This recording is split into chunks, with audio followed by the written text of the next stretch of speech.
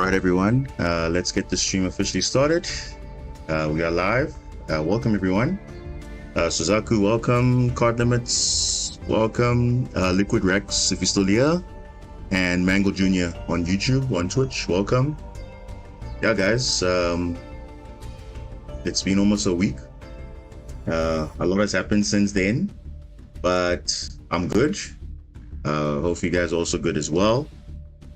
And yeah, we are mid-month into the new season, and yeah, I don't know about you, but I feel like I think I spoke about it before in the last in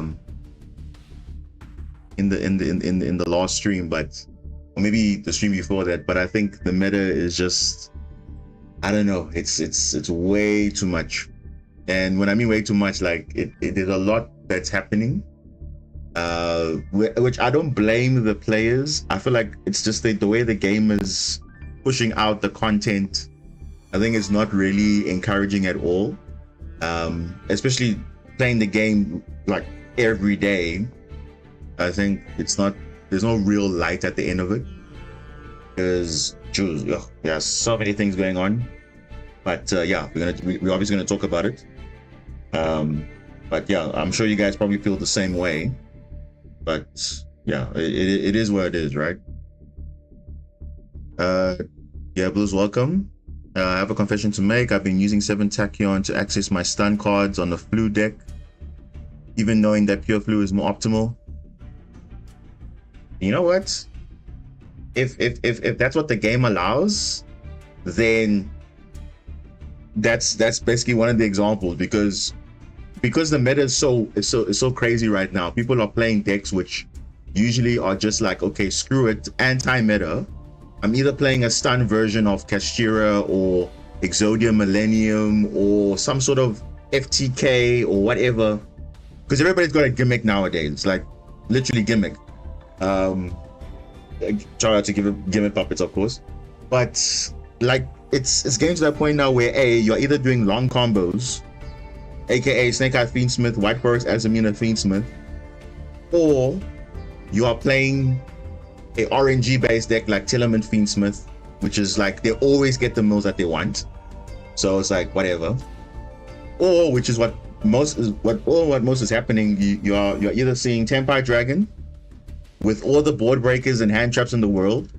You're either seeing stun, Kashtira stun, Blue stun, but the popular one I think I've seen more often is the Exodia Millennium stun with, like, you know, all the floodgates, because that's the only way people can play that deck. Because let's be honest, people can deal with the Exodia Incarnate, because one spell trap negate is not the end of the world, but obviously back with other floodgates and other things, it does make it a bit tricky.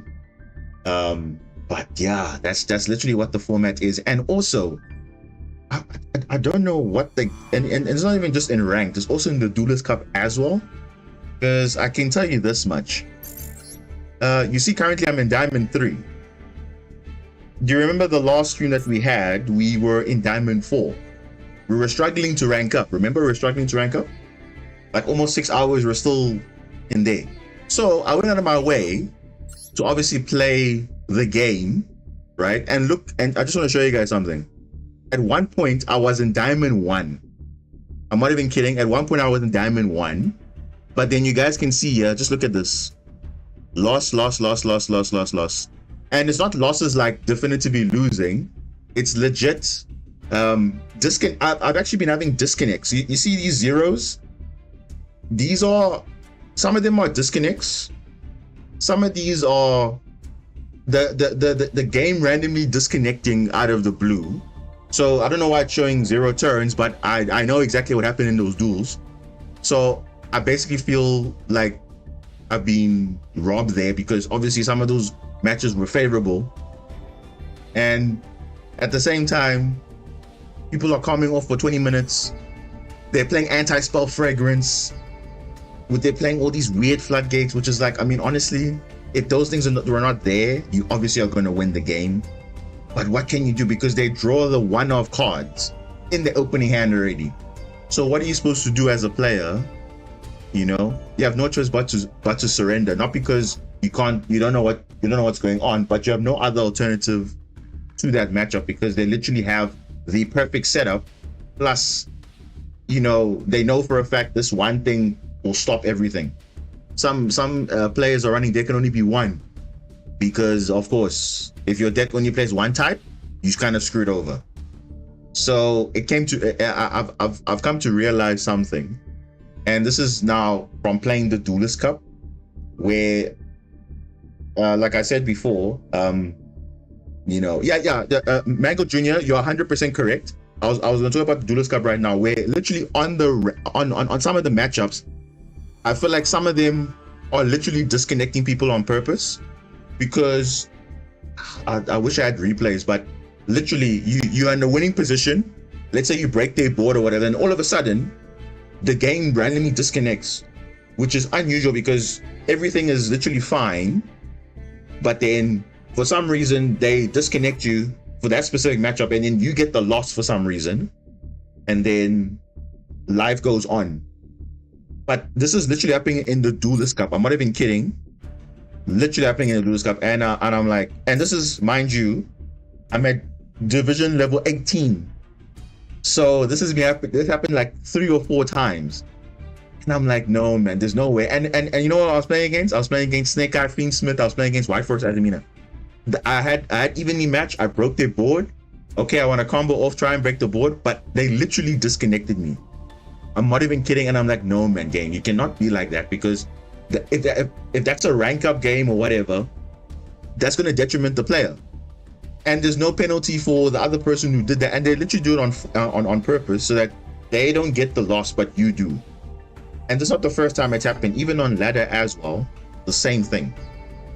And I think this is really a problem that Konami has to address, because honestly, people are literally booting people off the server, which is kind of unfair. Because imagine if that's happening in the stage 1, imagine in stage 2, when it's actually mattering for World Championship qualifiers, people are literally booting people off the system.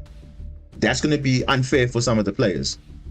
And if they don't address that, then I feel like the World Championship is going to be tainted, because some people are going to be there, but they don't deserve to be there. Or they're doing it out of spite of the game and whatever it is.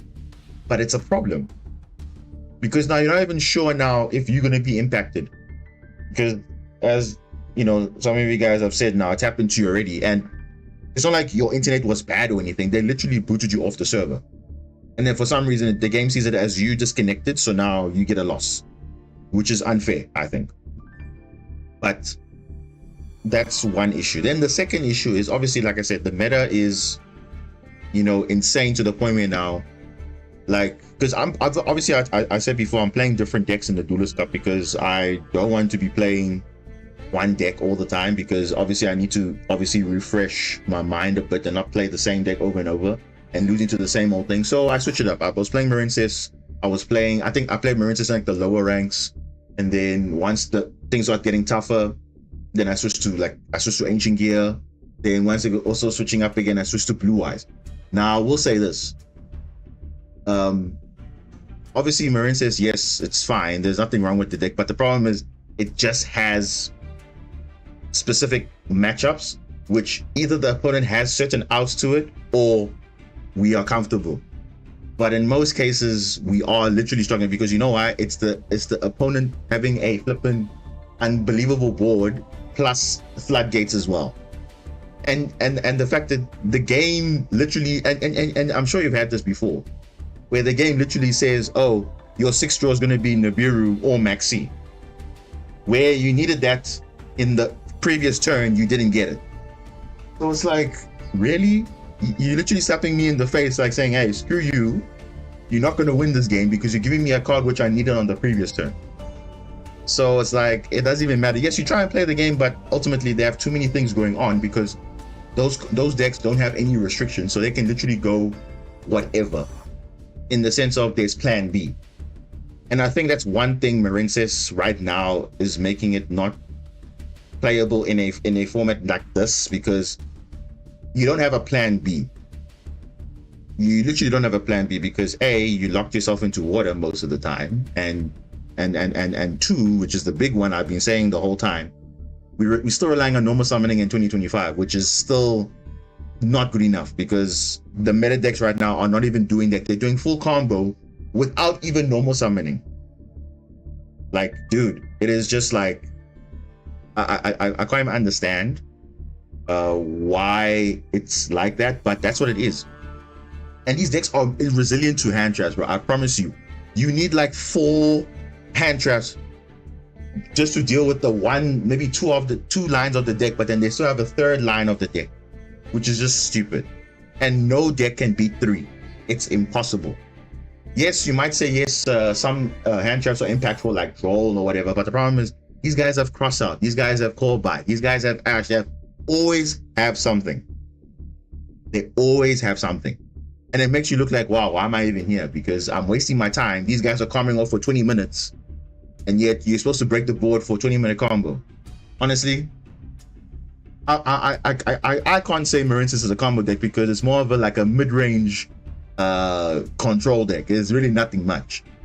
But those decks are spamming out like negates for years, bro. Plus they have hand traps in their hand.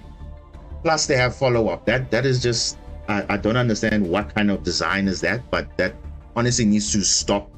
Hopefully in the next ban list, they are going to hit those decks, because if they don't hit it, I don't care what packs come later, they need to kill Snake Eyes, they need to kill Fiendsmith, they need to hurt Diabell Star Engine, they need to kill it. Because otherwise, people are going to be playing Saki decks, and then people are going to be frustrated at the game. So, it's honestly not good enough. Because it's frustrating. How can I go to Diamond 1? I literally forced my way to Diamond 1. Then all of a sudden, I'm getting the matchups where the guys are coming off for 20 minutes. They're playing anti-spell fragrance, so I can't do anything. Then I literally just have to now surrender. Okay, cool. Then it happened for 9 games in a row. I went back to Diamond 3. I'm like, no way.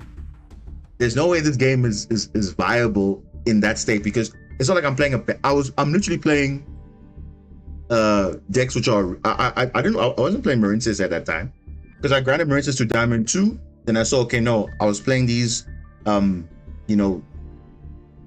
with all these things like the Apollos and the Yubels and the Sylvia and the Fiendsmith Desiree, bro. Like, that card is just stupid. But anyway, it's fine because I'm also playing it in my Ancient Gear deck. That's fine, because at least in the Ancient Gear deck, I can abuse the Fiendsmith engine. I can abuse it. So yes, I'm complaining, but at the same time, I'm also the person that's using it. But because at least my deck has the opportunity to use it, but I'm not using Appaloosa and those funny things that people are doing. The Fiendsmith line is literally used to bait hand traps and do your main line, because obviously in that Ancient Gear deck, the main play is Ancient Gear. It's not Fiendsmith. So honestly, the Baron, the Fleur, the Apollo, they all gotta go, man. Like, honestly, the TCG did the right thing, because clearly, imagine if Appaloosa and Baron was still in the game in the TCG, people will just be playing decks that can turbo that out. And I think it's happening here also, because honestly now it's getting to that point now, people are just spamming long combos. The timer is not enough. You would think, oh, the timer is 300 seconds. Bro, these guys have like 20 years to combo, because you know what happens in Master Duel? The timer is paused when there's like a resolution resolving or whatever. It doesn't actually keep going when the combos are resolving. I think if that happened, a lot of people would time out. And there were cases where, I played some duels. The guys literally timed out, because why? They comboed for like their whole turn.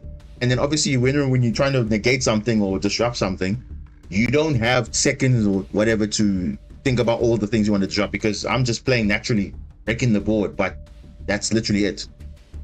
And I will say this, I've learned a few things also against certain matchups, especially against Blue Eyes, because obviously, I remember the new flavor of the month obviously is Blue Eyes. I will say this, Blue Eyes is a very, very, very good deck for the future. Do you really think Konami is going to ban Blue Eyes? I doubt it. I literally doubt it, because there's no way they're going to ban Blue Eyes right now And Blue Eyes not even like top tier yet. It's only like tier 3 or whatever, according to the Master Duel meta and whatever sites or whatever. But it's definitely top tier though. The pure version is good. The Centurion build, I see people are playing the Buster Blader build. I actually played that for half of the Duelist Cup, but I played most of the the Bestial version, because the grind game right now is not so good because they're missing the primary cards. But the one thing about Blue Eyes is that there's also the invoked engine as well. It's also good. So Blue Eyes is in a position where the new support basically opens up new different ways of playing the deck, because and it gives you flexibility. So you think, okay, no, it's fine. You stop my main line here, but I got plan B. Okay, plan B failed, but I got plan C. So, but I promise you this, like Blue Eyes is in a very good position. It doesn't actually need these other broken cards or whatever. Its own cards are good enough, because on its own it'll put up a lot of interruptions. It's got a good trap card. It's got a good recursion. It's got obviously the Spirit Dragon. It's got the Ultimate Spirit Dragon. It's got Tyrant Dragon to clear boards. It's got so many toolbox you can use. So complementing it with Bestials, complementing it with Invoked, complementing it with Buster Blader. Buster Blader especially is broken because you can literally floodgate, like your opponent cannot activate anything. And then on top of that, you can play also the Destruction Sword that knocks out of extra deck, but you don't really need that. Because I know I played it, I didn't need it. But the fact that, you can actually play the game, and even if you don't draw anything, Blue Eyes can literally, the one thing about Blue Eyes is like Labyrinth. When Labyrinth has their engine in rotation, you cannot stop the deck. And that's the thing I've noticed with Blue Eyes, is that you can literally, if you do not stop them in the grind game, it's going to be a problem. So if maybe in the early setup, yes, but dude, the Spirit of Eyes of Blue is a very good negation. I've now learned that if you negate Spirit Eyes of Blue, you are literally shutting off 3 things. You're not searching Mausoleum of White for additional normal summon. You're not setting a Blue Eyes, and you're not summoning a Blue Eyes unless you already have it in your hand. But it stops all those things. That's 3 effects in one you're stopping. So stopping the Sage or whatever, that's not good. You stop the Sage, Spirit Eyes of Blue. That's the main. If they don't have any other plays, you pray they don't have any other plays. Most of the time they don't, because then they have to now resort to other lines, which is not good. So I think that's a very good point. Yeah, obviously Wishes is an Ash point that's good, but the fact that it doesn't really lose to those things, you can still do other things. That's what makes Blue Eyes still very good, And remember, they only got 8 cards. 7 of them are playable. Obviously, the last one, the Xyz, is not really practical in the Blue Eyes deck per se, because it requires normal monsters and all those things. Fine, but you can play it if you want to. But obviously, the other cards are good. But dude, it's just the fact that I've been playing Blue Eyes for a bit, and I've actually got some good matchups against Yubel, against Snake Eyes, against like all these broken decks, like actually playing the game and actually doing okay with it. And remember, we don't even have the Prime cards yet. Like that just to remind you that even adds on addition to what they're going to be doing later. So whenever Prime comes out, just know that Blue Eyes is going to be up there. At that point, all those other cards will be banned, hopefully. But then again, at the same time, there's Ryziel coming, there's Malice coming soon. That will also be another format, which will just be, I feel like, going to be the most sackiest format ever. But we'll see. Hopefully by then we'll get our Mermail support, because that will at least make it somewhat playable. Because right now, Marensis cannot play naturally into boards, but the addition of the Mermail stuff will definitely make it basically 2 decks. Because remember, you have to stop the Atlantean line, and then you gotta stop the Marensis line to fully end my turn.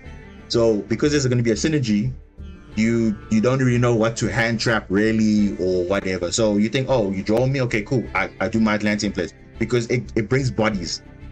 That's one thing about these decks, these White Forest and Amina, Snake Eyes, whatever, they spam bodies. That's literally why they're able to have plan B, plan C. Okay, you draw them. Okay, cool. 2 effect monsters, Fiendsmith combo. Okay. If not Fiendsmith combo, okay, you got Little Knight or whatever. You got something. We don't have anything at the moment. We just have to rely, okay, hope that the guy is not much. The board state's okay, and then you go from there. Which is okay, because at least it teaches you to understand how the like breaking boards is. It's really a struggle. Or a deck like Ancient Gear, for example. Yes, you might think, oh no, you're only good for going second, and then after that you don't do anything. I 100% disagree with that, because you can literally win the game without any Fiendsmith cards, without any Cashier cards, literally just Ancient Gear and the Shifter. Ancient Gear and the Shifter. You would think, how, or on the Macrocosmos, under a Rizard even, you're like, how is that even possible? Bro, they literally have the cards you need to do that. But people won't think that, and that's what makes those decks in good position, because they can naturally clear boards and play the game properly without having these hard restrictions or whatever. Because if only restrictions were not there, bro, I promise you Marensis will literally be up there. Because just imagine what Malice is doing now. Imagine if Malice had restrictions like Dark Monsters. Do you really think it's going to be a viable deck? I don't think it will be that viable, because you're only locked into Dark Monsters only, but yet they're having access to all these other attributes because they only lock as Link monsters. Same thing with Cyberse. It's only Cyberse monsters, but there's so many Cyberse monsters you can play. So you don't even care about that restriction of, oh, you're only locked into Cyberse, because the Cyberse monsters themselves are so powerful. So imagine if Malice had restrictions. It wouldn't be the top tier deck that it is now in the OCG and TCG, because they'll have that restriction there, you know? But imagine if Marensis did not have it. You would literally incorporate the two, because at least you have options. You'll have plan A, plan B, plan C, whatever. Because that's what decks are supposed to have, a lot of options. We don't have options. And having played Ancient Gear, having played Blue Eyes, I feel like they are just prime, they're just in prime position to be okay in pretty much any format, because they can adapt. Because they have board breakers, especially Ancient Gear, Ancient Gear deck that I came up with. I think it's pretty good because it's got some cash cards in there. And it's got some, and I'm telling you now, those cards are broken. I'm playing them, but they're broken. Okay, so you might say, okay, but now if you're broken, why are you playing it? Because that deck can't play it. Imagine if there was no restriction on the Marines. I'll literally be playing the cash cards, I'll be playing the Bastilles, I'll be playing whatever, because that's what's good in the format. But now I don't have access to those. We don't. The only outs we have is maybe Cash Ogre and Gimia. That's like the best we can do at the moment. But all that's going to change later on when we get our things. But dude, it's really something else to say, okay, yeah, like how can you actually play a viable deck in this format if you're not playing the best deck in the game, which is Snake Eye Fiendsmith or White Forest Azamina, or even Tempire Dragon even. Because Tempire Dragon is still good. People think the deck is bad, it's still good. So honestly, I don't know how you guys feel about it, but I feel like the format's in a very bad spot. Because I went from Diamond 1, literally close to Master Rank, and I went on a 9 losing streak. 9.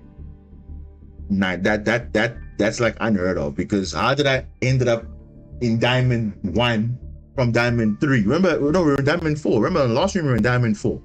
I literally grinded my way, and remember, it wasn't just straightforward. I had to play like multiple games, up and down, up and down. Eventually got to Diamond 1. And now I'm thinking, okay, cool, I'm in prime position. Let me at least get to like 2 wins before the thing, and then no. Go all the way down to Diamond 3, which is like, okay, whatever. And then Duelist Cup also, you can see, I already have the Duelist level 18 already. But I've actually ranked down twice because, again, of disconnecting and so on. So I haven't actually gone to 19. And I don't think and I feel like I don't need to play additional because I've got the max gems already. So I'm literally just playing because obviously this is the most competitive mode we have at the moment. But that is also a problem This is also a problem. So honestly, I don't know what format you can actually play. Maybe casual match, but dude, who plays casual match? Like, no one plays casual match seriously. The moment they don't have hand traps, they scoop. The moment they don't see this, they scoop. So honestly, I don't think the casual match is something that you should be playing. Yes, you can play it to test out decks, but I mean, it's not something to say, okay, I'll be playing that only. Because obviously you want to play things that are obviously meta relevant and at least viable, and you get some sort of reward at least. So that's just kind of my thing. But I don't know. The format right now is just a lot to deal with, and I don't know what's going to actually be done in the next ban list, because the ban list only be done next week, a week from now. And I pray that it is a good one, because geez, we're not needing that, oh, we just put this to one or whatever.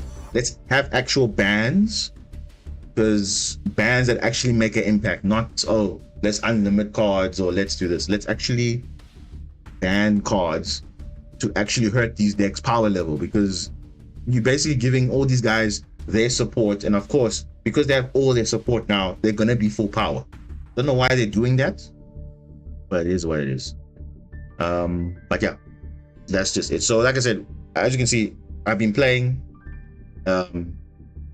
Duelist Cup, but to different decks. So I did play like the last few games now with Marines. It's actually not pretty not bad matchups actually. I played Blue Eyes, I played some version of Stun and all that stuff, whatever. But it's not like you can't play the deck. It's just that some matchups are just going to be like, oh, whatever, or like literally whatever. And then others are just playing anti-spell. Others are playing deck can only be one. So honestly, it's a lot going on. But I'm still playing it because I enjoy the deck. But now I have to resort to playing other decks because now I can't keep up. That's kind of just what it is. It is what it is. I'm optimistic that DC ban lists tend to be extremely questionable. Yeah. But then again, the trend of DC ban lists is basically they look at top 100 and they look at, okay, which decks are performing way too good in terms of win rate.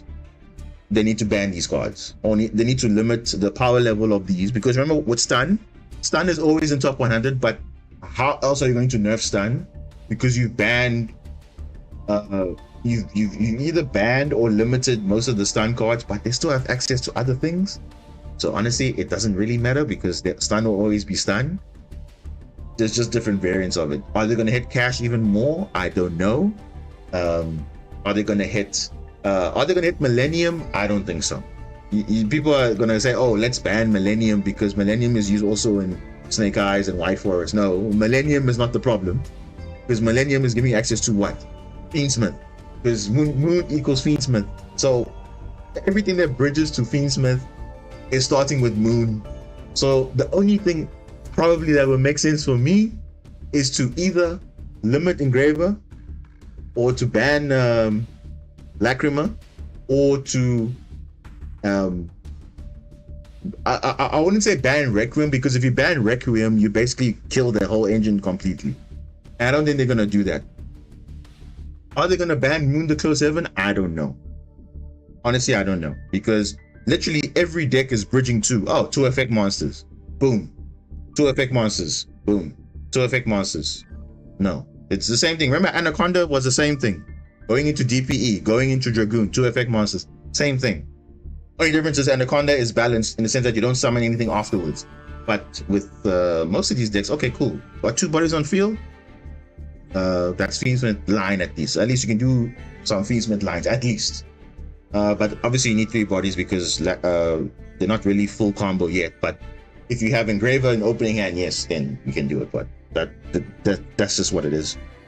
Ban Snow and Kid and Elf. Ban Snow, yeah, Fairy Tale Snow, bro. That one thing I don't like about Tillerman specifically is the association with Fairy Tale Snow.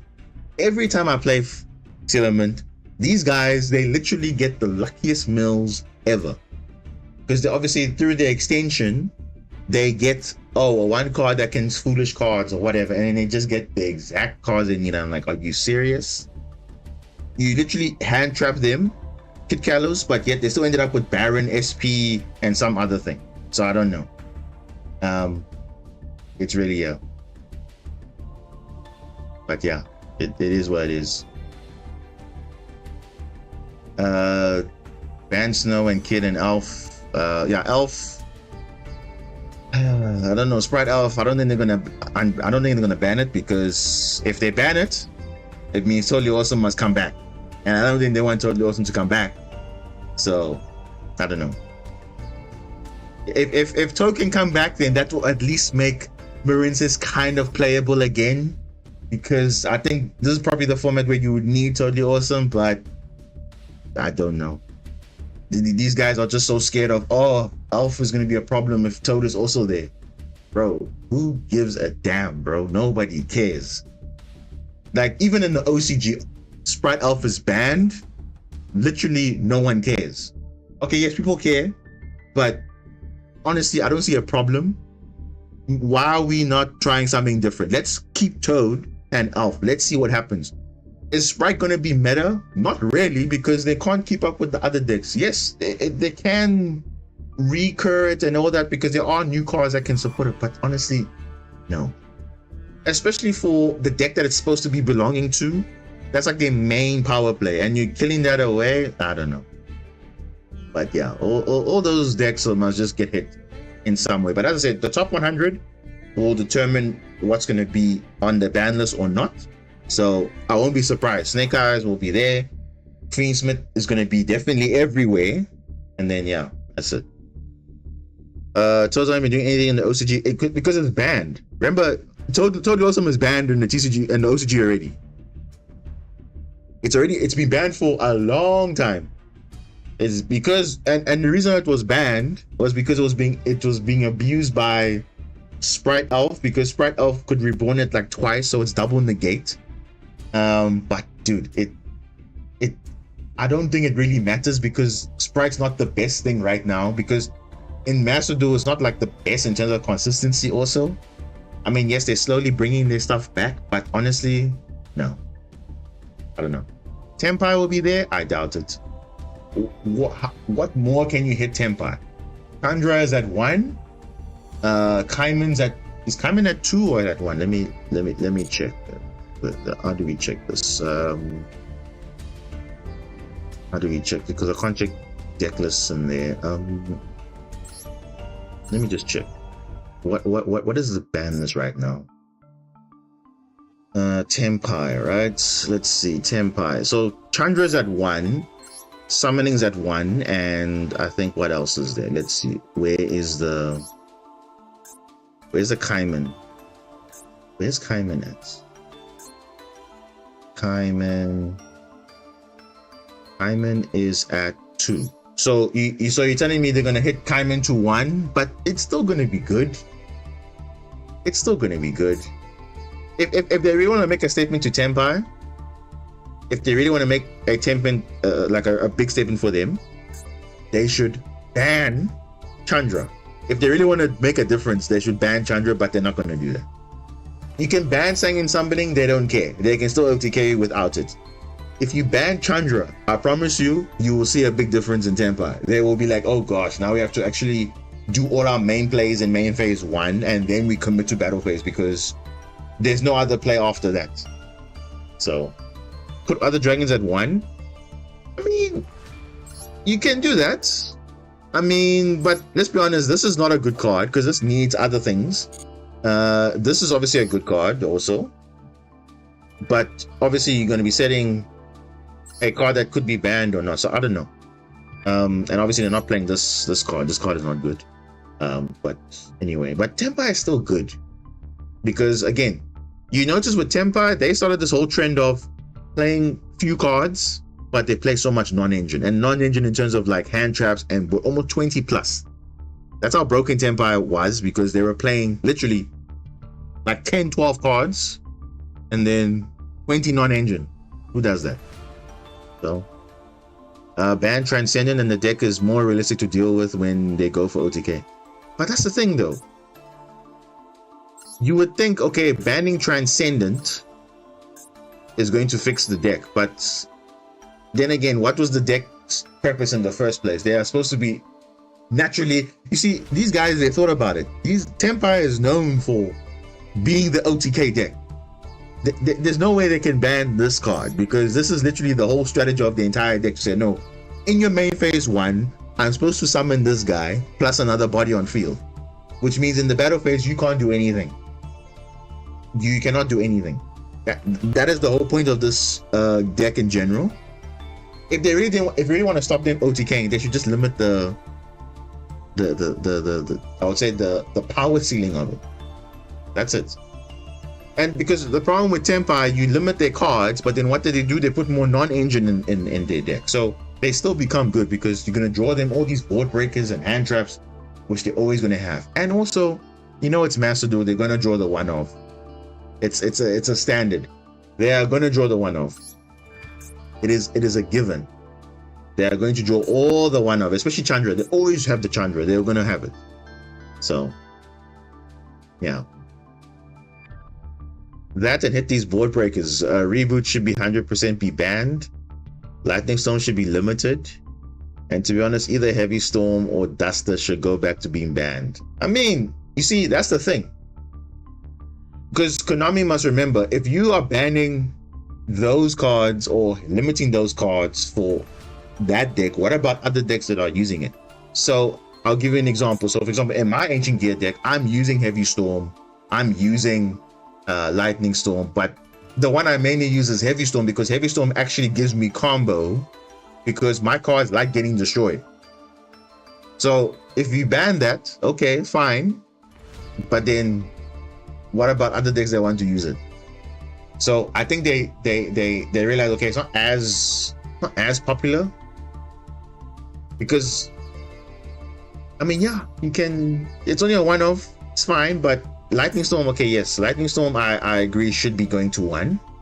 If anything, it should be going to 1 because why? There is a structure deck for this thing. So you making it at 1 it's not really like a bad thing because it literally was a 10-pack or whatever. So it doesn't really impact. Okay, yes, if you crafted them, fine, but if you have them, like you see, I have this one. This is bought from the bundle deal, like with your Effect Veiler and all those things. They're not going to ban it. So they can limit it, but they're not going to ban it. So I don't think they're going to be doing that. But hey, it is what it is. I can't exactly feel bad when it gets to generically wipe all back row. There is already too much of this exact card in the game. Yeah, there's a lot of cards that do the exact same thing. Duster does the same thing. There's so many cards that do destruction like that, so I don't even know what would make sense to get rid of everything, but okay. Bestial Centurion Blue Eyes, Invoked, and Penguin Ice Jade. What is a good fourth deck? A fourth, I think it depends what you have also, because remember, some of the things need secret packs, and I don't know. It depends how much things you have, so yeah. Chimera Fiendsman's another one, but I think Chimera itself is pretty decent.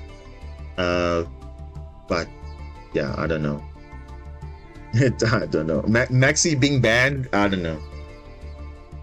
Maxine being banned is like what's the equivalent of Maxi being banned? Like Ash Blossom being limited. That's how unrealistic it is in terms of coping. Yeah, that's how I think it is, because you're gonna ban Maxi, that means you might as well limit Ash Blossom, because that's the card that stops Maxi. But yet you have Molchamis as well. So even if Maxi goes, you still have Furulos, you still have Perelia. And remember, if you ban Maxi, it just means more copies of Molchami Furulos. So it's still the same issue. So yeah, I think it will take a very good while to ban Maxi, given that they got the Molchamis out. But hey, because at least Furulos, it's whatever, but it's somewhat manageable. Perelia is definitely manageable. Like, you draw 1 or 2 cards and that's pretty much it. Unless you like Floowandereeze and you summon a lot from the hand, then yeah, that sucks for you. But for most decks, 1 or 2 cards on Perelia is not that bad. But Furulos obviously is basically the Maxi version of like the good one. because extra deck is a popular thing. Summoning from the deck, I mean, you can play around it, but the extra deck, obviously, most people cannot play around that, because the whole design of the game is around extra deck. So of course, anything that says when you summon from the extra deck, draw a card, it's inherent. You're gonna benefit from it. So it's a smart move not to not run it. You have to run it. You know, if that makes sense. So you have to run this card. Even if it's at 1, you just have to play it for whatever. So if you ban Maxi, they just will play more Charming Fool loss. So that's just how I feel about it. But yeah. What other news? Did I miss anything else, guys? What other things did I miss anything in terms of because honestly, when I played, it was quite a bit. So like I said, I got to those levels and I was like, nah, I'm done. After I ranked down from Diamond 1 to D3, I was like, no, I'm done. Because I took like a good break and then just now getting back to things. I don't know what. Let me see what other new. Let's see. Problem with this game is 1 card gets you too much. If you use 3 or 4 cards in your hand to get 1 or 2 good disruption, it would be fair. Yeah, I'm a believer of, 1 card combos should have a cost. It shouldn't be a case of, oh, okay, 1 card does everything. Like for example, you would say, Dear Bellstar has to send a card away, but it still does too much. I think the power level of one card combos, because Snake Eye Ash is way too broken compared to Blue Tang. Blue Tang I think it's pretty much a fair combo. Mathmech Circular is not fair because that's a Link 5 on its own, without normal summoning, by the way. But yeah. So it because the 1 card combo's ceiling is, and even Sylvie in White Forest, it's full combo. But yeah, those type of combos are doing way too many things, and that's just not what it's supposed to be. It's supposed to be like, okay, you're supposed to be trading off stuff, discarding a lot of cards, see a benefit. I don't know why they couldn't have just tried to normalize everything, but again, at the same time, they want to separate the good stuff and everything else. And remember, they're trying to sell the product. Remember, they're a business. You're trying to sell a product, you obviously want to have, these are the meta relevant things, and everything else is whatever. So they have to have their outliers, and it's 100% fine. You can have your outliers, but not to the point where now people can't play the game, and now they have to resort to playing stun, because stun is the only way that they can get it. You think Crossout will be back to 3? I think that will be even worse. I think now Crossout at 3 is like a mistake. Do you guys remember when Sword Soul was a thing? Sword Soul, Evil Twin, specifically Sword Soul. Those guys were just always having Crossout in their hand. So they didn't care about hand traps or Nibiru because they always had Crossout for it. Having Crossout at 3 is bad because it makes your hand traps worse. Because already decks are so resilient to hand traps, now you're going to add Crossout to it? You're giving them more options to negate your stuff? No. I think Crossout at 1 is fine because they can cross out your Crossout. That's how bad it is. So you don't want to be that situation where now you can do that. So getting gems is hard to get in the game. I think gems is not that bad. If you're playing, as long as you're playing the events and you playing the game somewhat religiously. I mean, you're doing your dailies. I mean, I think your dailies give you what, 100 and something a day. That's not too bad though. But yeah, the Crossout makes turn 1 way too powerful. So always remember, they don't want to make turn 1 powerful because they already made turn 1 powerful due to all the spam, negate fields and everything. So they have to make turn 2 better, but it's still not enough because everyone thought Tempa was the answer. Nope, not good enough. Because Tempa cannot beat an unbreakable, like a board with 10 negates. It's impossible. Blue Eyes can even do the same thing. They cannot even deal with a Blue Eyes board with Cipher Dragon, Ultimate Spirit and maybe Spirit Dragon or True Light, because your stuff cannot be destroyed. You cannot die to battle, and your monsters are 4,000 defense. So honestly, Tenpai cannot do anything with that. So yeah. If anything, Crossout should be banned. John Smith, really? Don't need more power for going first. Yeah, I mean, but at least it's at 1. You don't see it as often compared to seeing Crossout at 3. Sure. You're almost guaranteed to be playing random Crossout target just because you can. But yeah, ban Moon, no Fiendsmith. Yeah, I think that's look. I understand what they were trying to do with the Fiendsmith stuff, because look, it's a light fiend deck, so it's only light fiends that should benefit from it. But now the fact that you just make 2 effect monsters, boom, Requiem, like, come on, dude, like you're not. There's not real creativity there. But yeah, but I don't know. Banning Moon would be a very bold move, but we'll see. Ban Ishizu. To be honest, I don't think Ishizu is that much of a problem as it was before. Because if you saw multiple Ishizu cards, then yeah, that kind of is annoying. But obviously they banned the millers. The shufflers are fine because there's only 1. But they're only going 3. They're not playing the trap that lets you shuffle 5 cards. It's only 3 max, but it's still overpowered though. But it's just more for disruptions only.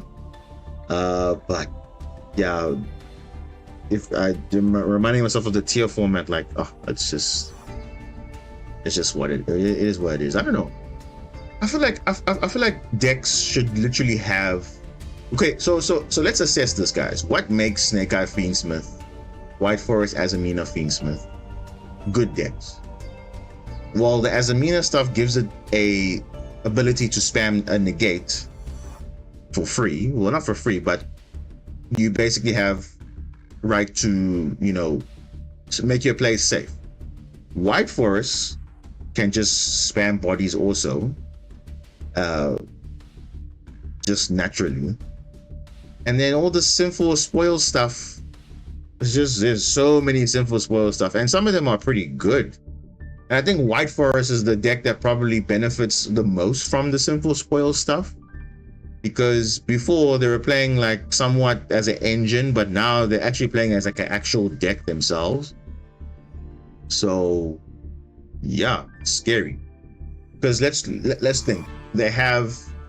They can play through hand traps, of course, because they don't rely really on normal summon actually.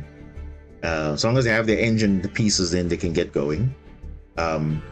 They obviously have good monsters to end on, in the absence of Fiendsmith, of course. They also have, good follow-up as well. They actually have an answer under Maxi Furulos. They can just go, Sylvie, add the trap card and then pass turn. Like, that's good enough already. Because Book of Moon is quite broken, especially if you're doing link spam and everything. So the Book of Moon is clutch. And then, yeah, that's White Forest. Snake Eye, we know Snake Eye. Those guys are just ridiculous. But yeah, I think that's what decks need, something like that. The ability to just keep pushing through boards, playing through hand traps. Because if you are losing to 1 Ash, then there's clearly a problem with your deck. It's not because of anything. It's because the deck is designed poorly, because you're heavily relying on this 1 card to resolve. Otherwise, that's it. Because Blue Ones doesn't care if most of their stuff gets Ash. They have other plays. You think Marines has other plays when you get Ash, like on a crucial point? I mean, yeah, somewhat, but then your end board is not amazing also. You don't spam like 20 negates also. You just spam, okay, a Towers monster, some sorts, because it's an unaffected monster for 1 turn. And that's pretty much it. So I wouldn't say that's like, oh, that's unfair, because it's like literally a normal deck, a very well balanced deck. Not like these Snake Eye guys and White Forest spamming all these things. But yeah, I don't know. I have to ask you something. Why do people play Master Duel most of the time? It's nostalgia or guys addicted to grind like casual players playing nine to five games simply can't look. I think most of us play this game because obviously it's a game that brought us back to the game. To be fair, because most of us were playing. If you're not playing the in real life TCG, most of us were probably playing Duel Links, and Duel Links was getting to a point where now the game was also becoming not really like casual friendly in the sense, because you have to like invest money in the game, like hard invest money, or you have to play the game, you have to grind it out like a lot, which I think some people didn't have the means. Yes, it was mobile, you could play it pretty much from anywhere, but I mean it wasn't the same format like you were used to, because it was speed dueling. But when this game came out, like wow, it literally brought a lot of people back, and I think you're playing the decks that you're playing in Duel Links, but it is it's more accessible. I think it's probably the most free to play games you can find out there. I will say that, and I've literally spent zero money on this game. The only thing I've invested in is time, but I've literally got multiple decks with most of the staple cards, and that's just by playing the game. And I think the game has, apart from its broken festivals and weird ban lists, but I think it's really a game that is very accessible to even to a new player. Although they're not putting it that way, but as long as you invest the time, you can literally pick up a deck, you can craft a deck, as long as you have the right resources. If you know how to manage your resources, you can do it. And I think also the challenge of obviously facing the meta, right, like how it is, you don't have to always play a meta deck to win games. I think that also is a testament to all the other content creators also who are only just using the time to play, Heroes, Blue Eyes, or Marincess, or whatever deck you've, even Triple D, even some of the guys are playing Triple D still, and they're doing pretty well. Like they're playing decks that they actually enjoy, because obviously it's the game is like, it feels like it's a reward because you actually are understanding how the game works, how your deck works, not just clicking yes to everything and then hoping that the deck just does well.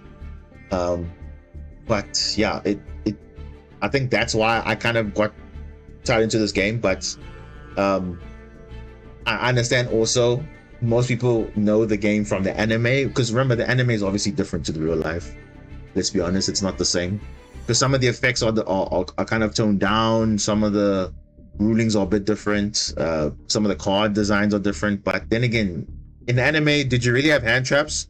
No, you had strategy. And I think that's what the game taught us. Like, you're supposed to have strategy, not just relying on hand traps or whatever, because they had to use trap cards and some spell cards or whatever. But again, the game was designed differently back then. Now it's different. So and obviously the pace of the game is different. So yeah, too bad almost every anime deck is hot garbage. And ironically, Suzaku, it is true. It is obviously true, because again, the problem is, unless they give anime decks good support, then yeah, it only becomes relevant when, like, for example, like the Blue Eyes, or Blue Eyes won World, so I would say Blue Eyes is one of the top ones. Salamangreat also, anime deck, also won Worlds as well. So not to say that anime decks are bad, but it just needs like very good support. And then obviously in a format that's actually ideal. But yeah, it is what it is. Or not the same in real life. They can suck in anime but OP in real life. True. Very, very true. Like, I mean, but then again, let's look at all the anime decks, right? So like Super Heavy Samurai was not good in the anime, but it was super broken when the support came, right? Same thing with Yubel. Kind of okay in the anime, but didn't really do anything. But support came, very good. Black Wings also, but I think Black Wings was actually always good in the anime, but Obviously, it wasn't showcased because he wasn't like the main guy. But look at the support Blackwing's got. It actually fixed the deck's issues, so it's doing pretty well. And you have, again, it opens up to different engines. Same with Red Dragon Archfiend, right? Some support, same thing. Playmakers Cyber's deck, bro.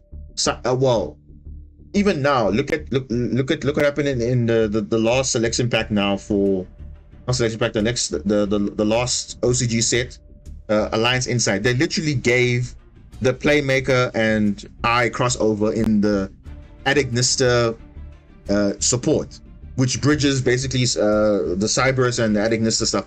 They literally made a hybrid of the two. So it's like, okay, hey, play more Cybers.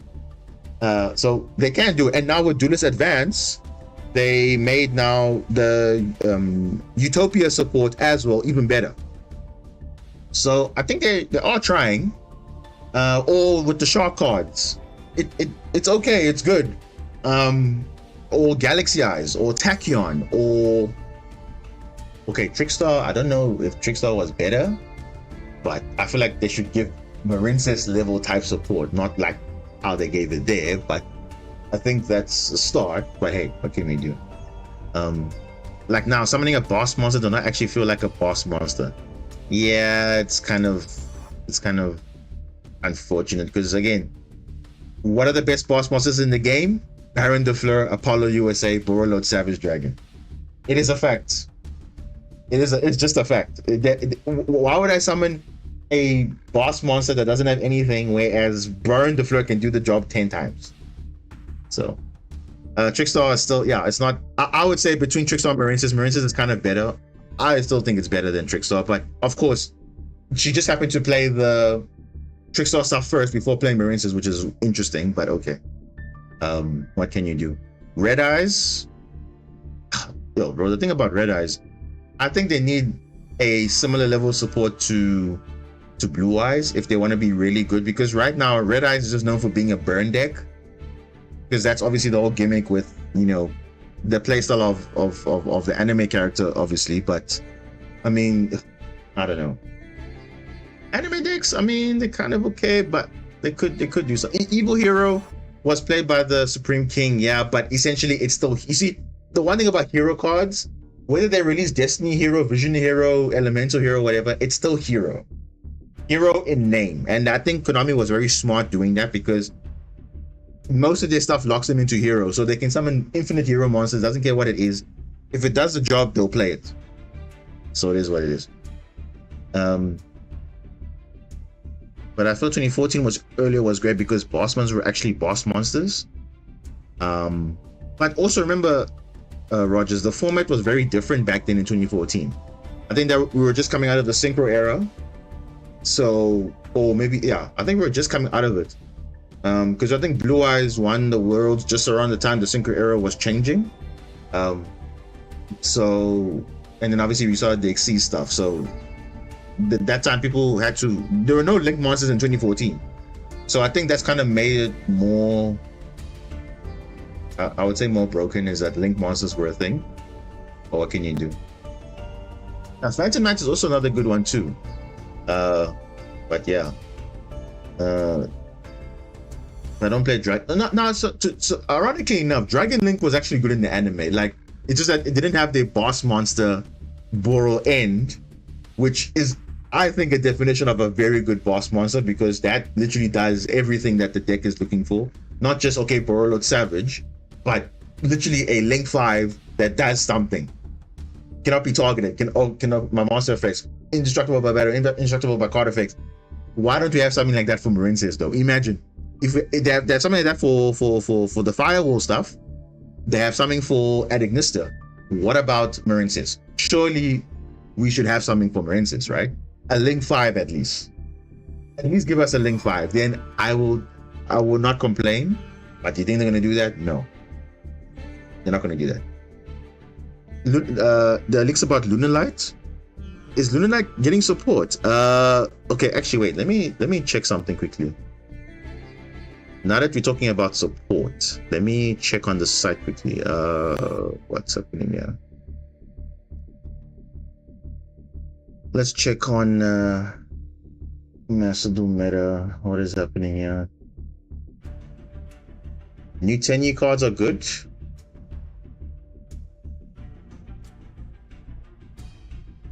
Red Eyes would need an entire structure deck of almost entirely new cards. Probably. Yeah. Probably. I just give the deck new cards. I don't know why it's so difficult just to give new cards, bro. Like, what? Let's just check here. What? You guys can see the masterduel meta, right? Link 5 Zelantis. Whew. I think I won't lie, no? Zelantis, when it was announced, people were like, no, man, this card is difficult to summon.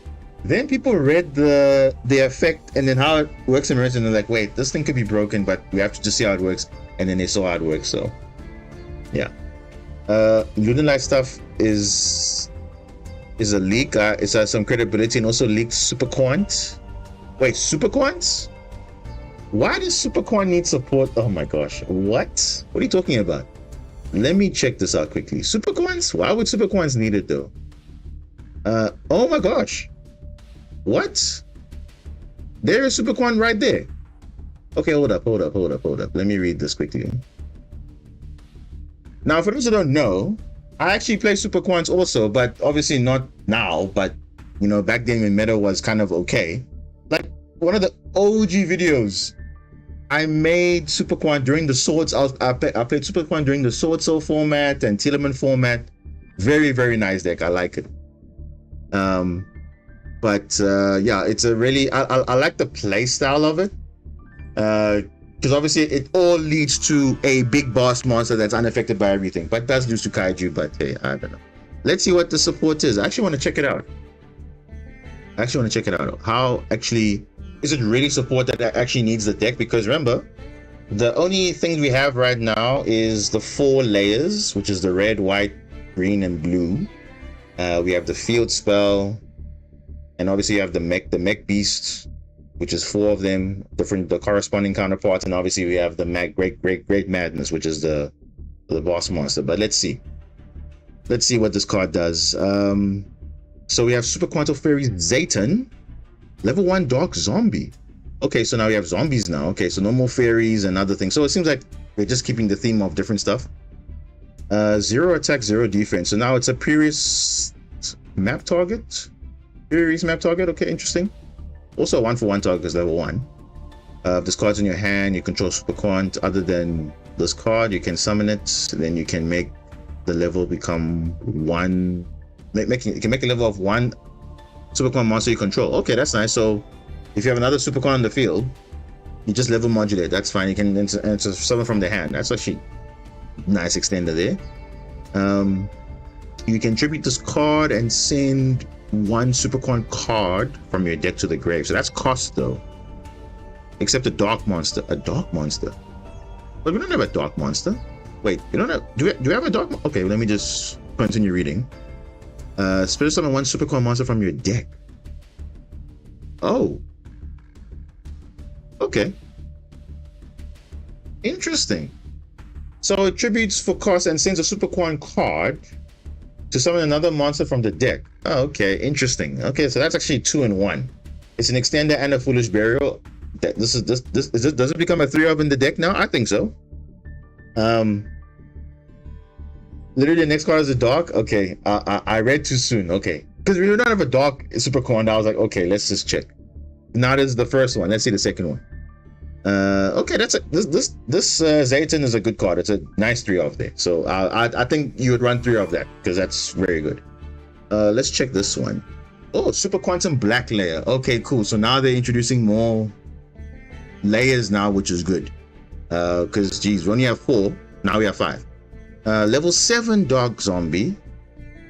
Okay, so it's the counterpart to White Layer, I think. But okay. Attack 2400, 2400. Why does it look like Fenrir though? What? Does this look like Fenrir, guys? I does not look like Fenrir before. Maybe he was invaded by the before he was taken over by the invasion of Kashira. I feel like there's some inherent story there, because this does not look like Fenrir though.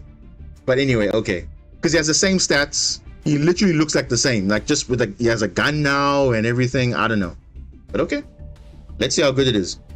When your opponent activates a monster effect, quick effect, you can discard one other card, and if you do, summon this card from your hand. Okay, so it doesn't summon inherently. So it's a hand trap? Okay, but why would you want to discard a card though? It's the Fenrir alt art they never release. Was there an alt art for Fenrir? But Fenrir is banned in the OCG, but okay, maybe this was the alt art, but cool. Alright. It is him.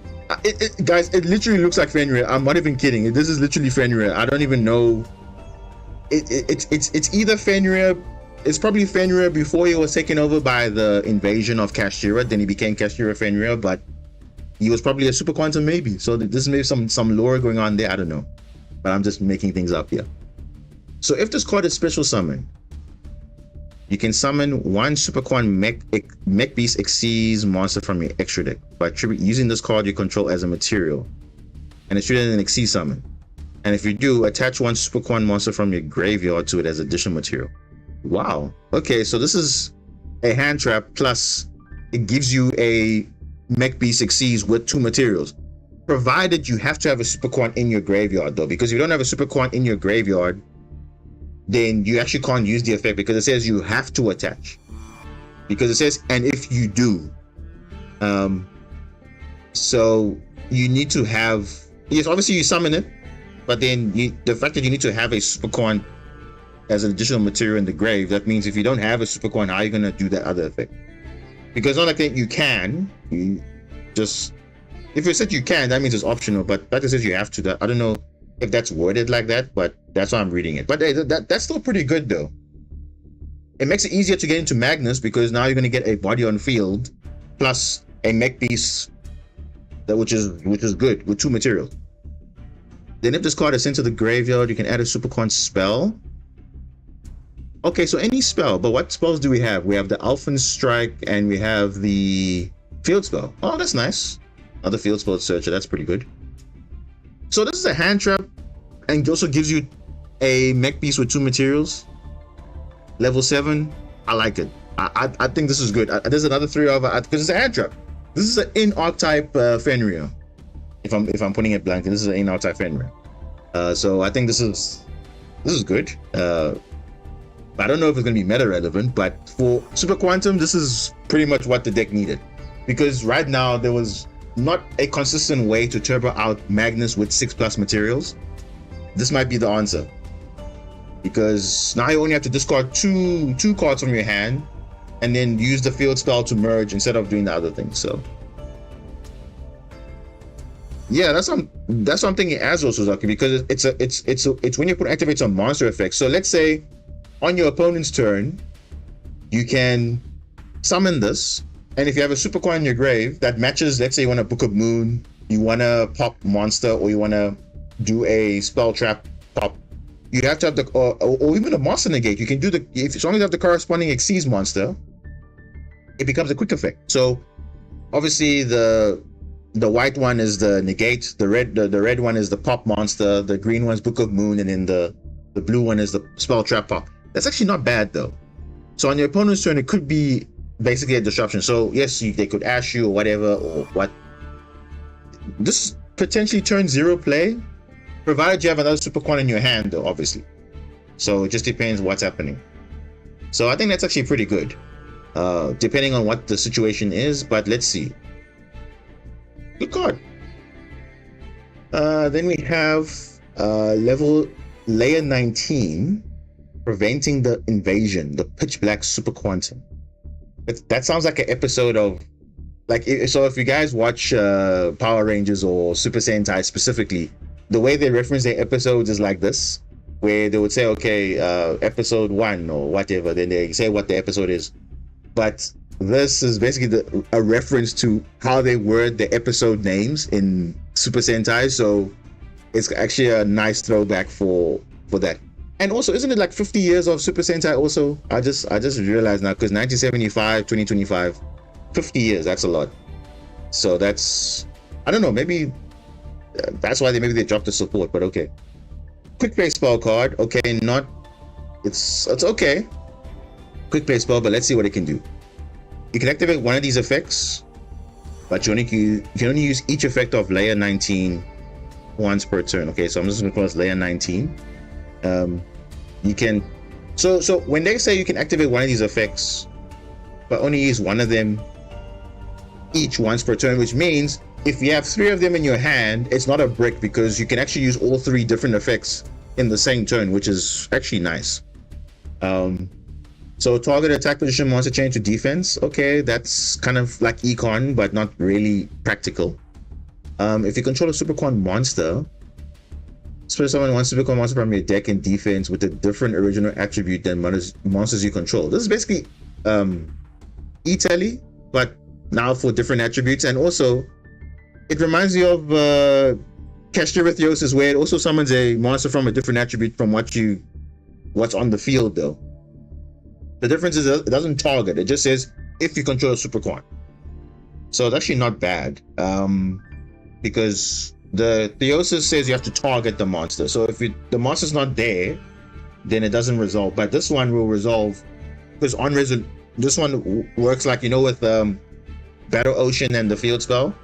It says if you control the field spell, summon from the deck. So even if you remove the field spell on resolution, it still met the activation requirement, so you still summon from the deck. So this is actually, I think, slightly better than Theosis, because if they get rid of the supercon that's not on the field anymore, it met the requirement. So it just means, okay, you summon the one from the deck. Cool, I like that. So we have 2 new ways to summon from the deck now, through the Zayton and now this card, which is actually quite nice. So losing to Ash is not really a thing anymore, because there's multiple ways to summon from the deck now. So interesting. Or you can set one supercon trap from your deck, and it can be activated the turn. Whoa, okay, hold up. What trap do we have here? Let me just search this quickly. Superquant. What are the traps? We only have 2 traps. Okay, we have Magnus Slayer. This target of superquant exceeds you control, equip it to it. Okay, fine. I don't know. Is this good? Let me just check something. Okay, if gained attack equal to its rank and attacks defensive monster inflict piercing damage. Okay. In the battle phase. Okay, this is a battle phase trap. Okay, not ideal. What about the other one though? Oh, Magna Formation might be the option, because this actually prevents your monsters being targeted, and not even your monsters, your cards on the field during your main phase 1.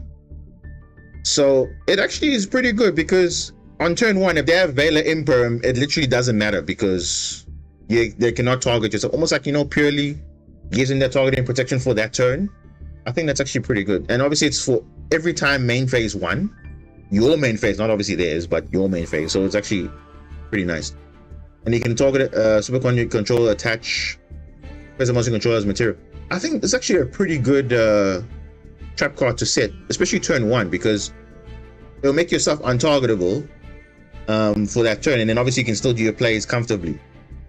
So I think that's a very good spell card, actually. Wow, this spell card is actually pretty good. So this is another 3 of you. You definitely have to run this, because it's not a brick if you draw all 3 of them. But you know what this actually does now? You see, before there wasn't a real player how to consistently make Magnus, but now based on the Black Layer and the Zayton and this quick play spell, you actually have a very consistent way of making out Magnus, which is scary, because Magnus will have at least 6 materials, and this card is just ridiculous. But yeah, if you can get this on turn 1, your opponent's not doing anything. They literally can't add, they can't out this unless they have a kaiju or they have a monster that's 3600 or more, which is fine, you can make access code, but you have to have bodies on field to do that. So, and you can also shuffle the access code back on resolution when they gain attack, so you can't really deal with this card unless you have a kaiju. And if you have a kaiju, they float back 3 monsters. So I think this is actually really good. Doesn't make the deck a bit better?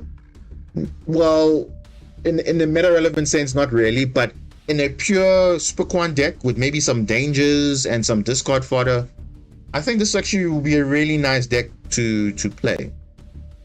And actually, come to think of it, Red Layer becomes even more broken because I'm just thinking now, Red Layer when it was in your hand wasn't doing anything, but now when it goes to the field, it actually can recover, let's say for example, a spell, or it can recover a black layer for the opponent's turn, or it can recover, you know, something else, which actually is actually got valuable targets now. So Red Layer is not only good for being sent to the graveyard only, it's actually good now to be summoned on the field, so you can actually, you know, keep extending your plays. So imagine you use, let's say, the layer 19 to summon the red layer from the deck. Then Red Layer adds this card back. You can use another effect. That is actually really good, because it actually fixes the deck's issue, which was consistently getting this card out turn 1. And I think it kind of does that, and actually makes this card a bit more viable because now you have Fairy Elfin, and also you have Zayton as well that summon from the deck, and now you also have Layer 19 also summoning from the deck. So Blue Layer potentially might be a 1-card combo also now, maybe, but it's looking good because this can add this, and then this can probably foolish the Red Layer can add back this and then do some stuff. I have to think about combos, but that's actually pretty good. Very, very good. So did it need the support? No one was even thinking about it, but hey, it's fine. I'll take it. If you're a Superquan enjoyer, I like this. I definitely like this. So I'm not complaining at all. So all these cards are looking like 3-ofs to me. It'll be very weird to not play these cards at 3, like 3 Black Layer especially. Like, why are you not playing 3 of that? You might even cut two white. I think you were playing 3 White Layer before. You might probably only play 2 now. But Red Layer now becomes a viable thing to play 3. Before, it was a 1-off because you're not really doing anything with it, but now you actually have something, which I think is really, really good. He just needs a Zord. Yeah, I was actually I was thinking, wait, maybe I skipped it too soon. Maybe is there more cards? Is there more? Let me just check something. Is there more? Is there more cards, or that's it? I think. There's only 3 cards. Okay, I thought there would be. Okay, so obviously with every layer, a quantum layer, there must obviously be a corresponding XC. So we don't know. Maybe. So we've had a Book of Moon. We've had a Spell Trap Destroy. We have a monster destroy, and we have a monster negate. Maybe we get a banish, because I think we need something that actually banishes, because we already have Great Magnus that shuffles from the deck, or shuffles cards into the deck already. So I think maybe the black Xyz would have probably been okay to banish a card on field. That would be pretty nuts though. That would be pretty nuts though. So, but hey, it's fine. Even if there's no black Xyz equivalent, I think being the black layer itself already does so many things for the deck already, because there's actually now more incentive to actually do things now, not just, okay, like Red Layer before was doing nothing. Now Red Layer actually is a very vital card in the deck because it actually can recur stuff, it can summon stuff, it can, especially on, like this card on your opponent's turn, can do things. Because I'm just thinking now, if you even have the spell card, you see this here, on your opponent's turn, you can also summon the black layer as well. And then you can just instantly go into a negate or a pop or whatever. Like, this actually acts as also as a disruption, kind of, because this goes into this. Or you can go into blue layer, add black layer, then black layer when the monster is activated, spam that and then go again. There's so many options you can do, but obviously testing would have to be um something there. So I don't know. Super Quantum Meg Beast Black Fenrir. Yeah, probably it will probably banish. There's no way it will not banish, because it I mean, this card literally is Fenrir, but they made it a super coin, which is, hey, I'm not gonna complain. So now we have 5 layers, and you know, every 5 layers we need a 6th one. There's always a 6 ranger or 6 sentai or whatever, so there's probably gonna be a 6th one. Who knows when that's gonna be, but I'll take this.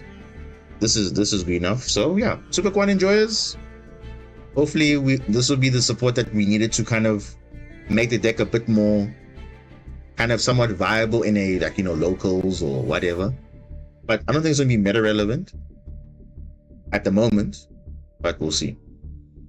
Very good. Yeah, very good.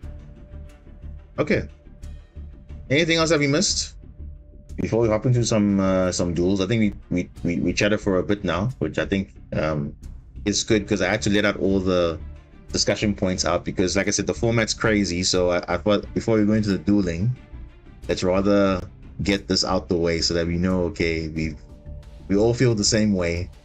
So yeah, I think it's very funny that we actually got Spookwan support in 2025. Very nice. I didn't expect that at all, but hey, we're here now.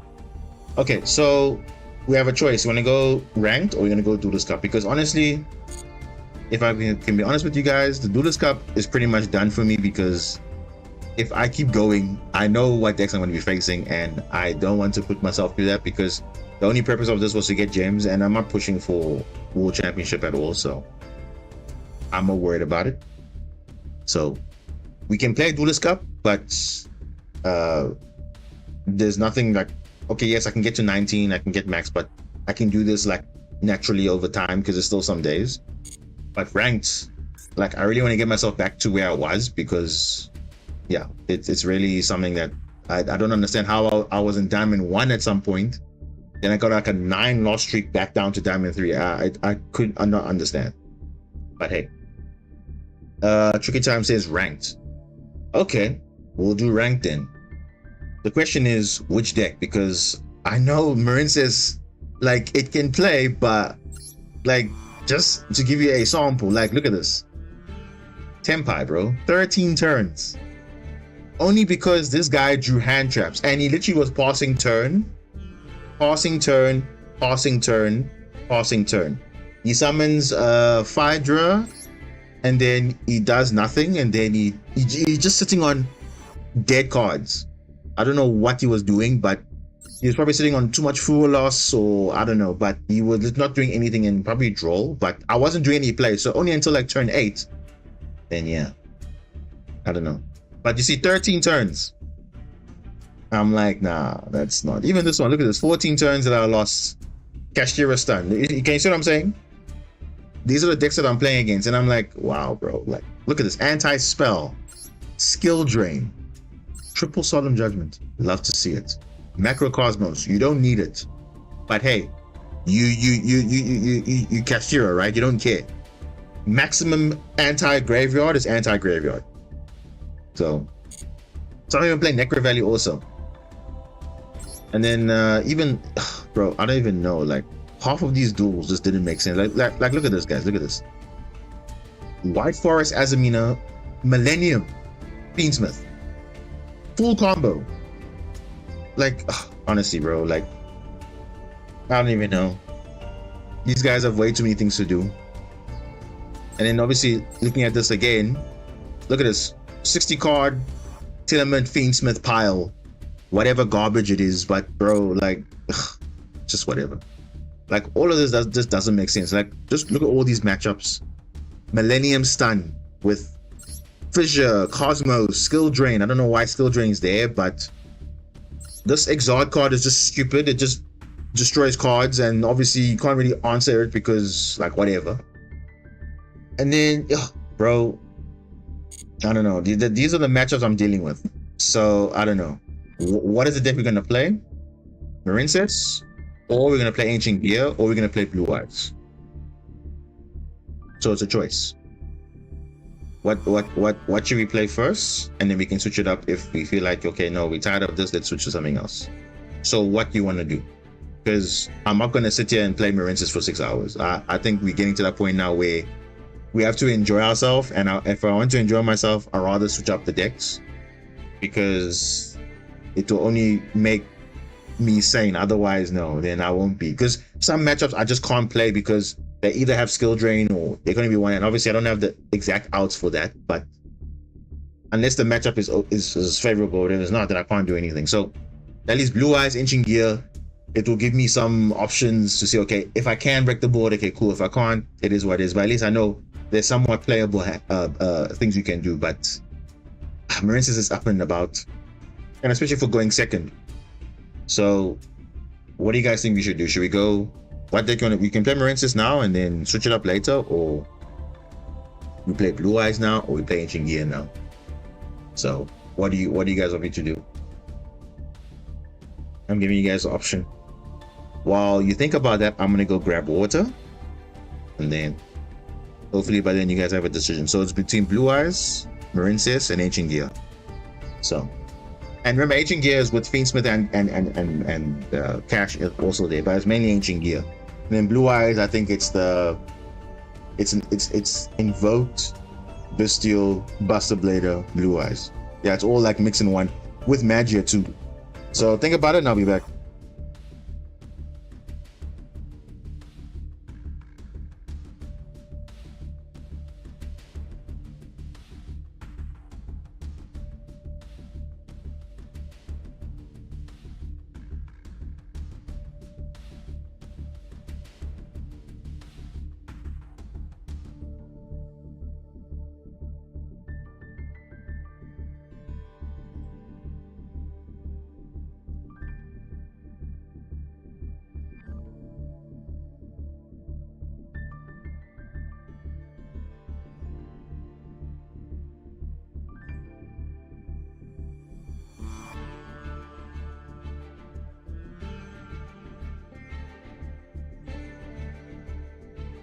Okay guys, I'm back. Have we made up our mind yet? I see Khalid saying Ancient Gear. What about others? Are we all in agreement on that? Remember, we're not gonna be playing the same deck the whole night, but obviously I do want to switch it up time and time, because at this point we should have been at master rank right now, but I don't know. The game decided that I'm gonna go from Diamond 1 all the way back to Diamond 3, which I don't even know. That doesn't make sense, but it is what it is. MK, welcome. Marinces, like, of course, it's MK. He loves Marinces. I also love Marinces, but unfortunately, Marinces right now, it's very difficult to play in the format unless you are playing like 30 non-engine, which is just impossible, because you need to have engine to run the deck, and I don't know. Because again, I'm a person that's not playing solely like strictly hand traps, because I also don't want to make my deck bad also, because I can have all the attribute in the world, but it doesn't make a difference if I can't even do anything. Mermail card, not yet. They're not getting Master Duel. Not yet. So we still have to wait. I don't know why we have to wait so long for it, because they want to release all the White Forest stuff and Azamina stuff now, but they don't want to release the short cards and the Mermail cards. I don't know what they're waiting on. Honestly, I don't know. But now for me, that's the only way like we can actually play this game kind of in the format, like even into Ryzel and whatever, is to have that support, because it will make making combos a lot easier to play through hand traps and be more resilient, especially under things like Duel and Fua Loss and all those things. So yeah. You think next month Mermail? I don't know. That's the thing, because they actually just throw in whatever they want to throw in. I see this last pack was a light theme pack, so maybe there'll be a water theme pack. But honestly, I don't know why they're taking so long, bro. Like, it shouldn't take that, because they give these broken decks all their support up front, but now they don't want to give these other decks that actually have been waiting for support to get it, like Centurion or Memento. It's like only like a few cards. Mermail is literally just 5 cards. Okay, actually no, it's not 5 because there's also 2 more in Supreme Darkness, so 7 cards. And also, we're still waiting for the Marinesis secret pack to be updated. Why is it taking 3 years to update an old secret pack? Memento player is like literally withering away, and it's so sad because Memento is actually still a very good deck in the OCG. I don't know about the TCG, but it's very good in the OCG because that support that they got is very, very good.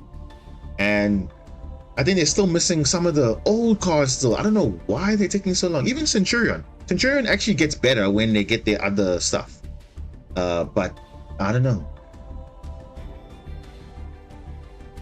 By the way, the Tachyon stuff was pushed 4 months ahead of Memento and Centurion. That I'm saying, I don't know what they're trying to promote, because even the same thing with the White Forest stuff, they push everything now. Imagine the TCG got Supreme Darkness, they released the Supreme Darkness stuff with the White Forest, everything as a Mina now. But why not do it in pieces?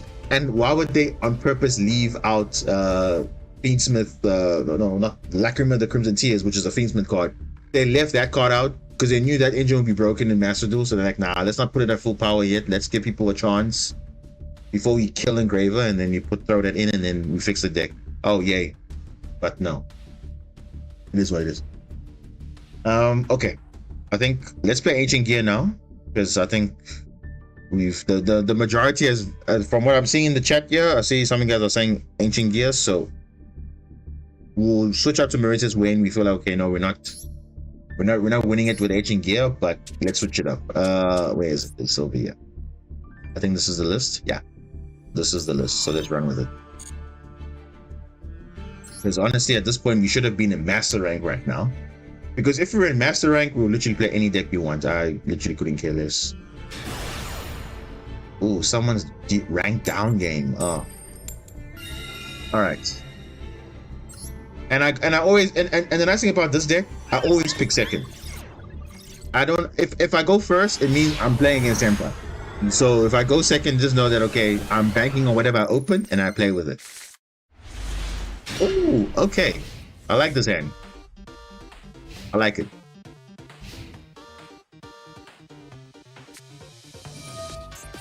Sky Striker.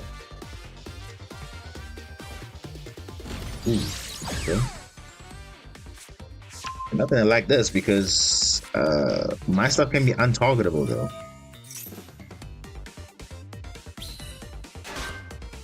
Unless they're making Fiendsmith combo. We don't know. Let's see.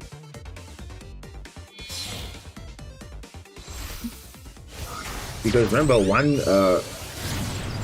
Sky Striker can also be an engine into Fiendsmith. So this is probably that too.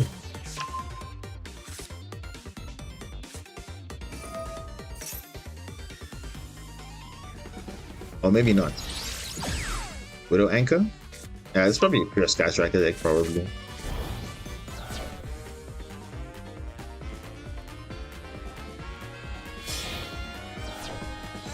Yeah, it's Sky Striker.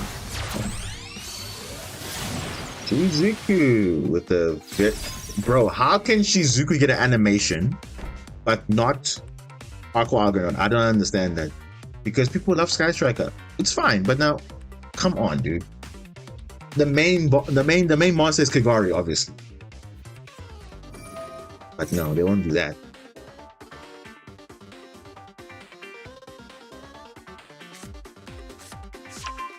Short cannon?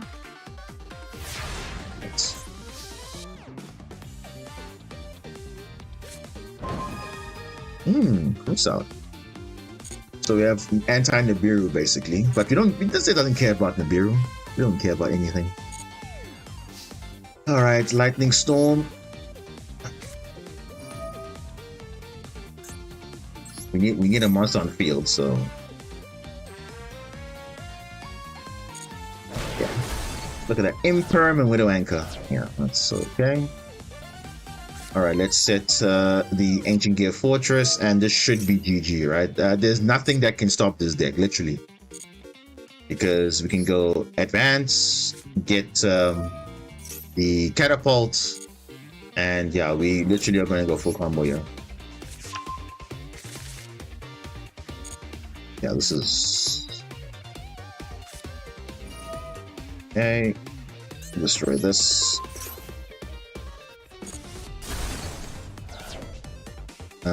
Gonna summon... Nah, I don't wanna get these guys out early actually. So let me do... yeah, let me get this guy.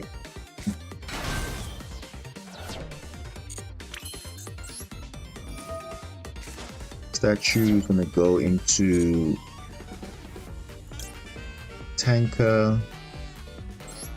Because the reason why I'm doing this is because I need to get bodies for ancient gear, ultimate ancient gear golem.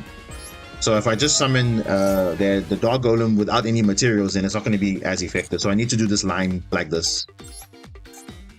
Because you need to have at least ancient gear golem and 2 other bodies. So you need to go this line. And then you're going to go into ballista.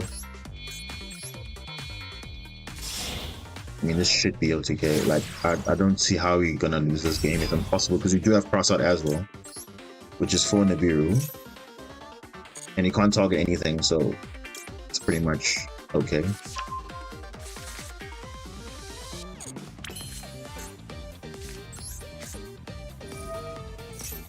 Okay. Okay, we target that.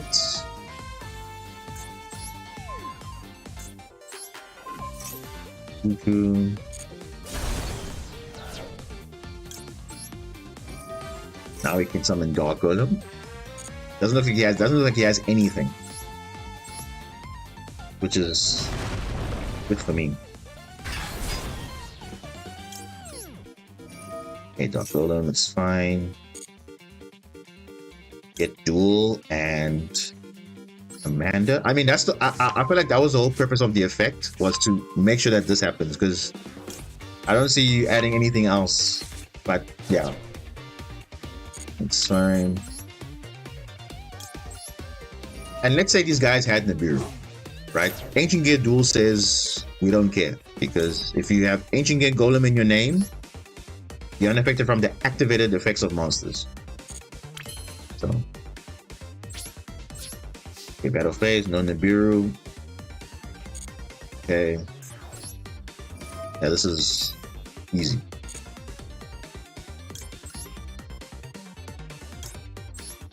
We do this.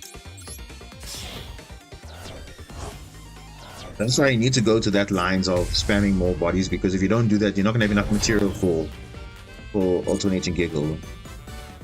So we need to do this. So this is 4.4, attacking multiple times. There's no Ray in the graveyard, so yeah, that's it. GG. Remember, Sky Striker is very reactive, and obviously if you don't have any Sky Striker cards like the Widow Anchors and those things, they're not doing anything. And if they don't have hand traps, obviously, then they don't have. So. Alright, no, that's fine. Making progress. So I say that's why I like the deck, because you see, you just naturally are gonna break the board. If they don't, if they let Ancient Gear Fortress resolve, it's literally over. They cannot respond to anything. So you can have a full board of 5 monsters or whatever, it doesn't matter, because you're still gonna lose. Wait, what? Wait, is the same guy? What? Was different. Ooh, Adventurer. Ooh.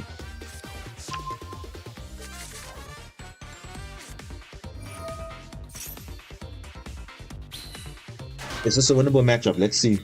Maybe not. Ooh, Phantom Knights. We just spoke about it, someone. Someone just spoke about Phantom Knights, and now we're playing Phantom Knight Adventure.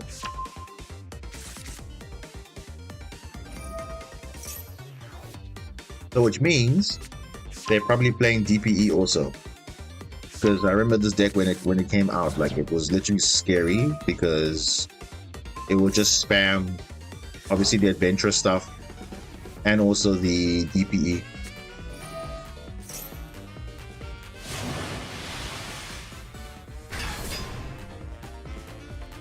Snooze. Yeah. Or they could also go into Fiendsmith as well. Probably. Carabini now? What?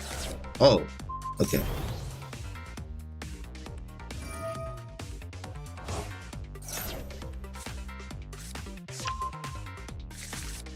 Yeah, they're probably gonna go Fiendsmith combo plus DPE. But we'll see. We'll see how it goes. Now, what would be nice here is if I had Droll, which I do run in the deck. Because I feel like Droll is a very impactful hand trap, but it depends if you see it often. If you don't see it often, then...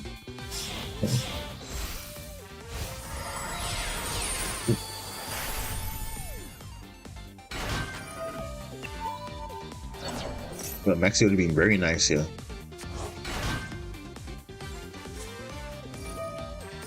What?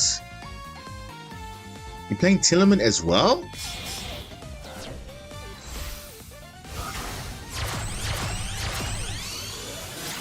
Curious. What?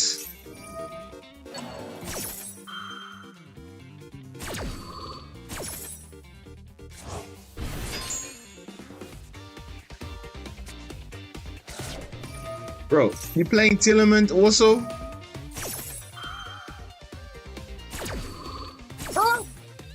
Oh my gosh, bro.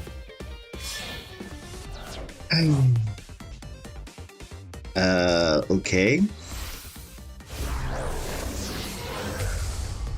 Oh, Livia is actually an Aqua Monster. Okay, that bro. Wow. This guy's playing Tillerman. He's wow.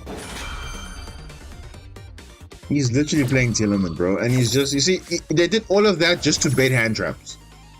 Literally just to bait hand traps. Ooh, I got the crime as well. Ooh, okay, so crime might be an issue because it shuffles back into the deck.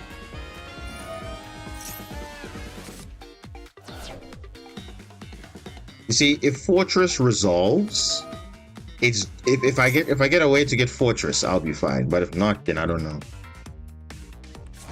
I'll definitely use talents if it also resolves. But bro, this guy's gonna get Mills. Watch, he's gonna get the luck of Mills. Watch.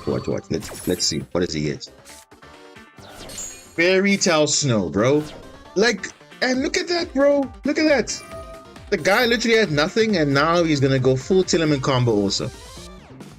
It's terrible. Yeah, the hand is terrible. Yeah. It's terrible. The only thing that can save me is a very good draw, which I don't know what that's gonna be, but we'll see. But the bro's got Fairy Tale Snow ready. He's got probably the Omni coming. Where is it? Oh yeah, okay. There's another Omni, the Fog Blade. No, not Omni, but ooh, he's got a board. And probably Appaloosa is going to be in here as well. SP. Ooh, yeah, he's got Crime. He's got the bounce of the Karma adding what? Bro, and he's going to have Saliak also?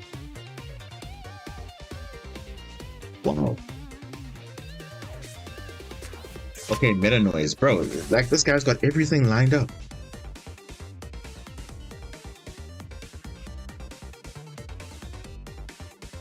Wow.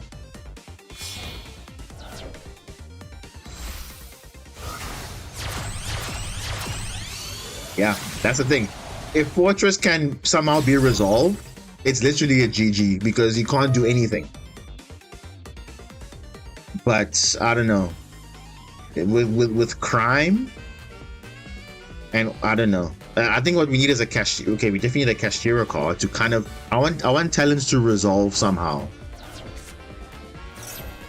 He's getting rid of his adventure. What? What's he doing? Oh, he's making SP also? Oh, Mascarino. Ooh. Yeah. Huh?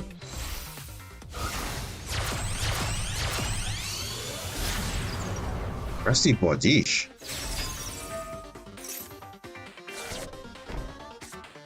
Oh, two fog. So two fog blades. Two fog blades. Meta noise. Crime. Does he have a monster in his hand though?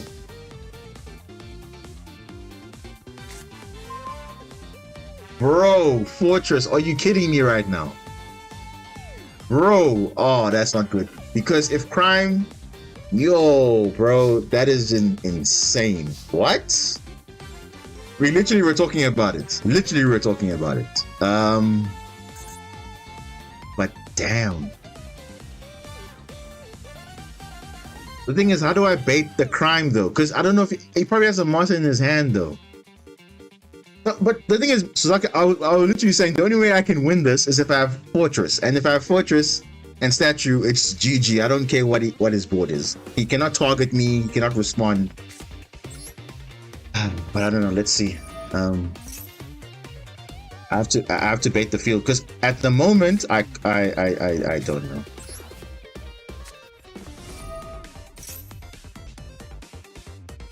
know. Bro. He's allowing it? Bro's actually allowing it. I cannot believe it. What?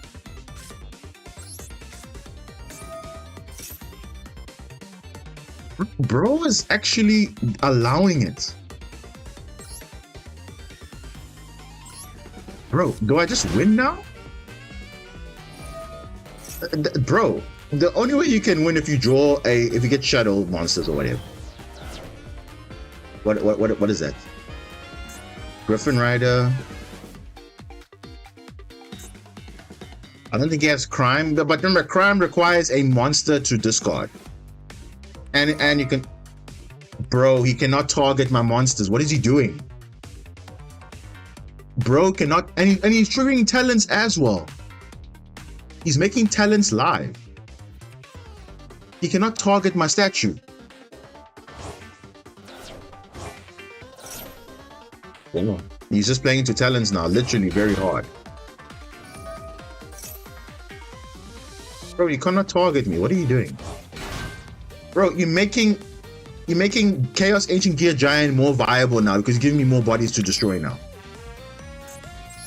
I'm not even gonna use talents. I'm not even gonna be bothered to buy that. Bro, you just... Wow.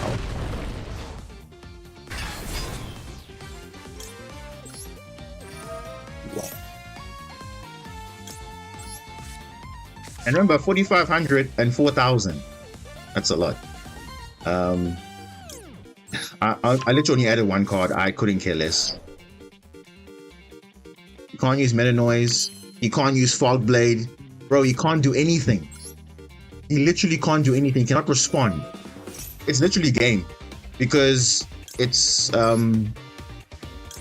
literally game. I don't know what else is gonna do here.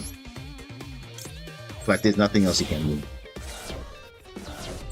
He literally let Fortress resolve, which is just a mistake. 4,500, unaffected by spell and traps. You cannot target. I'm gonna have piercing damage, attack all your monsters, and plus you gave Fairy Tale Snow and another body on field. Bro, what? What can you do here? Fogblade what? What are you Fogblading into? You're targeting yourself, mate. Oh, making it 0. What are you, bro? What are you doing? You cannot target me. What are you doing? And also, even if you would target me, this card is unaffected by spell and traps anyway. I think he just gave up. Like, I give up, bro. Like, wow. And you can activate monster effects as well. So shuts down everything. GG, bro. Wow. That's definitely going to be a replay for sure. Definitely. And actually, this is not the first time it happens, guys. This is normally what happens when I play this deck, because you have a full board like this. They think, okay, Fortress, who cares? You don't have any plays, bro. If we let Fortress resolve, it is over, literally over. He's making his cards unable to be attacked, but Chaos ignores that effect, bro. It cannot be targeted even. He's targeting himself. Even tried to do Fairy Tale Snow. For what? He cannot target me. So I think what happened there, he didn't read exactly what the cards does. He didn't read what Fortress. I think it's like, nah, it's Fortress, who cares, whatever. The bro did not read the card at all. I'm literally convinced he didn't read the card. Look at this. He's playing Adventurer, Millennium, Phantom Knight Tenement. Interesting list. Interesting. No Baron de Fleur though, interestingly enough. I mean, you have so much space. I mean, jeez. Well, your access code, bro. When last people summoned this card? This card is so ancient. No, like no one really uses this card, and he has a royal access code. That's a shame though. This card used to be like the game-ending card, but now there's literally better cards out there. Now Lacrima, Fiendsmith Lacrima can burn you full game. That's bro, that duel was very funny, because it's not the first time it happens, because every time they do that, they think, oh, why can't my cards activate? Why can't I bro, Fortress is broken. Fortress is broken. It's that good. So and the deck just plays naturally into the board, so you don't even care. If Fortress resolves, bro, you are just done. They don't care what you do. Oh, Fortress again. Bro, what? Are you kidding me? That's great. Oh, okay. So here's the thing, right? Against this deck, we have to be careful though, because I face Millennium with this deck. We have to be smart about resolving the cards. Okay, let's see. Let's how we're gonna do this. So obviously we'll just summon Exalt and then that's it. So that means he has probably hand traps, and that's it. So let's see. The tanker will help. The tanker will help. Okay. Let's check for Ash.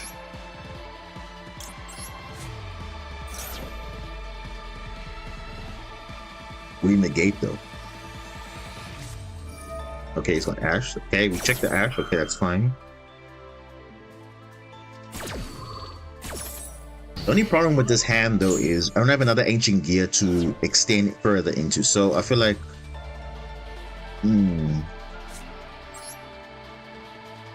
okay, I'm gonna gamble here, but he's gonna probably just negate anyway,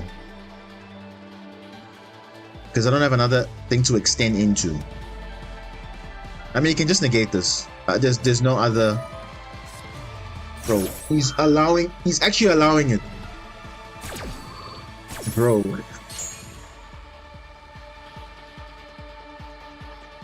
Bro. Okay. Now, unfortunately, I don't have any other card. But let's see what happens.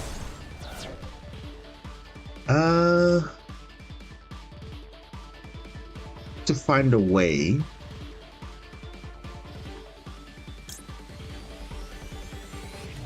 to get another card. This Fortress is so good, bro. Like, how do you...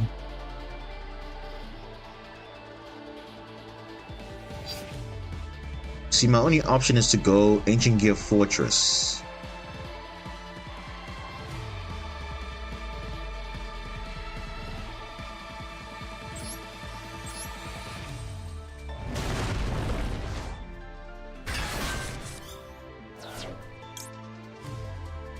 Oh, but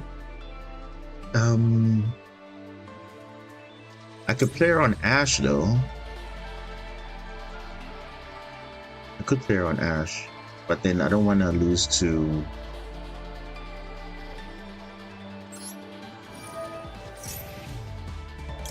Oh, but no, you already used Ash, so why am I doing this?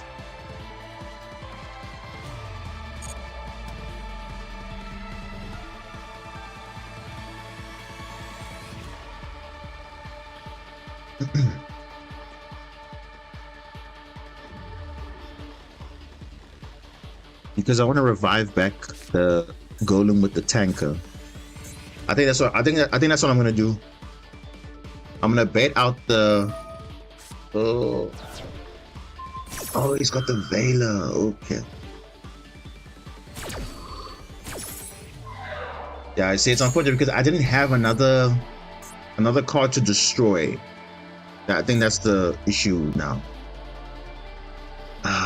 And you see, if I use, and then if I use the fusion, he's obviously can just negate it.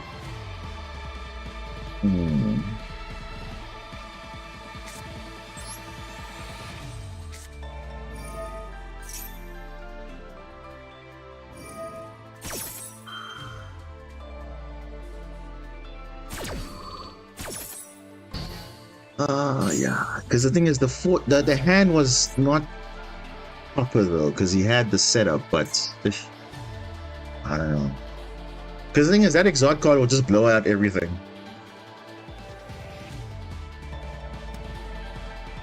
I'm not worried it's not treated as Ancient Gear Golem, but the problem is now the Exalt I wanted to play around, but now he didn't negate anything, so I don't know.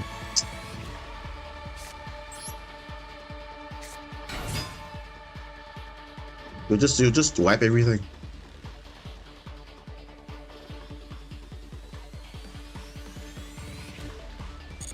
Come on.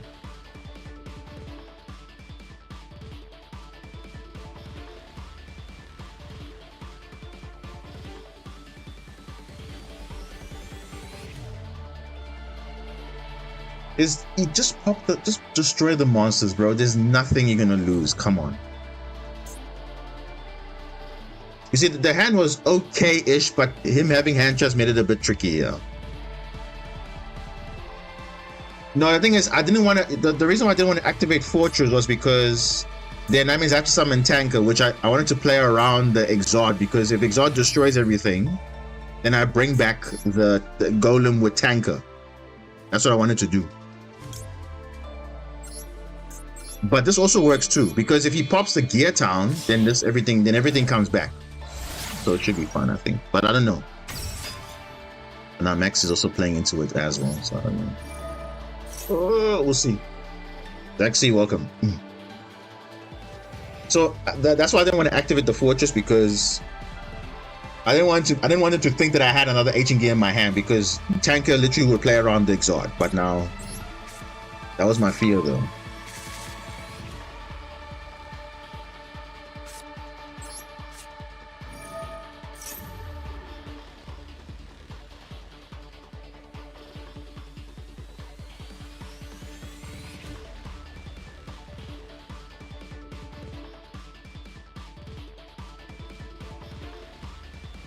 To leave it like this, because if I crash into him, you'll gain 8,000. We don't want that. Oh, bro, no. This could have been better, but you see, the problem is it's not that I'm worried about the spell track negate. It's the fact that he has Exalt there. Exalt makes it tricky because you have to play around it. So that's why I wanted to keep the tanker in hand, so they don't think okay, there's no other plays, because I'll literally just bring back the Dark Golem and then I go from there. But didn't really have a choice there in the matter, so it's a bit tough. Yeah. So this is. Oh, but now he's triggered something. So obviously gonna play another Ash, but obviously this is into Maxi again. But this is fine, because I can actually destroy this. No, actually I can't, because it can't be destroyed by a spell effect. So I'll put this in defense.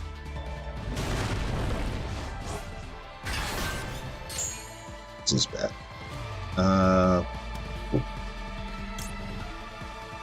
I think I have to go tanker again, because this is what was going to happen. I was going to go use tanker, then revive the golem. That's what I was going to do. But yeah, this is the best I can do now. So defense. I mean, he's got so many cards, but what can I do? I can't do anything. I literally can't do anything. He probably has floodgates, which is fine, but unfortunately I can't do anything. He probably just set another Exalt and then wipe everything. Yeah. But that's the thing. Let's, bro. I can't do anything about that. So if we didn't have Maxi, then it would have been a bit different. But also, my hand wasn't that ideal because I don't know. It's tough. That's it. So I'm not. There's no other way to play around the Exalt because you have to. Obviously, you see not like this now. You see, he's gonna have full board because this literally solos most decks. It literally does. So it's like I don't know. And of course, every end phase you can just reset another one. So it doesn't. And this one cannot be destroyed by card effects. Yeah, so I just gotta leave it. Can't do anything. Can't do anything.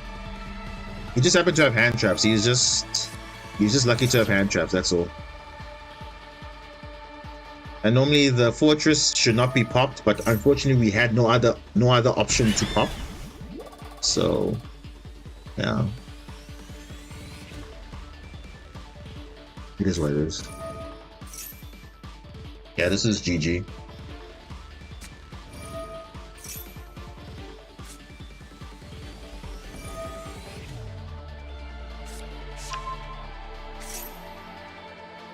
He drew into another Ankh? That's interesting, because Ankh gets shuffles back into the deck, though. But yeah. You see, if Fortress on the field, we wouldn't have worried at all. So all those cards wouldn't have mattered if Fortress was actually on the field, but yeah. Because I would have forced him to use the Exalt early. That's why I wanted to wait for Tanker to be the last card to play. But then I'll just, you know, play around it. But yeah.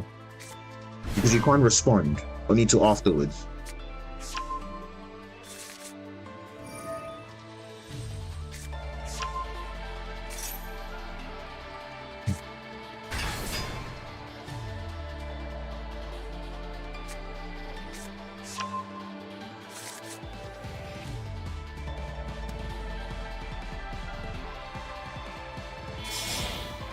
What are you doing?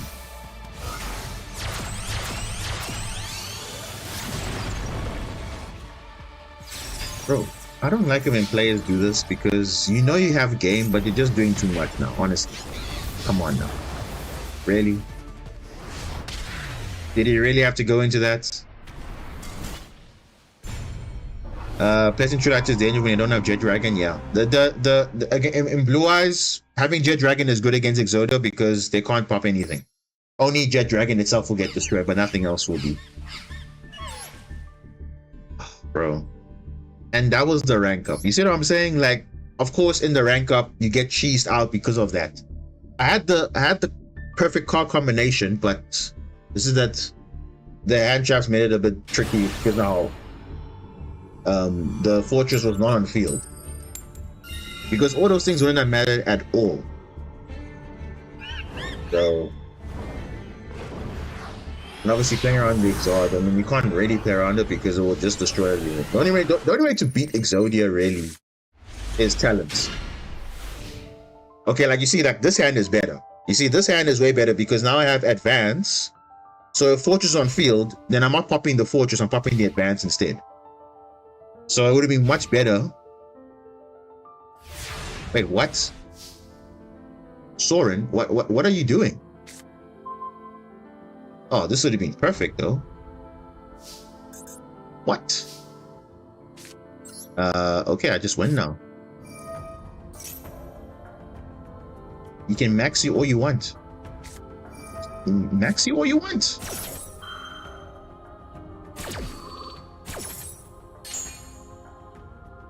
Okay,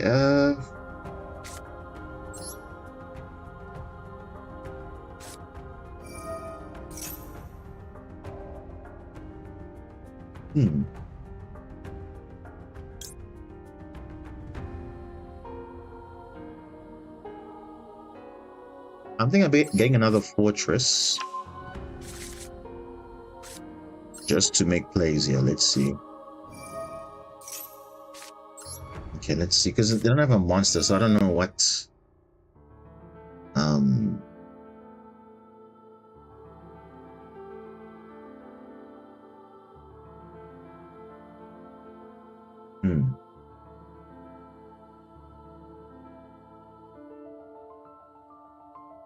Wait, I think I have a player.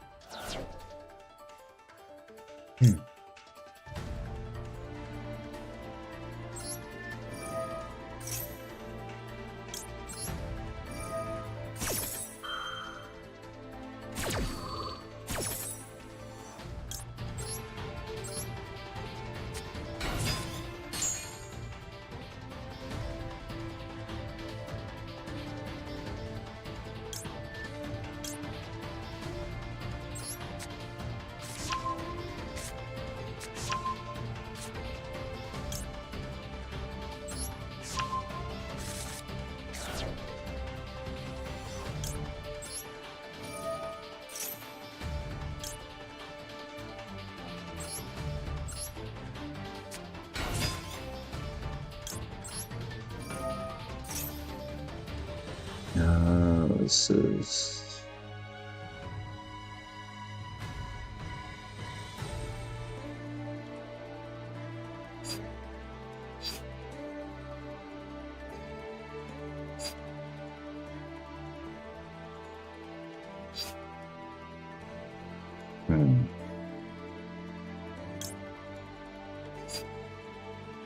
how much is this? 36,000. So I need another egg here. So I need to. I have a normal set? No, I have a normal. Yeah, I have a normal. Okay. Just trying to think what we do here. I'll just pick up a fusion. It's fine.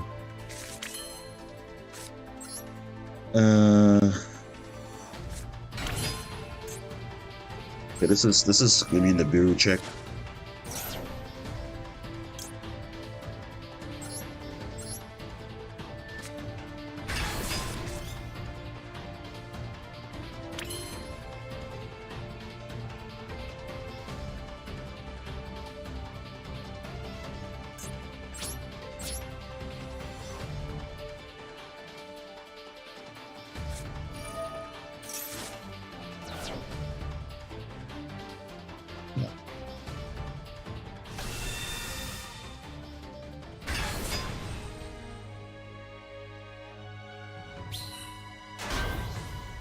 Yeah.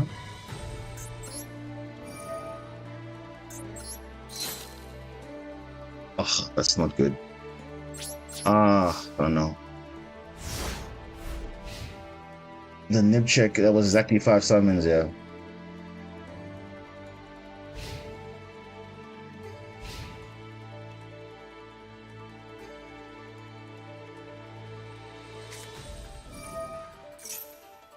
Why is he just, oh, he's just messed up now. Why did you do that? Oh no. You have another Maxi?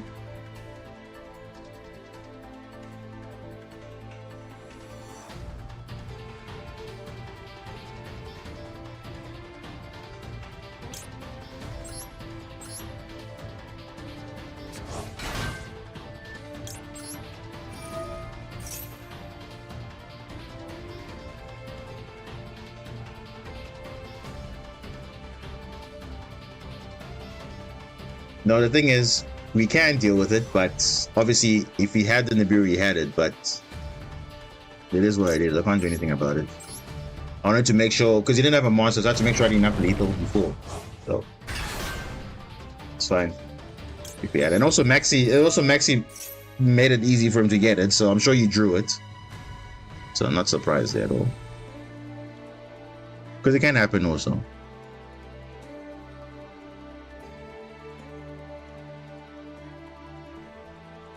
Because my other option was adding these two. That was the other option, but then obviously I won't be able to make lethal that turn, so I had to do the other play. Let's see what I want to add here. I can get no, actually no, let me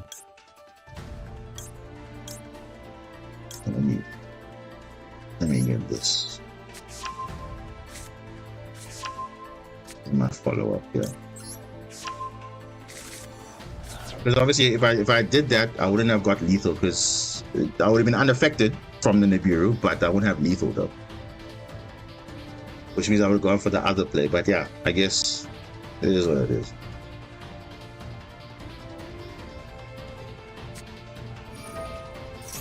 Bro, this guy's Regeki as well. I'm sure it's Tempai, bro. I'm sure it is.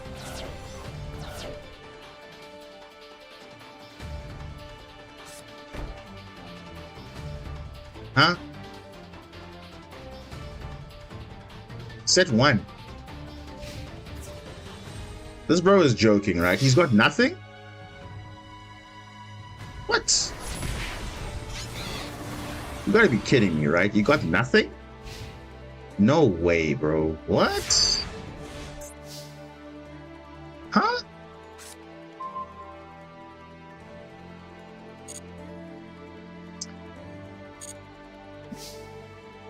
Okay.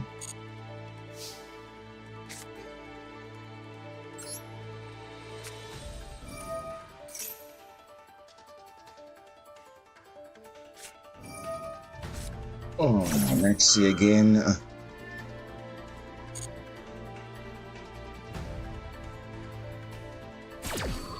Let's see again, bro.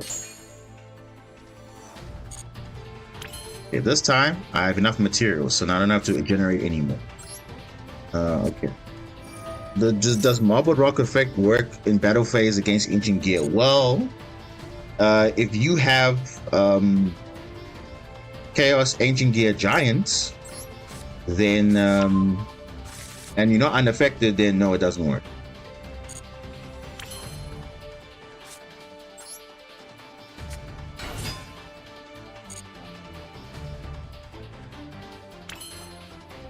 Huh?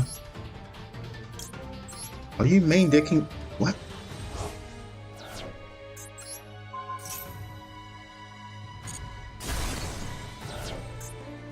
That's what I think it is. I don't want to hear it.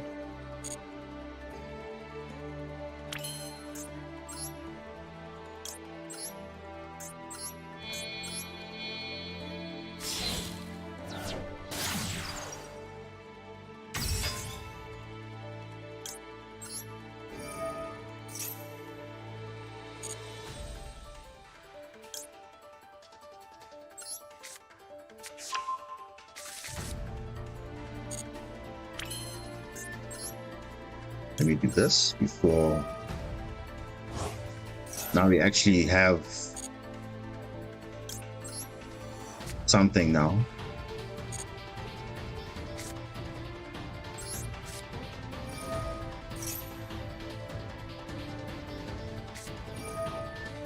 Kashira.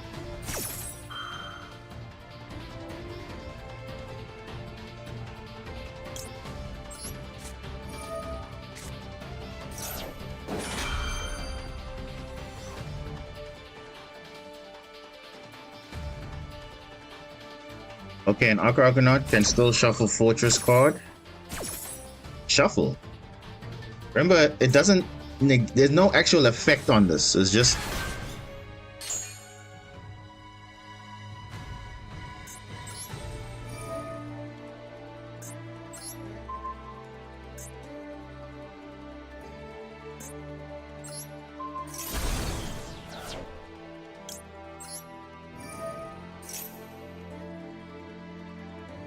Angry.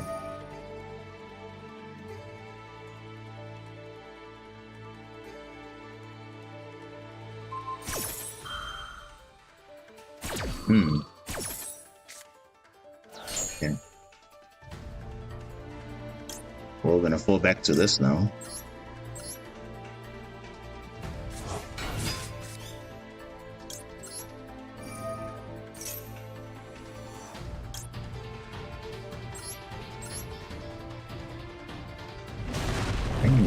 That's interesting.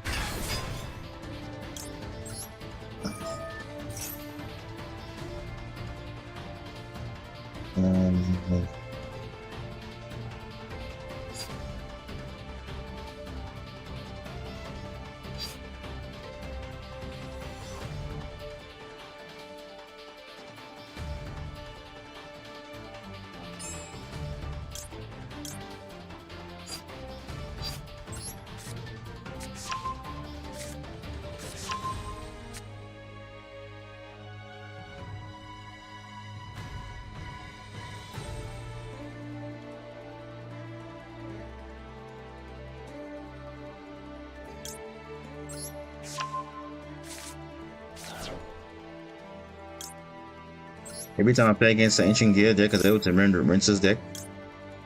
Then I guess I didn't know what they were doing then. If you were saying you're able to do that.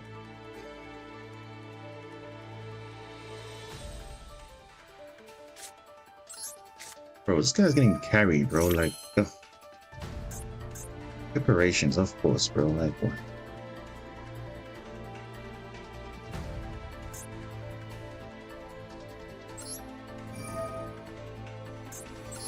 Yeah, I think I have to do this.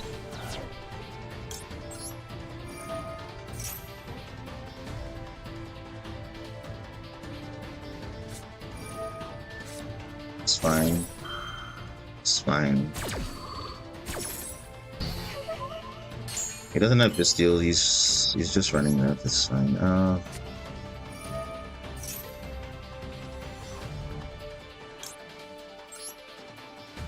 Okay, well, at least it's not going to be that bad. He probably will still win, I think.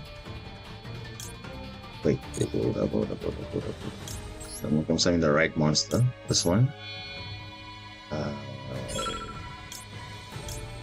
This one.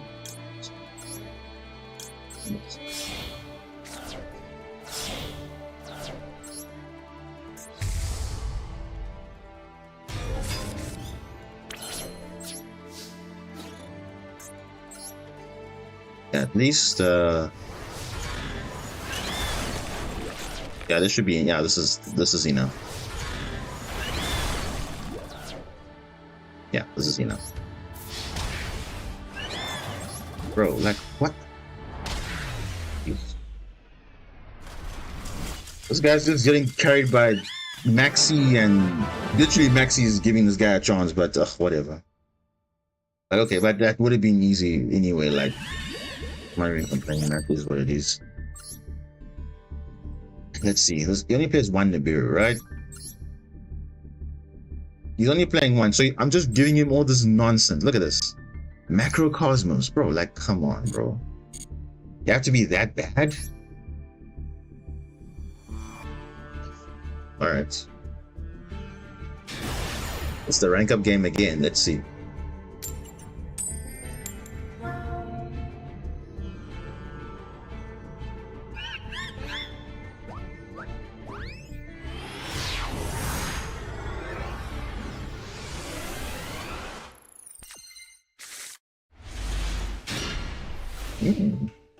Okay, this is interesting hand. Definitely interesting. But some Castera cards and one Ancient Gear card. The question is, what are they playing though? Blue Eyes. I love me some Blue Eyes. And Ancient Gear has a very good matchup into Blue Eyes with their full board of Cipher Dragon and Spirit Dragon and everything. Remember, when Fortress on the field, all you need is Chaos Ancient Gear Giant and you're good to go. There's 4,500.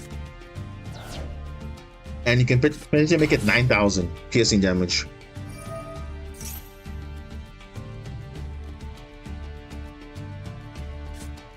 Okay, let's see what he does. He's got full combo. Let's see what he can do.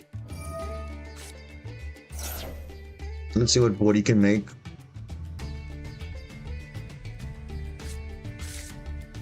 Now, you know what would be very nice here? If we draw another board breaker, that would be nice.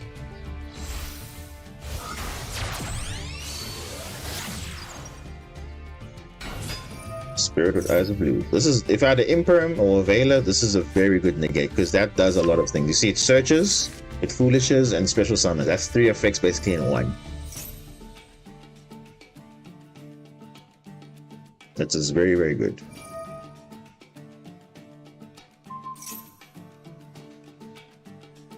Blue Eyes in 1 day reach tier 3. Yeah, because it's good enough.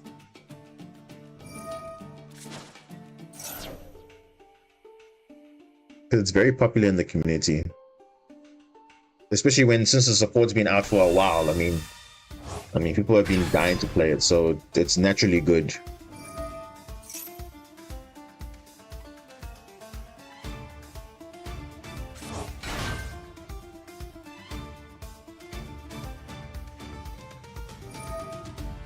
Because you see, they actually made support that fixes the deck's issues. Because, for example, True Light's a very good card, but there was never a good way to actually search it.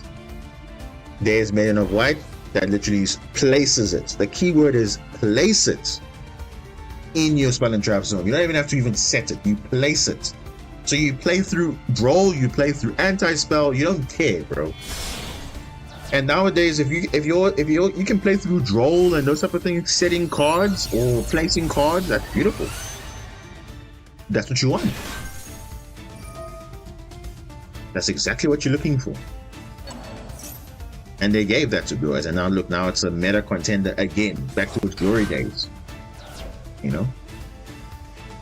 And I'm actually happy for it, because at least it's now getting the recognition it deserves. I mean, it did win a world championship in 2016 though, so I'm not surprised that it actually got like broken support since the last structure deck that we got. Actually, like, these cards actually made a difference.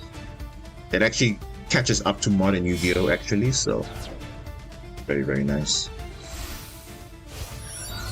Double Spirit Dragon, so probably Cipher Dragon and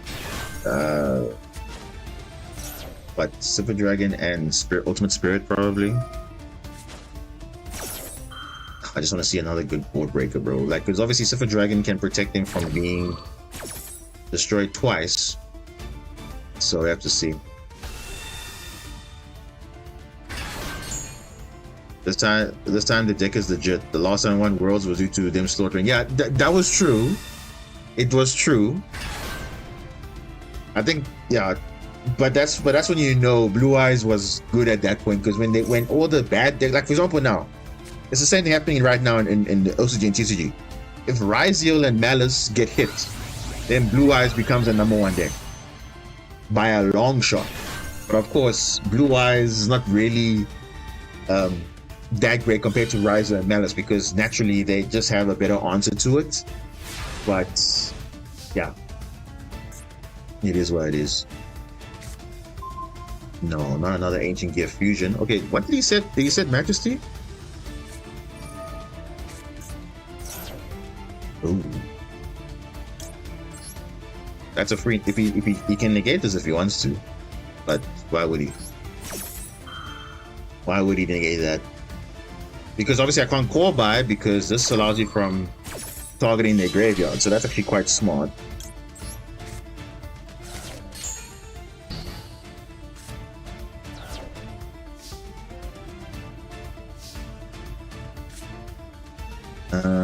Okay, don't really have a play here.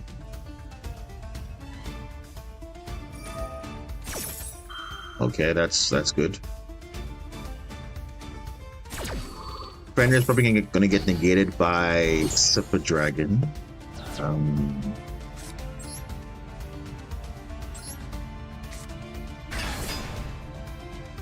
Oh, he pops it.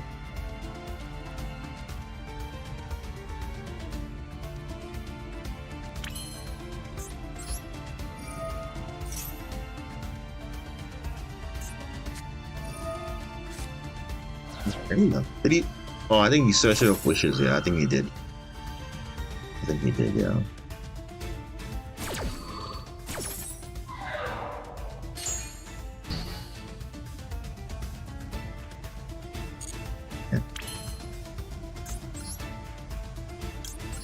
This is the last resort.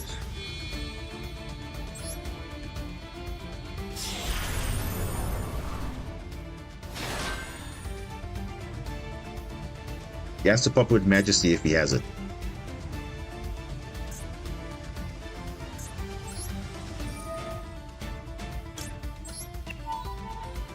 That's imperm.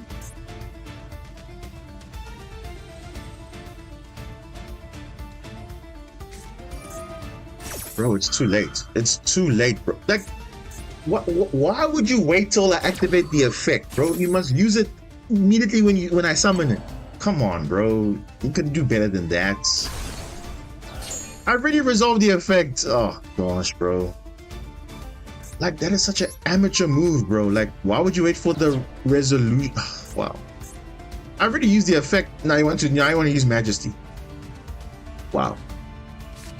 Wow.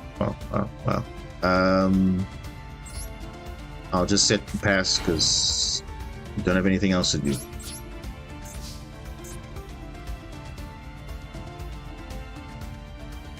Bro, that could have been avoided literally if we had just popped it early. Like, you see, a lot of times people don't lose because of whatever. They lose because of bad timing. Timing is everything, especially with your interruptions. You have to know exactly when to do it, because especially in the open game state, you have to pop it. Certain cards, you need to let it activate, then you can pop it. But that one, you just have to pop it immediately. Now you've lost your Sifra Divine Dragon. So, yeah. But you can get it back, I'm sure.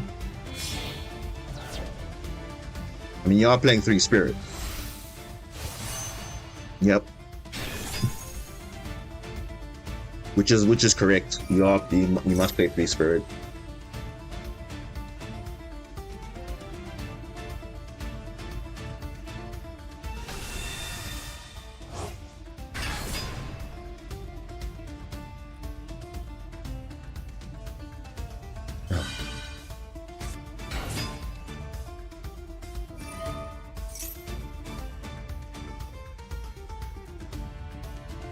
Another available for next turn.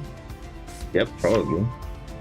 And I think can you see why this deck is very good, because you can search your hand trap, you can get some sort of follow up, you can do things, and that's what basically you want in a deck, right? That just has all gaps, no breaks, but still can set up a somewhat decent board.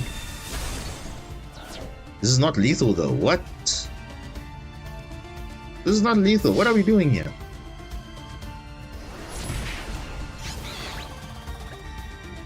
Well, I don't think I might have anything great, but we'll see.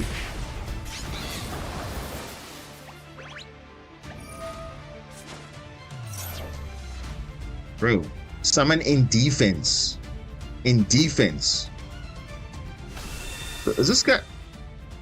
Oh, he's gonna summon Sifra now? Okay. Then he has lethal then.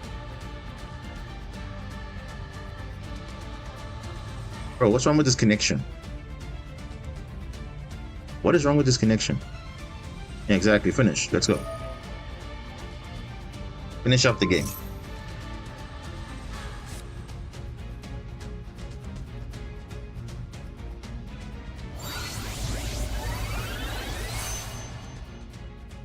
Good. Nice. That's blue eyes. Obviously, I didn't have the right combination of cards, whatever, but hey.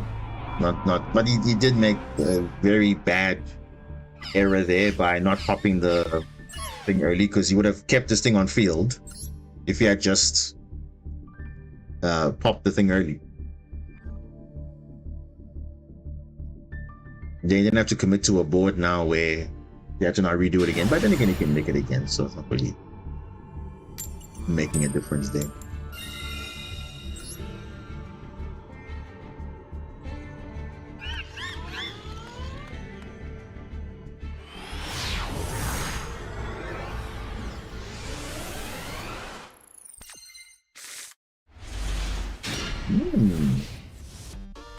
This would have been a hand if I had that against Blue Eyes, though. Punk. Sure. When last I see Punk?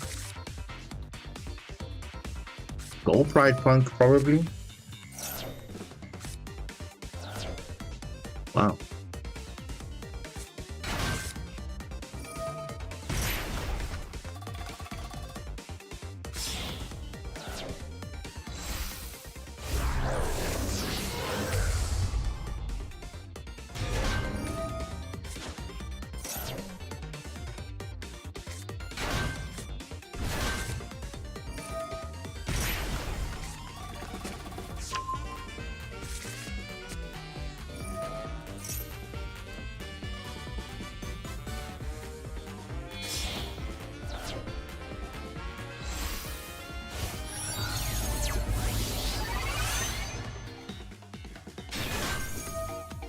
Now, my only issue with this deck is they can make Psychic and Punisher, and then that means like it's pretty much unkillable because it just gains attack infinitely. So I have to see how we're gonna deal with that. But I think we should have enough. The Lightning Storm, what? You see, Heavy Storm would be nice because getting Gear Town and that makes full combo pretty much, but we'll see. A trap. Okay, that's a monster in the gate. We're not going to be doing that.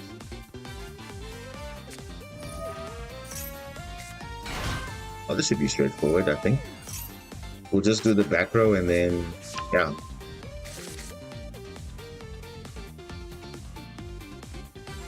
He's got 5,000 life point. That's actually quite funny. Because that's the weakness with this. I mean, it lowers their life points, but I mean, the reward is what? One forest? What? You gotta be joking, right? Oh gosh. I was just giving this deck some credit and I realized nope. They are just like everybody else. They're masking in disguise, eh? Combo, combo, combo.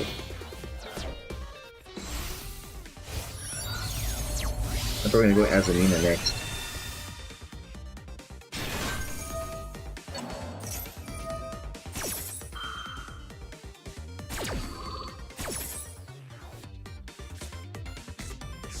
Yep, they're gonna go for the negates.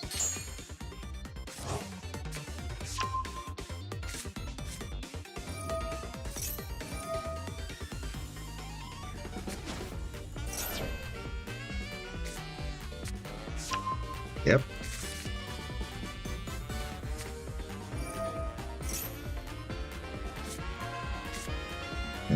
This guy is just comboing off. I don't know why, but I don't even know.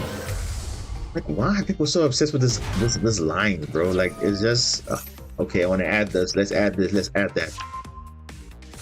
Yes, okay. A bit too much things you're doing.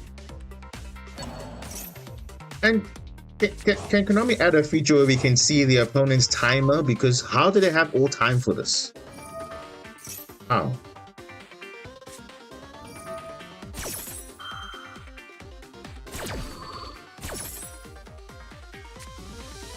Because I'm only seeing my timer, but it would be nice if I can see the opponent's timer as well. Then I know, okay, hey, they...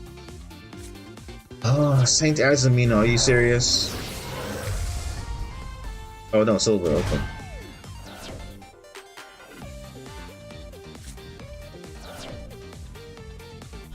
Bro, look at that. If we had hand traps, they just can play through all of this BS. Look at that.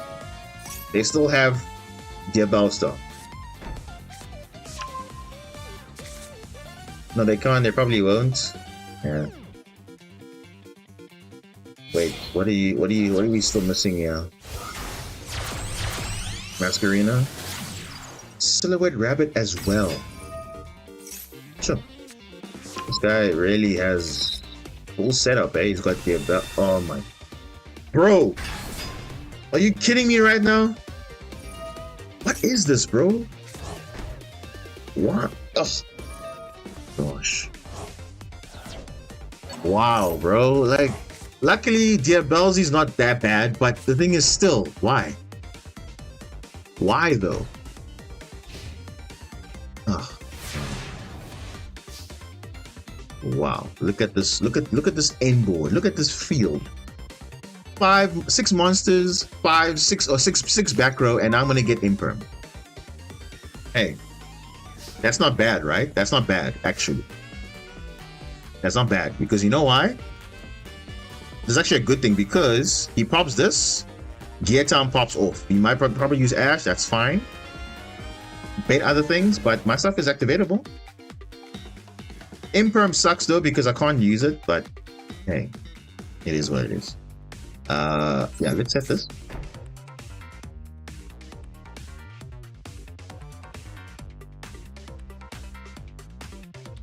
No, I'll just set thrust, but I don't know. What do they do? Yeah, he has to do something there.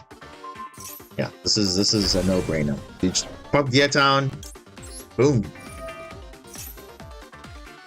You have Ash? Yes, you got Ash.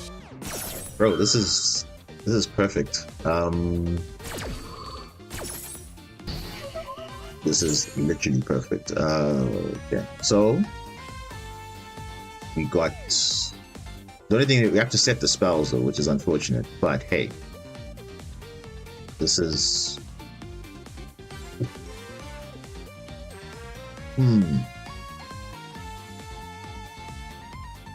If we can get that back row cleared, bro, I'll be so happy. Okay, let's set thrusts. Let's get heavy storm because we do have it in the deck. So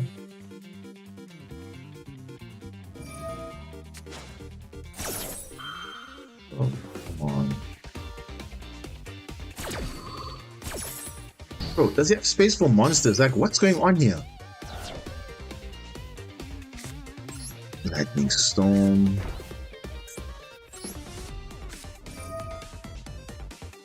Destroy all spells and traps.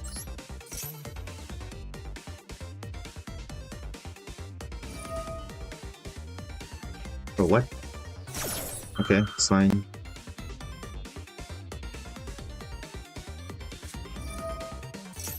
That's really fine.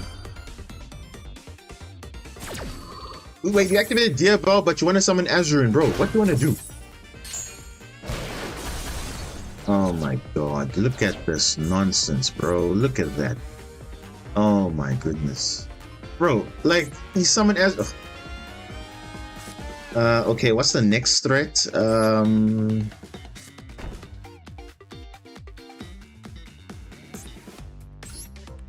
I think we use talents to take control of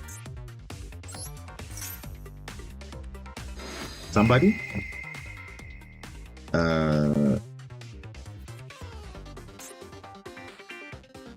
Yeah, I think this guy. Yeah, he's gonna fuse. So let's take that. And then we're gonna go into. Does he have a Veiler, bro? If he has, nah, he doesn't. We're gonna go into the statue. We're gonna go in. What thing do I have?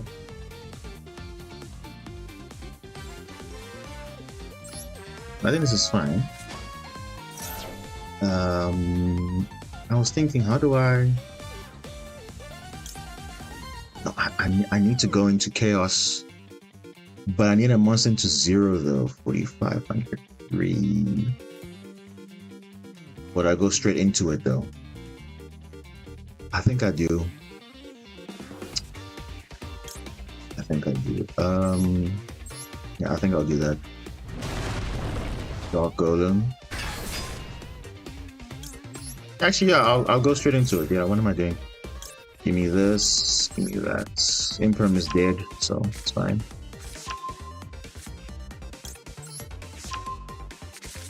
Okay. Oh wait, I can't. Oh, okay, it's fine. It's fine. Oh, I forgot. I can't. I can't set. That's right. And this counters it. Yeah. Okay, but it's fine though. We still have plays. We still have plays. We still have plays. I got Fiendsmith line. I got plays. I got plays. No. Not target that. I still got plays. Nah, I forgot the Abelzi counters my whole thing, but it's fine, whatever. Whatever. It's fine.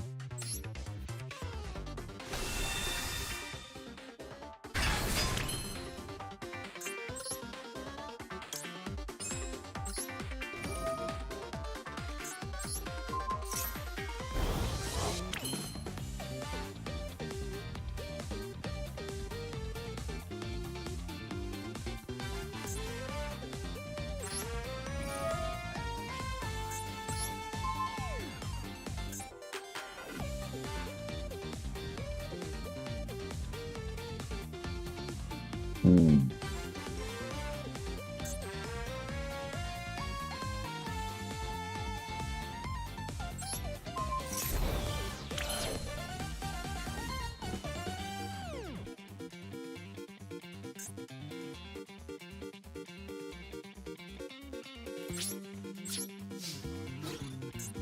I don't think how we're gonna do this. Okay, so this cannot be killed by battle.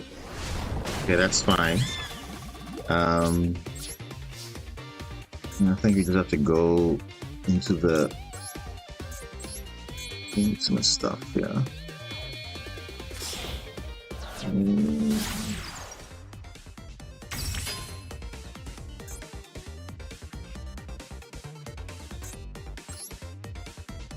That. See, I can go Desiree or Lekima. What is more impactful?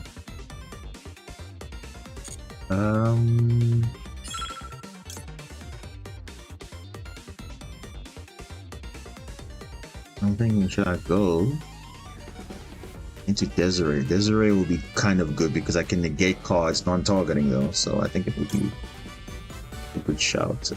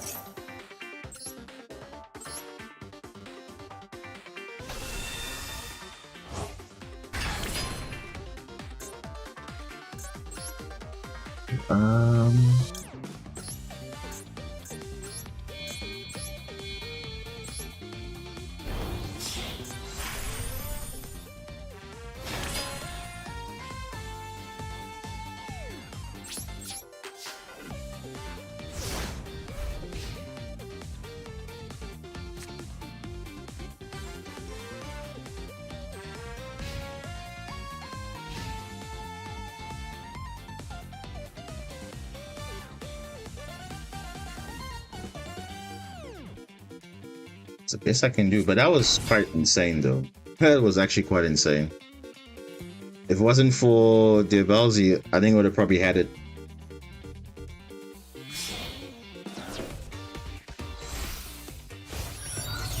Wait, are you going for?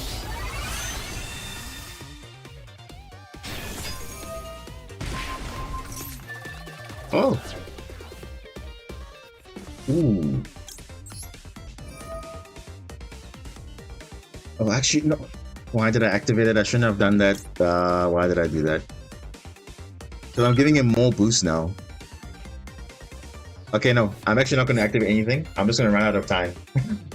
I'm going to give him more attack points. So I have 8,000 versus like 600. That's a lot of life points. So I'll just time out. It's fine. If this card was not here, I would have won the game because that was insane. Like the whole setup and everything. But yeah, obviously my deck has a downside when it comes to setting cards, which yeah, it's unfortunate, but it is what it is. Because there's no other way I could have done that. Because the trap card I can't even activate, but it is what it is. Wow. That was very nice though, breaking the... But the guy had too many things going on there, even regardless. But yeah, it is what it is.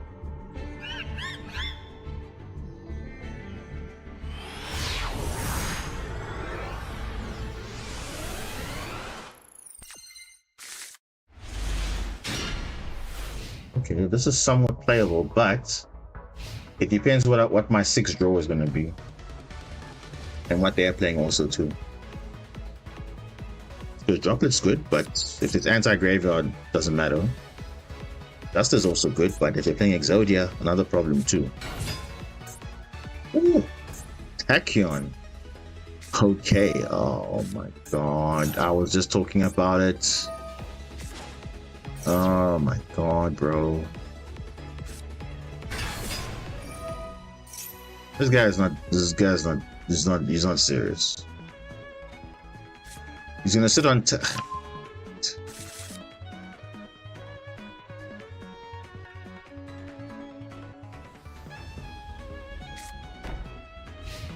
Bro, he said 7. Bro, what? Talent. Okay, not ideal, but he shifted. What?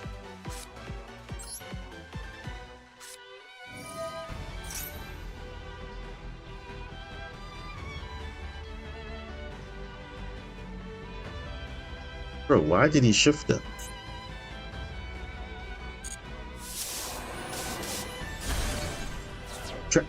You didn't. Bro, of course you would obviously have transmigration, but why would you make that play though?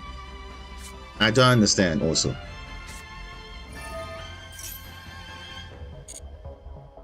oh.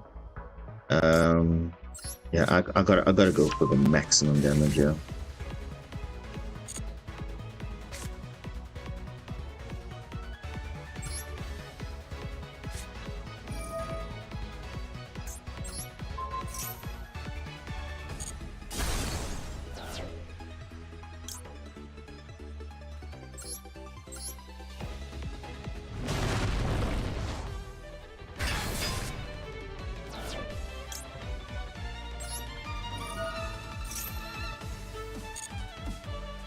Okay, I gotta get this and get this guy.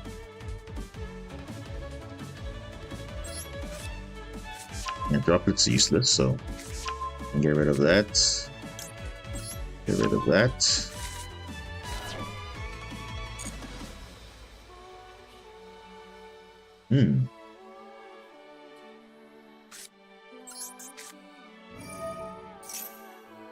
I know this gets banished, but I want to destroy something.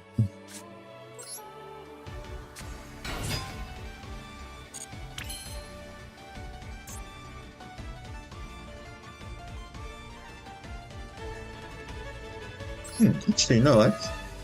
You know what? I'm gonna destroy this actually.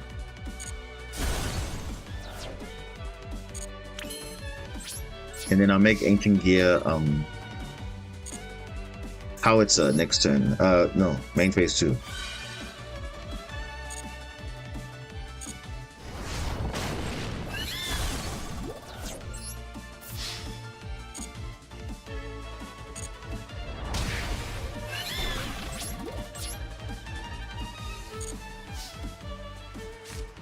Yeah, this is the best I can do.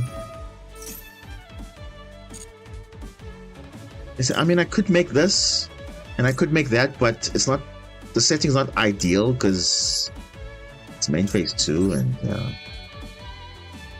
ooh, actually,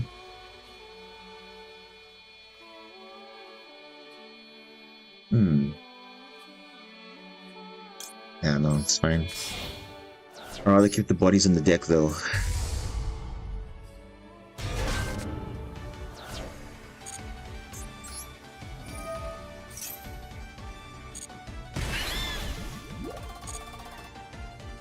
But you see what I'm saying? Even under shifter, like you see, I'm still making plays though. It's not like other decks where they just struggle, they can't do anything unless you're playing Malice, of course. But I mean, I know definitely Marensis can't do much. But yeah, this is.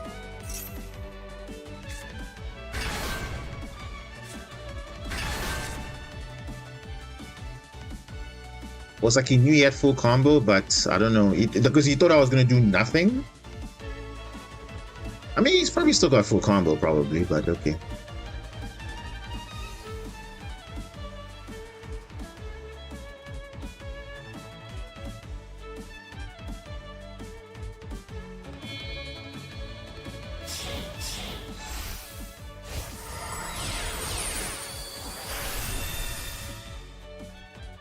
Tradición.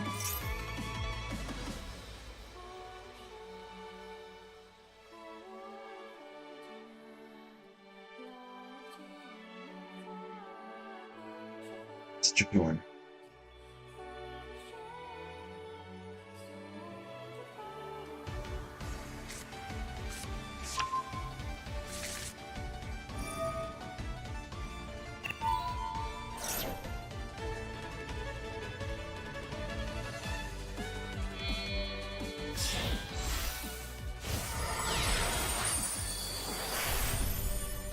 Okay.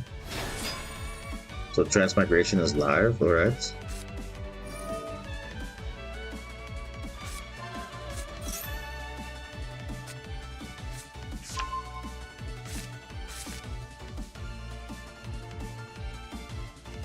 I'm saying if Shifter and all these cards are not there, like literally I'm winning these games comfortably, but obviously I can't fix the meta what it is, so can't really do anything about that.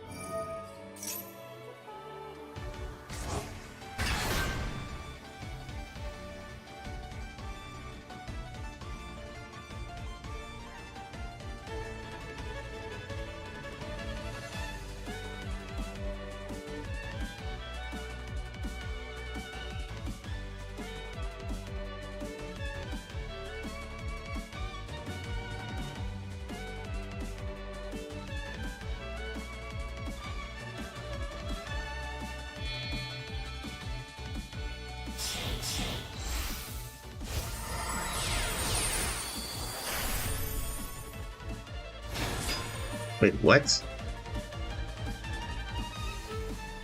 Why is he doing that though?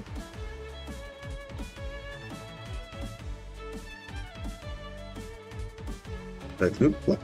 Why would he go with that? Because only one monster can attack when you summon with that monster. Okay.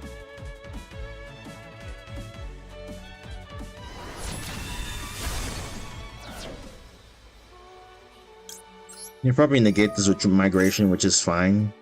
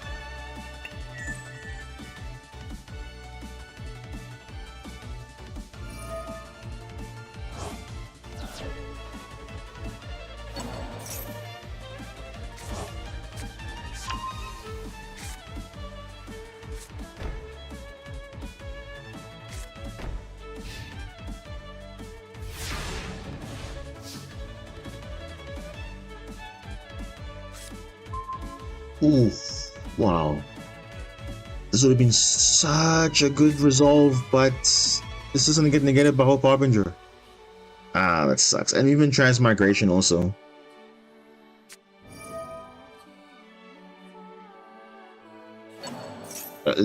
Bro, this is such a stupid card, bro. Like, what? Literally just adding a Tachyon card, just like that. He just used it.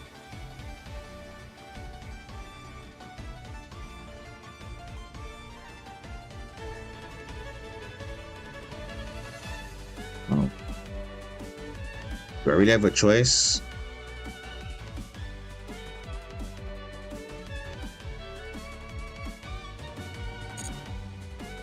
No, I don't have a choice. He'll just negate it anyway. It's fine. Oh, that would have been such a good resolve. Urgent Schedule, great resolve, but I don't know. At this rate,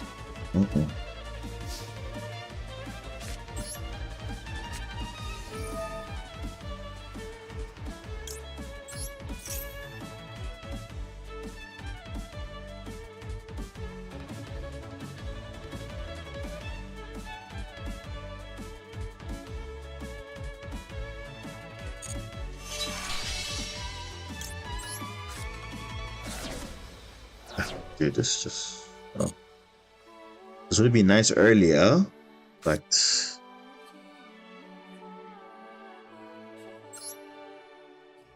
This is too much, man. Negate.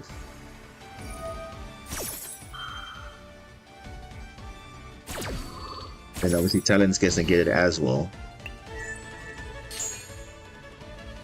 Yeah.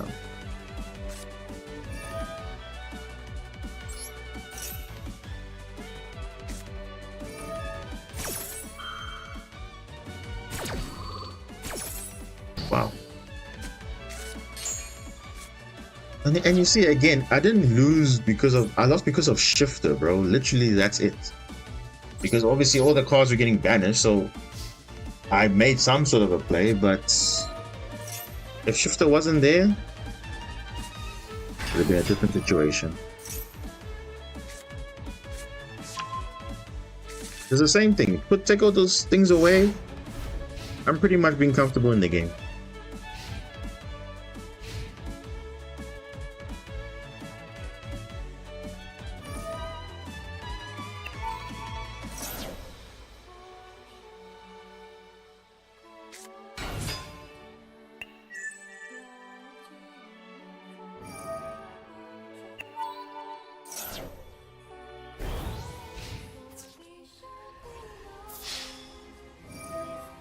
Ah, so cool, man.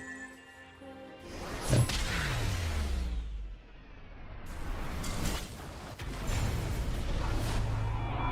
Nice. The Shifter wins, of course.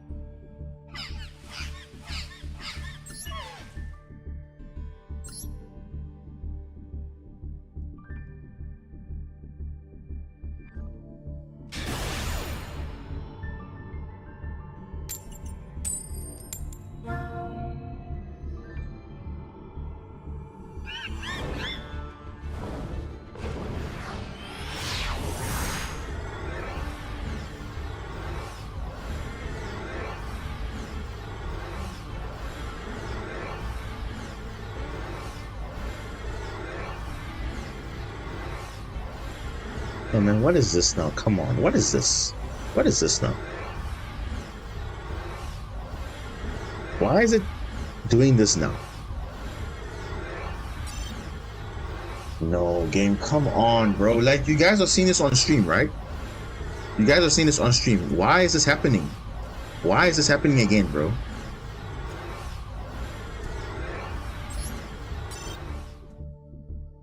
Bro, what?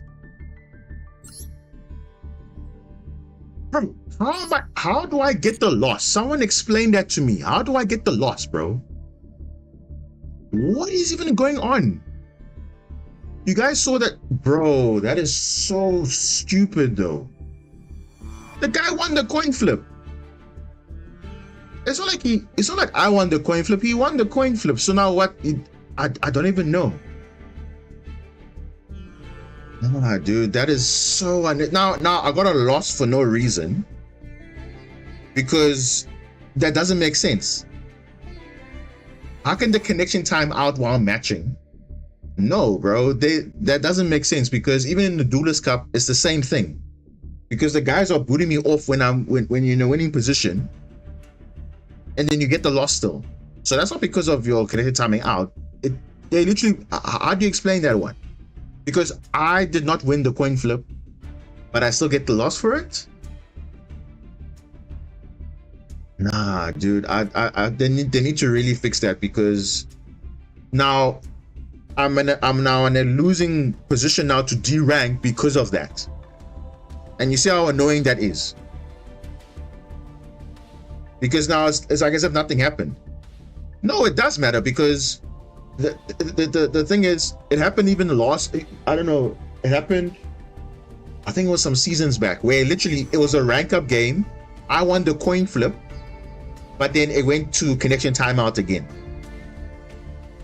So that again affected now the rank up. The same in the Duelist Cup. During the Duelist Cup, literally I was playing a game, then the opponent went first.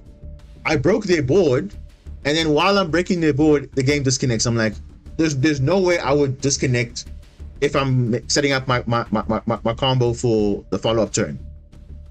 It literally makes no sense. And people are literally doing it in the Duelist Cup, and I feel like that's just it's just adding to the issue now, because how do you accept that, bro? Because now I take the loss for no reason. Why do I get the loss? You guys saw it on stream. I didn't make this up. You guys are seeing it. It literally, he won the coin flip. So now what? I just get the loss for no reason.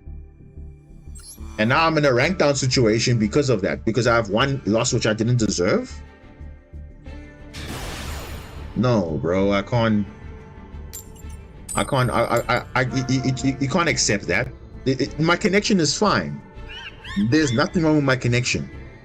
Because how is this matchup fine, but the other one was not? Look, I'm in this matchup now. All of a sudden now it's a problem. No, bro, I can't accept that. There's no way I get a loss for no reason, and I'm getting penalized for it. Now it's showing 0 turn. What is that? That's BS. That's what it is.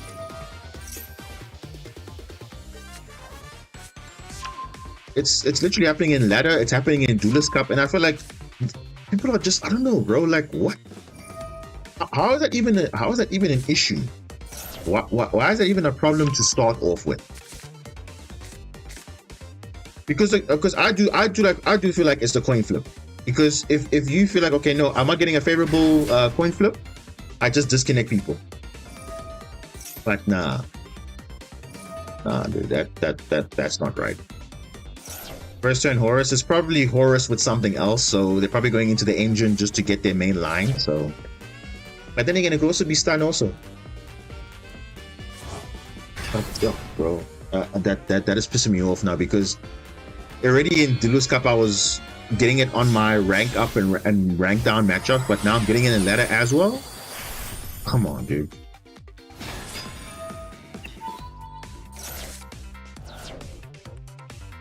So frustrating though, because I get a loss that's on my record that I didn't even deserve, but it's on there. How's a connection timeout? But in this matchup, I was able to join just fine.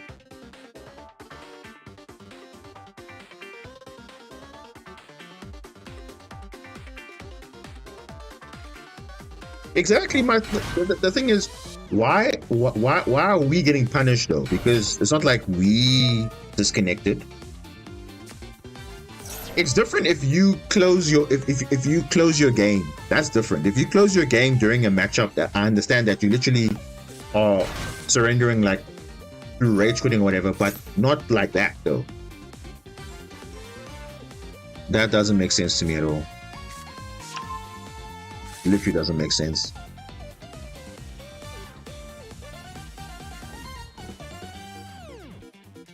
Because now you're not getting the favorable matchup. Okay, now I just boot you off the server. And it's not the first time this is not happened in Master Duel. This happens even in other games as well. And the problem is they can sort that out, but it becomes an issue because on a competitive scene, it becomes an issue because people are actually not getting the wins that they deserve.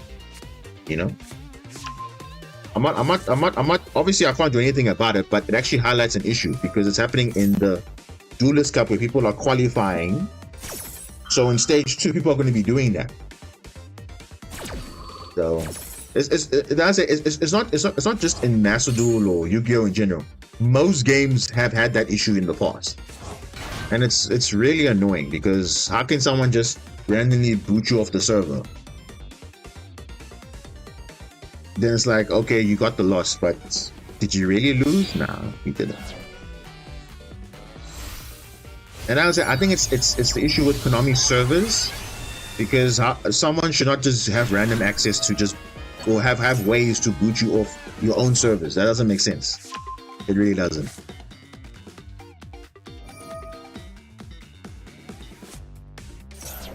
Fairy Tale Snow, whatever, bro. And it makes the games very more frustrating because now imagine if that was a rank up, bro. You would be pissed off. I'm not trying to sugarcoat it, but that's literally how I would feel. I would feel pissed off because it's not the first time it's happened as well. It's not the first time. Because say now I lose this game, do I deserve to rank down? No, I don't deserve to rank down because there was a matchup I didn't actually play. Because now my opponent's coming off for 20 minutes. And is that supposed to feel rewarding? No, it's not. It's definitely not.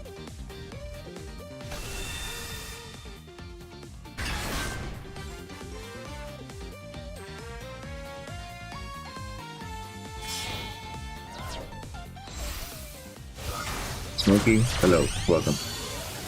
Now, anytime I get to a rank up game, I run into hackers like this all the time.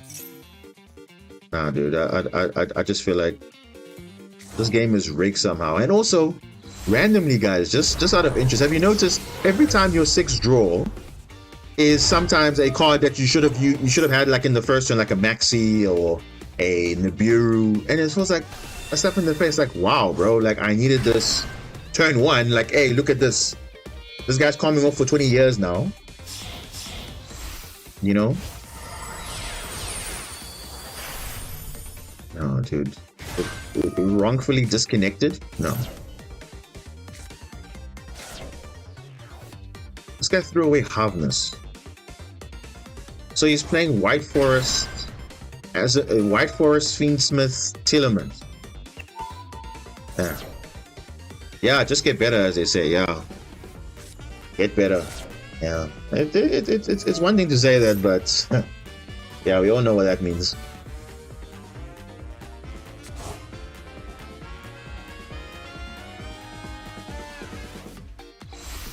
Because there's a difference picking the surrender button and versus you disconnecting. That's just not supposed to happen.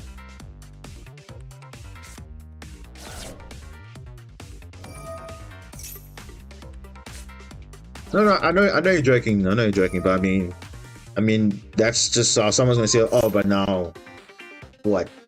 It is what it is. But it's not. It's actually a bad problem because it's really bad, especially in the competitive sense. It's really bad. So they really need to sort that issue out, or the whole integrity of the competitive nature of the Duelist Cup, for instance, might not even be taken seriously, because now I have to question, did people really make top 100, or did they really get there because of merit, or did they get there because they disconnected people? We need to ask ourselves that question now. Oh, dude, this guy is just coming off for years, bro. Like, I don't understand why.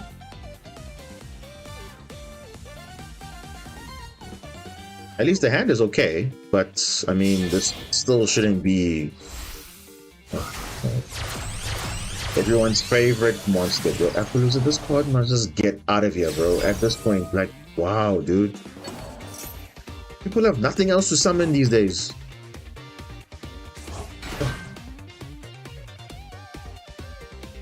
You wanna play a deck that plays through billion hand traps? This is a deck for you. I don't even know. If only I had Nibiru, watch. That would be my 6th draw. So he's gonna make Baron. He's gonna make Baron. He's gonna make he has Apollo. He's got Tia, Saliek or whatever in the back. And he's always got a Horus monster, so if I use Lightning Storm, it will come back. Like, dude, like, what even is this?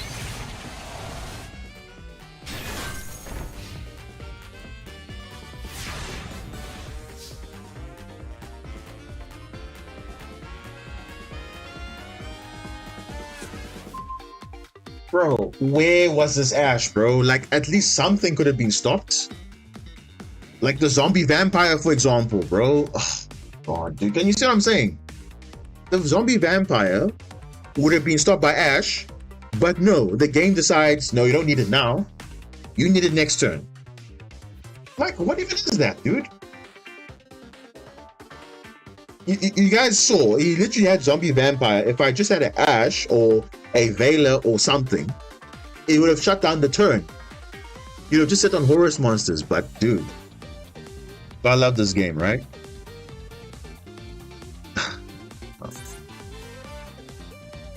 It's so annoying, bro. And it's not like it's annoying because the thing is, you know for a fact you're gonna win the game, but the game decides to cheese you out. Like that previous game with Shifter and other things. And the Diabalzi also, like, oh, dude, I don't even know.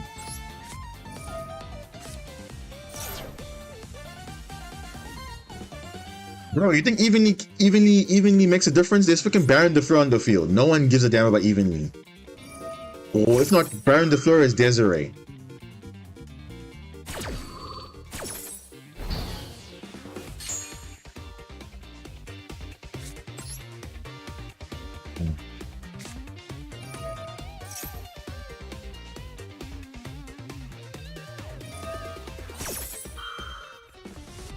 I mean, luckily I got Thrust and a Lightning Storm, so I'm not really too worried. But those things don't even matter if you don't have enough of them. You see, like, if I didn't have Thrust, everything would have just been negated.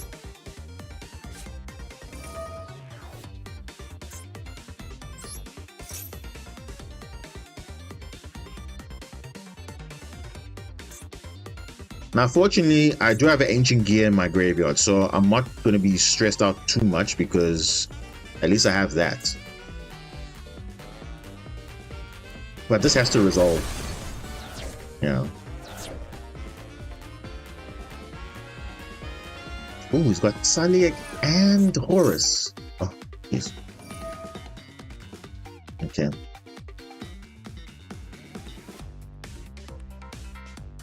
Okay, but I can just use Ash for yeah, this should be GG though. This should be GG. This should be.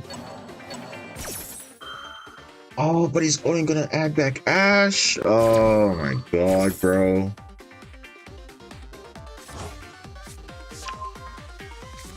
He's gonna add back Ash.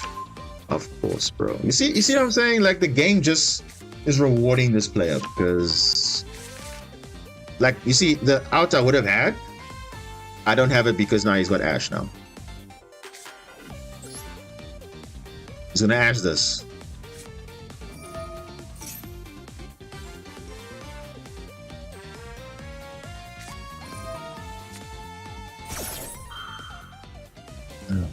Wow. That is some BS, bro. Like, I don't even understand. Like, wow. You give me Ash, I can't even use it. No, I'm not even fine with the Orpha, but the thing is, why is there an Ash in this milled here? That I don't even understand. Why is there an Ash milled here? Why is there a Destroyer milled here? Because I don't understand these type of decks, bro. They just get carried by RNG. So dumb, bro.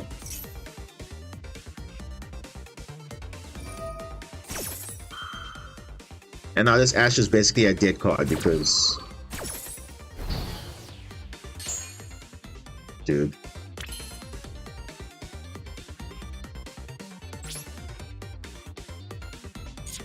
I don't even want to gamble because it's not going to make a difference because this still has a negate on field. Nah, dude, these type of games just piss me off because I know for a fact I can beat these guys. These guys are not that amazing. These guys are not playing like with actual skill. I know for a fact. Like, it's just you just I'm not even worried about what they have on their board. The fact that this guy had everything set up. He just happened to have Ash in his graveyard. He's got Destroyer in his graveyard for follow-up. He's got this would have been all avoided if I just had Ash for the zombie vampire. I don't care about Fairy Tale Snow. I'm not worried about it. But the fact that this game is giving me Ash on turn 6 or turn 2 or whatever as my 6th card doesn't make sense.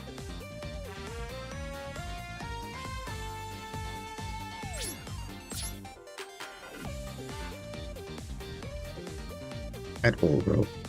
Doesn't make sense.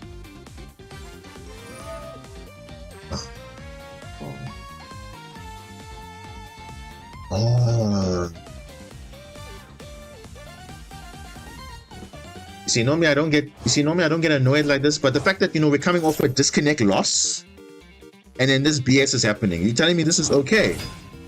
This is not okay at all. Unacceptable. Literally unacceptable. Honestly, this is unacceptable.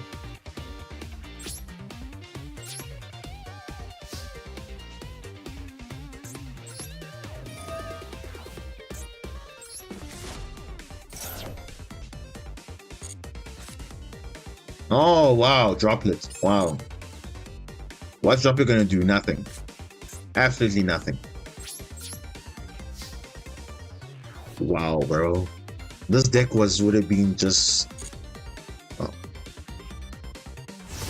You guys could only have imagined if I had managed to resolve Fortress with Tanker and an Ancient Gear in the graveyard. It would have been full combo. GG, game over, done. I like how the game decides who gets to win, who doesn't get to win, just because based on your 6 draws and whatever. Like, this guy had the God tier mills, bro. Nah, bro, I can't accept this because I'm coming off a disconnect loss. Not even my fault. And then the game gets me a card that is basically dead. Ash is doing nothing. I'm not even worried about the Horus card. The fact that he had Ash in his grave is like almost like they knew something has to lose to Ash, and there's that one. Because that's what I lost to. I lost to having Ash in my hand and also losing to an Ash. That's it. I couldn't care less about what the board is. The fact that this guy had an Ash and he was able to get it back is interesting, because there had to be that one card in the graveyard, and there had to be Ash. It just had to be Ash.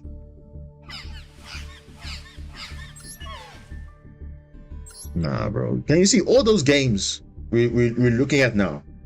Those are all winnable games, and not winnable to the point where like, okay, I'm bragging or anything, but they're actually winnable games. But the game is not deciding that, because the RNG is telling you, nope, you're not supposed to win this game today. Imagine if I had that Ash for the zombie vampire, the game would have been very different. Gosh, bro.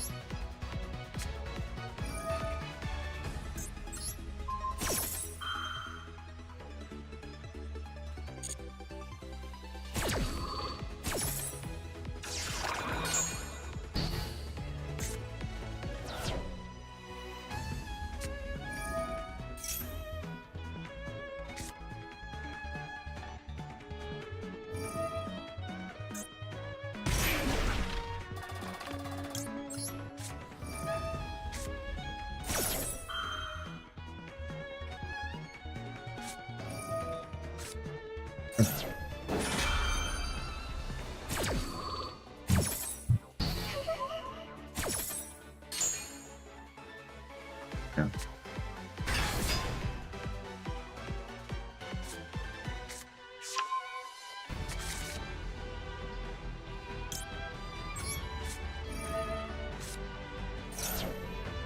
See, this doesn't even matter because they got 2 bodies on field, and they're gonna go a Fiendsmith combo because they cannot do Snake Eyes anymore. Oh my gosh, bro, this game is just so like, wow. They just happen to have Millennium card in their hand also. So you see what I'm saying? Like, it just doesn't even matter anymore, bro. It just doesn't even matter. You maxi, they have Ash or Cross Out or Call By. You draw them, they just go Fiendsmith line, and then they get back to their Snake Eye engine. So it's still, either way, you're still winning. No, you're not winning.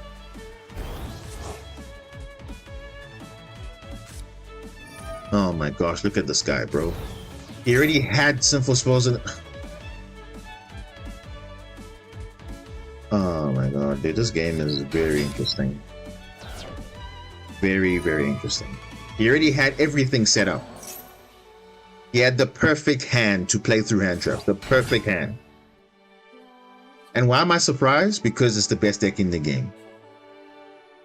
And they want to really showcase that.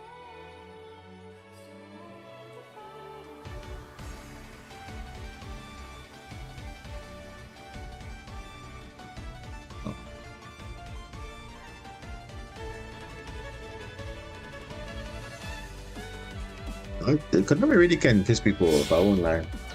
They put you off in a bad mood. Because I'm only in a bad mood because of the fact that I'm coming off a disconnect loss that I didn't even deserve. And I'm getting matchups like this that in hindsight is a winnable situation. But the game is decided from RNG that no, I'm not going to win. Like even now, I had 2 hand traps. Didn't do anything. Didn't do anything.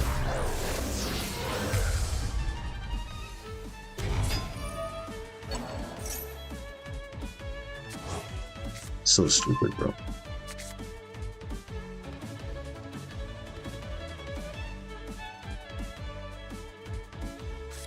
I said they really need to fix their issues because, especially, I'm just praying that their ban list that comes up better be good because, yeah, it better be good. That's all I'm saying.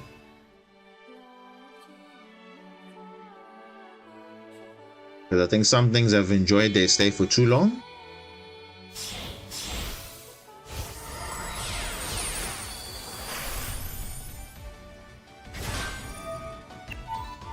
Beatrice has definitely got to go. Like, I'm not even kidding, guys. Beatrice has got to go. Like, no, I think everyone can agree Beatrice is just a problem in general. It just needs to go. Okay? I know, yes, people don't really need it, but Beatrice just needs to go. It's giving people options like these decks through Duel. They don't care. Honestly, they don't care. The thing is, Diablo Star to 1, you think that's, I don't think that makes even a difference also. We have to hurt the Fiendsmith engine some way. Somehow.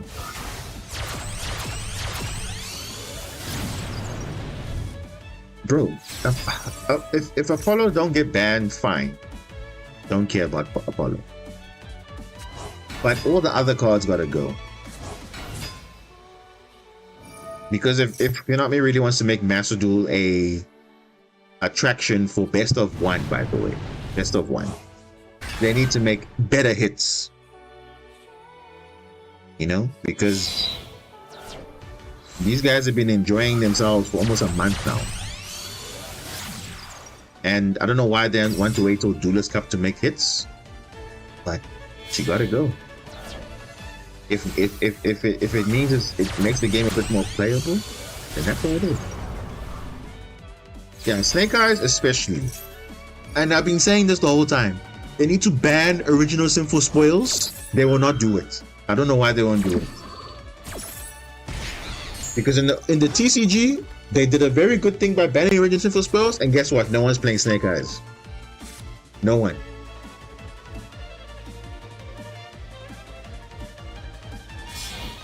Because you're telling me they want to have Snake Eyes, Ryzeal, and Malice, Blue Eyes exist in the same thing? Oh my god, bro. Mind you, this is through... This is... Wow, bro. How is he able to do all of this? Ah, dude.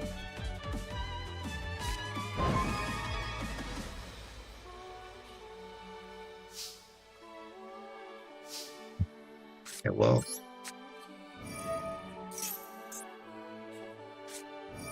This is stupid, bro. He has hand traps as well? Nah, dude. I don't even know, bro. Like, what even is the point, though? What even is the point? Do I draw 2? Do I take control? What do I do? A Promethean, though.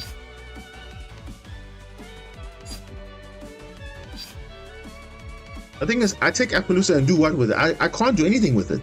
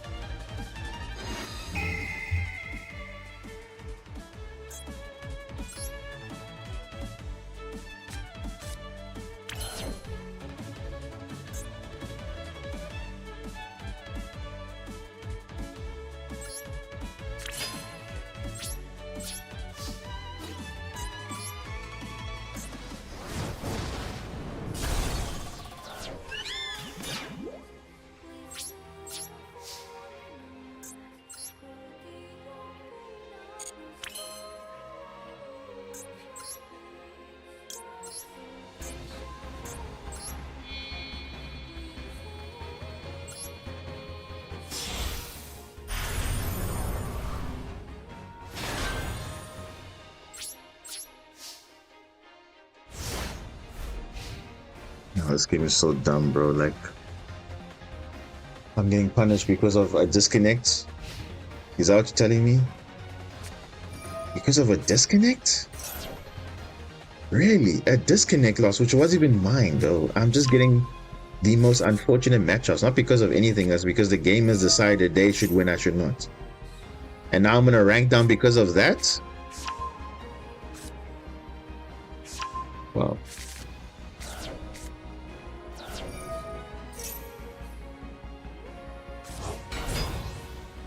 Talk about unfortunate, eh? Yeah, it's GG because literally, as you can see, this guy's got like infinite follow-up. So it doesn't even matter, bro. Like, wow.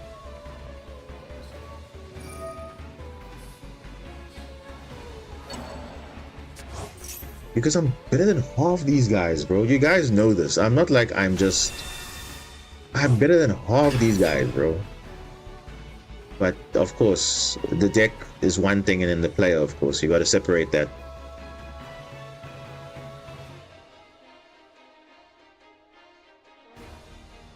Because my only issue is that I'm being punished because of a disconnect.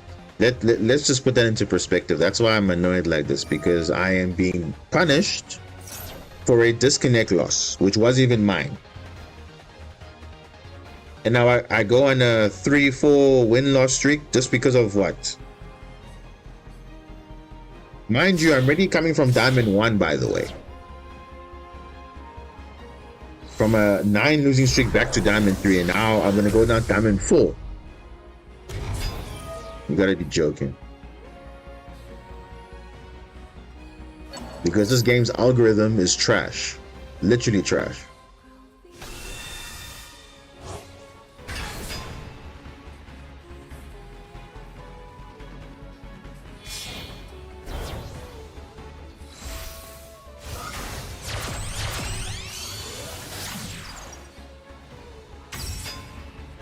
Now I will say this. Ironically, I'm gonna say this. I think the Tillerman format was way better than this. Because at least Tillerman, okay, it's RNG, yeah, but the games were not like super overwhelming or whatever. It was kind of somewhat playable. But this, nah, bro, this is like, people have way too many things going on.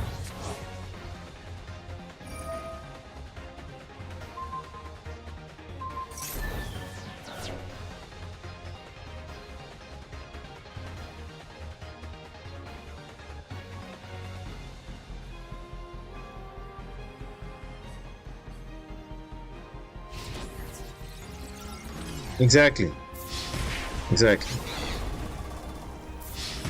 Because and remember, the reason why it's too long is because it doesn't have any restrictions.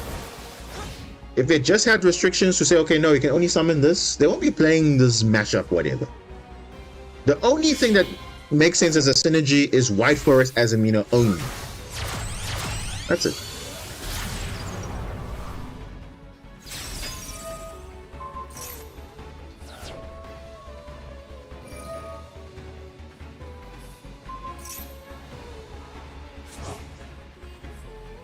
Okay, the reason why I say Tillerman format was objectively better than this one is because then your hand traps actually meant something. Like if you add something and you wait for you and you hold on to your Veilers or whatever, then it actually does shut down their turn. But this doesn't do anything though. And now look, Desiree is gonna negate my urging schedule. Can you see what I'm saying, gang? Like this is literally what's gonna happen now. This is the one card that's gonna save me, but now Desiree is going to be there to negate.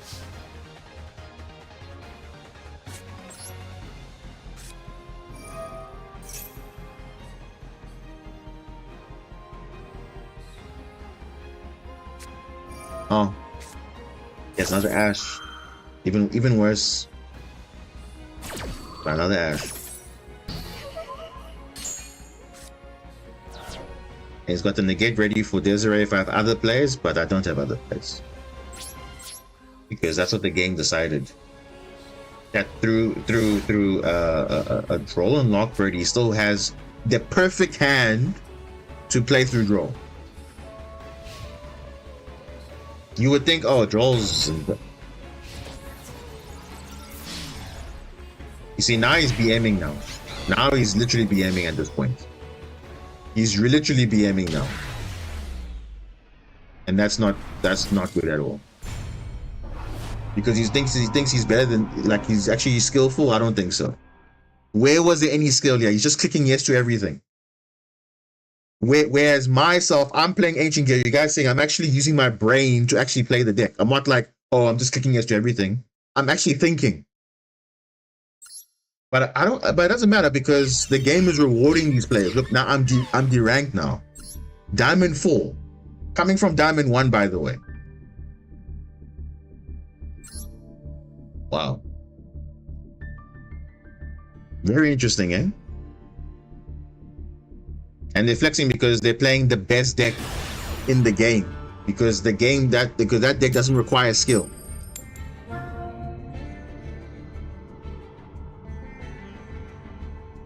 Yeah.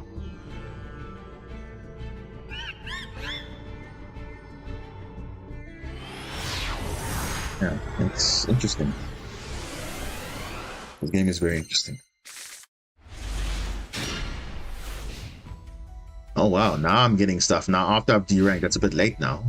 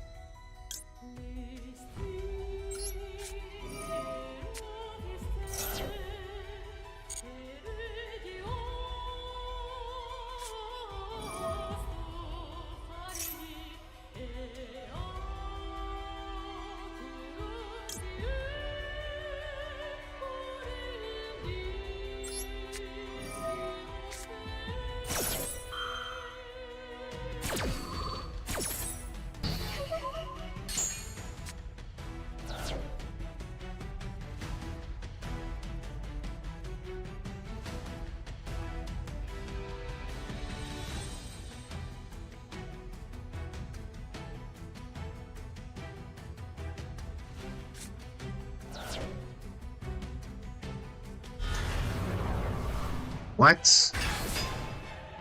Oh gosh. You're gonna make Baron the Fleur, right? Of course you're gonna do that.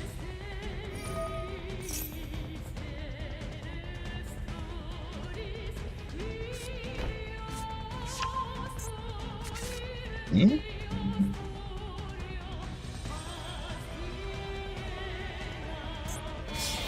Yep, the same culprits. It's the same culprits, bro. Same culprits.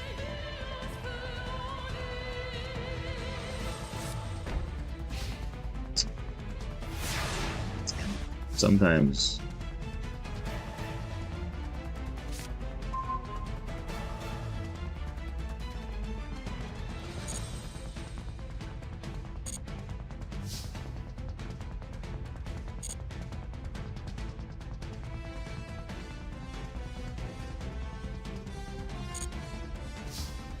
Yeah, they could have made it level 11, but you think they care? Because it's not going to do anything on the field. Baron does something.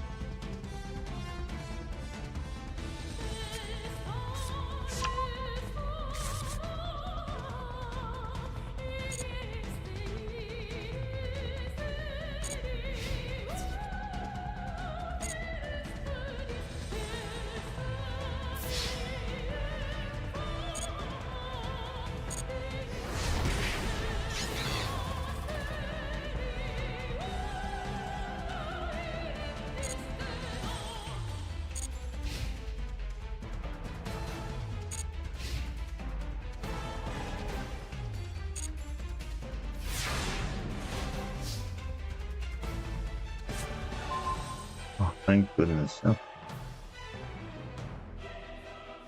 At least something.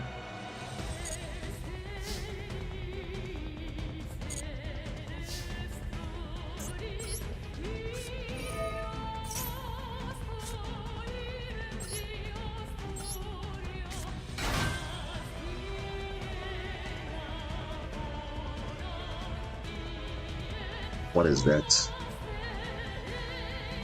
What is this? What is this back row that I don't even know what it is?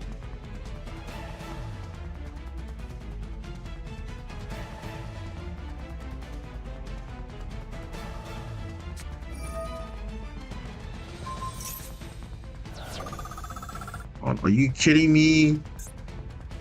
Bro, he didn't even search this thing. He just had it.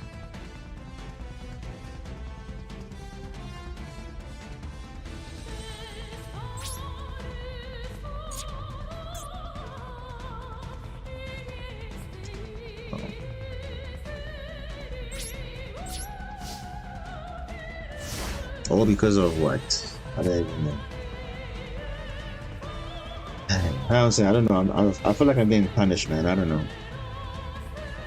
Same thing when I was in Diamond 1. It felt like getting punished again, so I don't even know.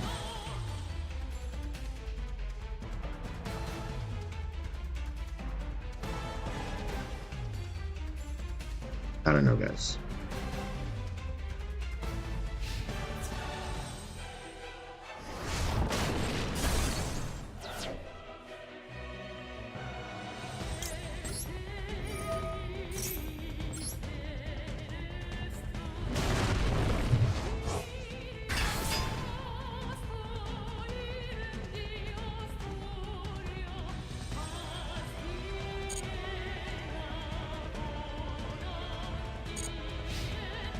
I tell you, you're not wrong there, because I said all started from a disconnect loss. Just saying. So I'm just getting punished because of what? I don't know. Bro, what is this? What is he going into?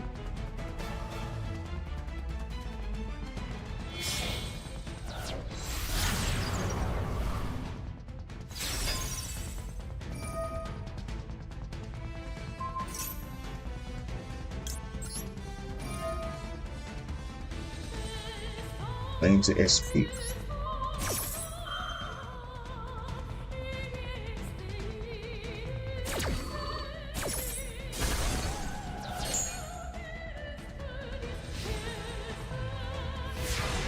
That's fine. You can't. You only use Ogre there because of. Bro. I mean, what else are people going into these days when they have two monsters? Either Moon or SP. But with the extra deck monster, probably SP.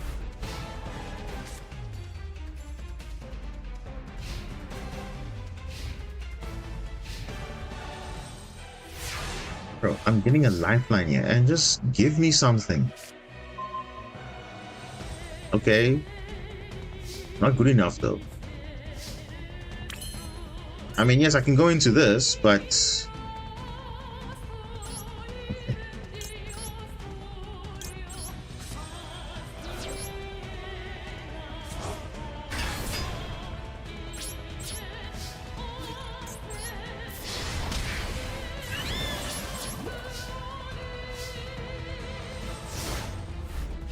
that's why I like this mech in the engine, because at least it keeps coming back every time if you don't deal with it. But at some point it's gonna run out.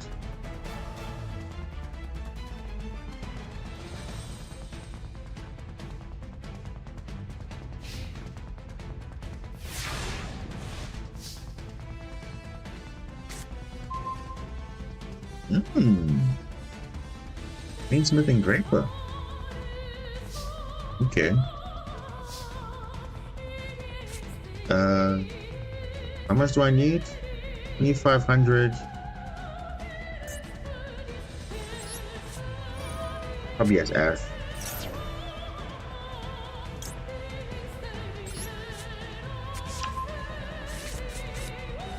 He has Duel. Bro. So he's just also sitting on hand traps also, like.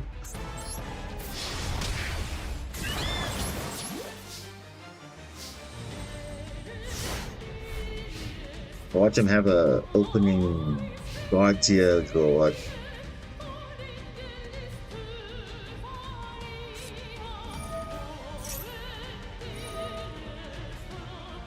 Seriously?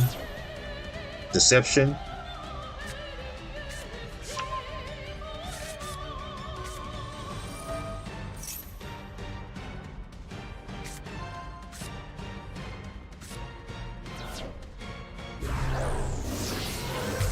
At least I can negate this.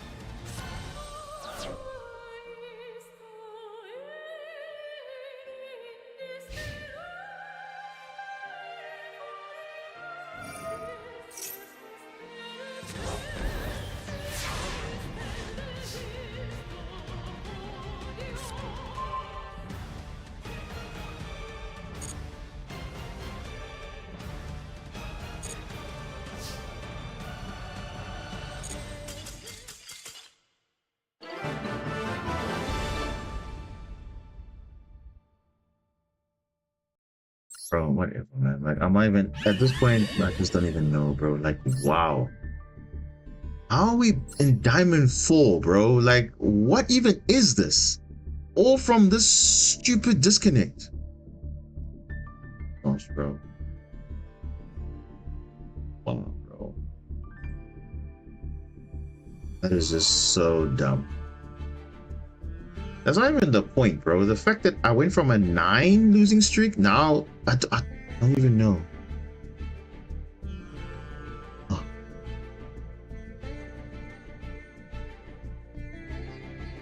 Like, the only matchup which was definite was this one here, but that's because he didn't understand what my fortress did, so he just allowed everything. And then this guy had just stuff to do, but I still was able to do something. And then all of this losing streak, like, where did all of this come from? Matchups which didn't make sense, because honestly I felt like this game here was definitely winnable. This game was winnable. I don't even know. Yeah, you think Marinces will be faring against those decks? I don't think so. I don't think so, given that we were going second the whole time, mind you. Going second the whole time.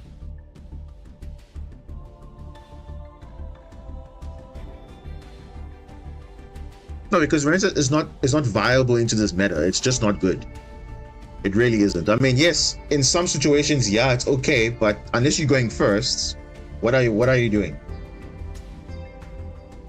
I mean, yes, I can look at your hand, but I mean, then I know what to prepare for. But if I'm going second, not always, but most of the time it's not beneficial. So here's what it is.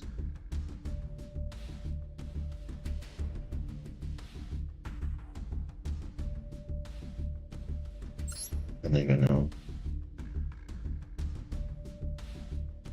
I think I should take a breather. Because, yeah, I don't want this game to be stressing me out for no reason.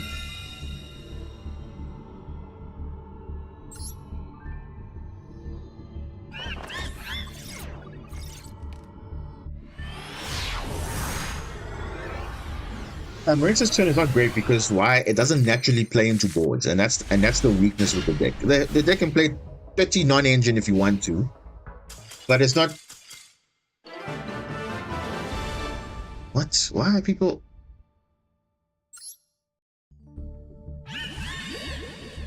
Bro, if I can give you some advice, don't play Tempai.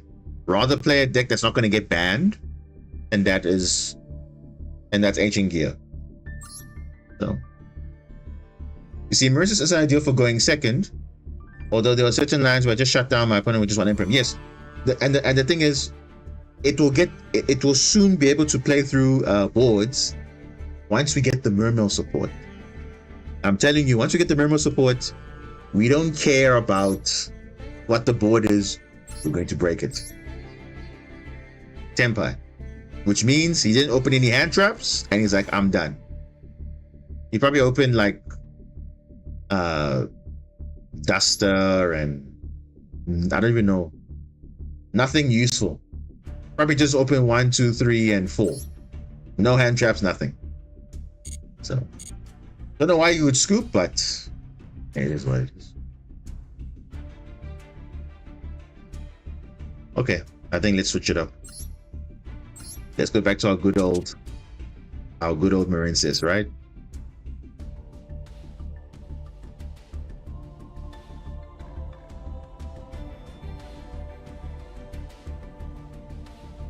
You're saying even if you're playing anti-meta like Marincis and I'm playing S-Force, the RNG tells you when you're gonna win or not. Is how it seems like it, because it clearly I think it's not necessarily your deck per se. I think it's just the power level of turn 1. If your turn 1 is not spamming 10 million negates, then it's not good into the meta, especially going second. It's not good because the one thing also about those decks, they can naturally break boards through playing their engine.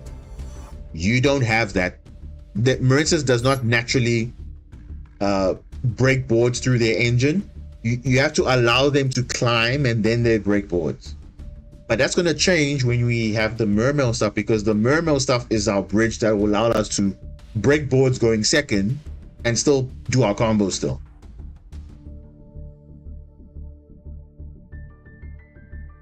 I mean, Aqua Angel is cool, guys. I'm not gonna lie. Aqua Angel is cool, but it doesn't fix our deck.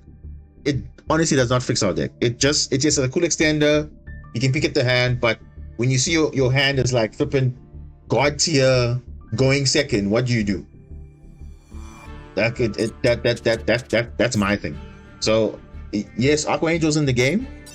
It's cool, but it doesn't fix the issue of we are not able to play well into boards going second. Obviously, yes, we have non-engine like droplets and all those things, but naturally we should be able to just, play into the board, but we can't play into boards, especially with the pure engine, because the game set has to be simplified and then we can break boards. That's the only way.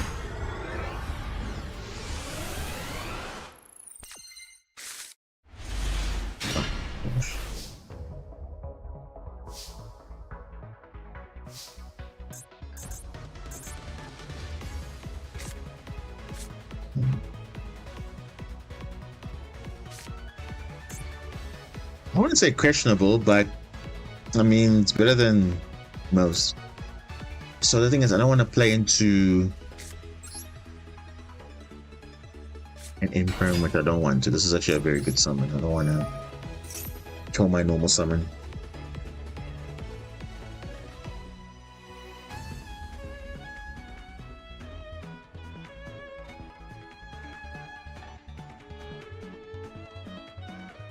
Bro, you have Imperm or Ash, just use it. It'll be a mistake if you use Imperm. It'll be a mistake if you use Ash. It'll be good if you use Maxi or something, that's okay, but he's allowing it? Okay. Now I'm gonna peek at your hand now. He definitely has something. You guys saw he definitely has something. He doesn't want to activate it though. You're gonna find out just now.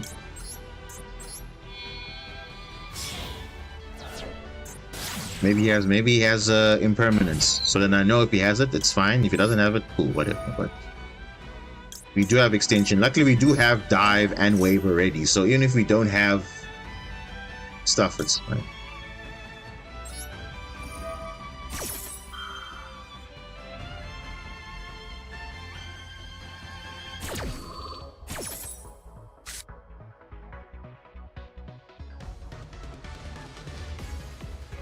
Look at this. This is combo.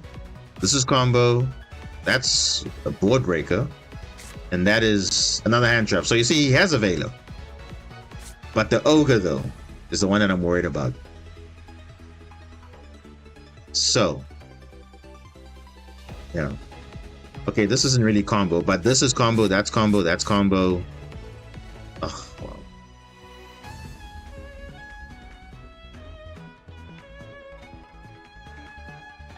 Yeah.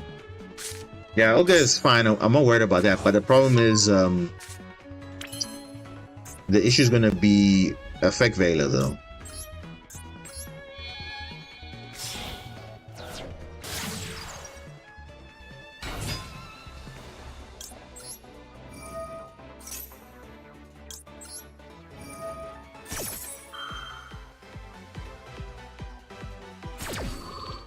What?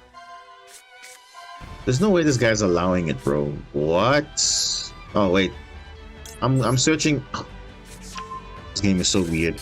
I'm literally searching the thing that I want to search, but okay, I'll just take another. Okay, this is good. So I actually want him to use the Ghost Ogre on this, so that I can actually do my plays.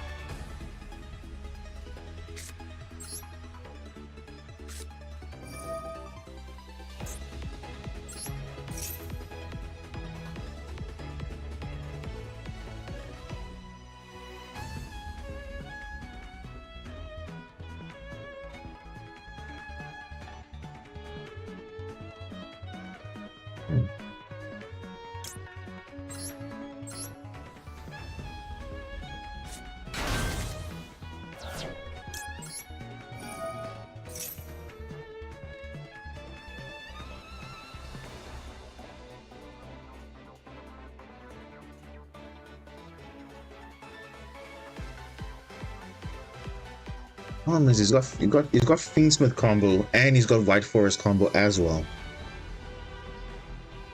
So it's kind of scary though.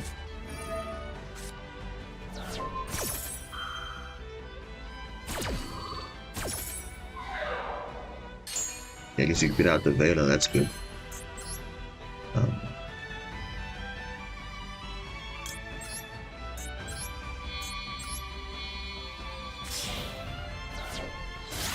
Yeah, I think we're gonna. If he uses Ogre on this, he's not thinking, but it's okay.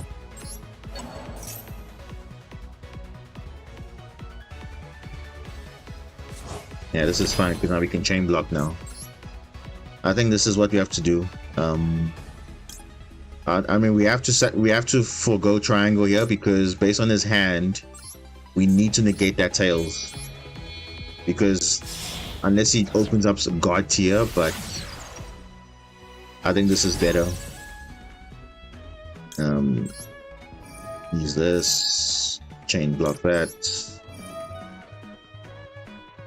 What do I want to add back here? Add this one.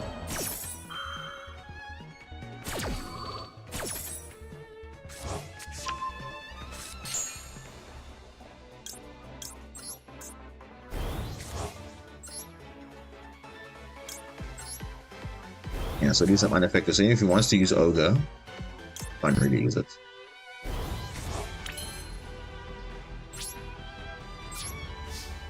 Oh, actually, no, he can't actually activate the tail because he needs to control an illusion or spellcaster. So what we need to do, we actually have to negate the Fiendsmith tract. Oh, bro. Oh. What? Millennium? I'm not gonna negate that. This bro, he just had. You see, that's what I'm saying. Why is he getting rewarded, bro? He's literally getting rewarded for just opening the nuts, bro. Like, honestly. Now he's gonna have full Fiendsmith line, and then the. Because the thing is, I don't want to negate these because he's got the Fiendsman in the hand already. But I guess I can stop it twice, so I guess it's not a big deal.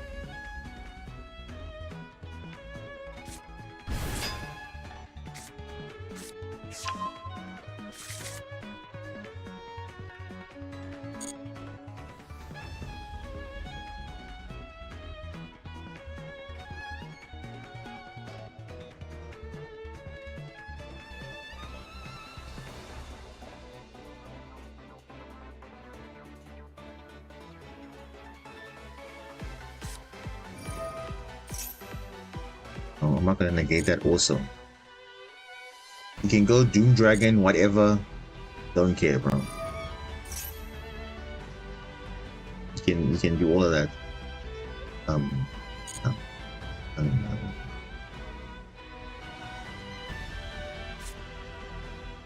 Yeah, the Ghost Ogre is not going to do anything, so you might as well put that there.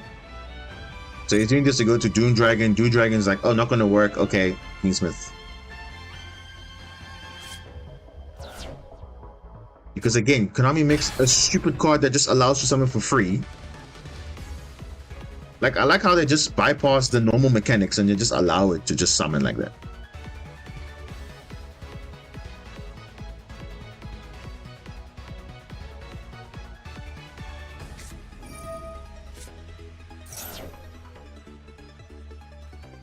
And now they want to use the tract.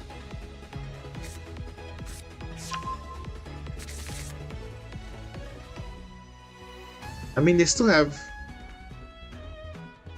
still have Fiendsmith regardless. So do I really need to negate the track now?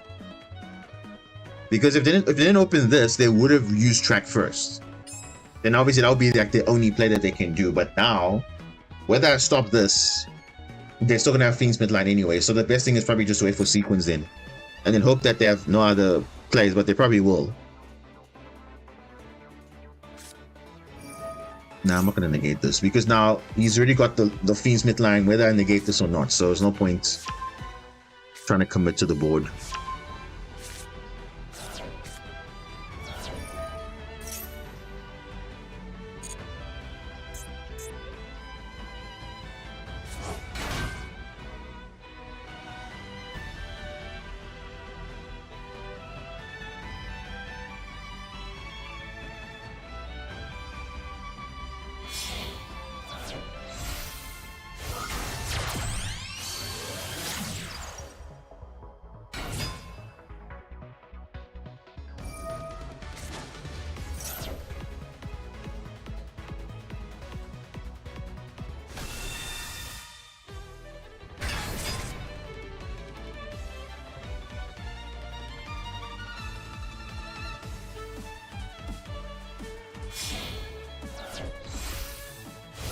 Probably gonna make XP. Of course he will, bro. Because that's the only way you can win this game, bro.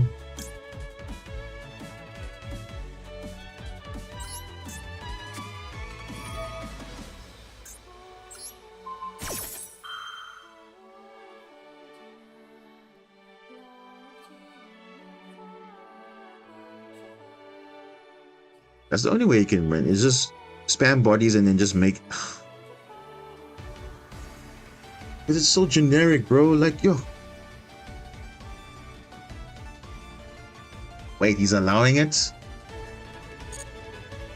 What?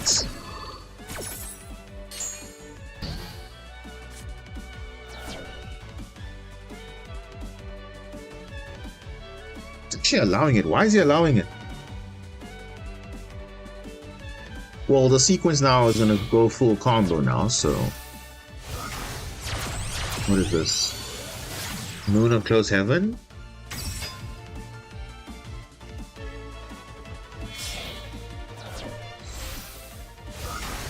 No, I think he wanted to prevent the sequence from resolving, but okay, that's fine.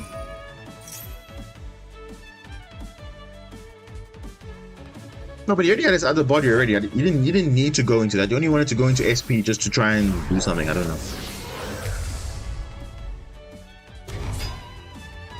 Dude, I don't understand these guys, bro. They just... he didn't have any plays, but he just had the 1 Millennium card, and then all of a sudden now he has plays. But literally, it would have been dead.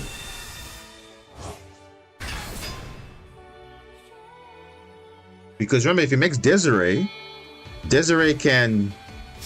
What does he do?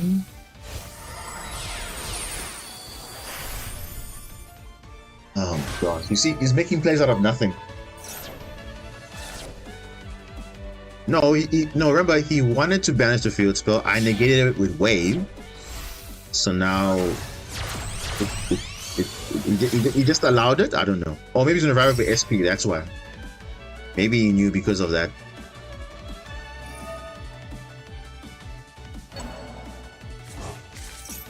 Because this is the White Forest combo that you use for Fiendsmith. You bridge into your Estella.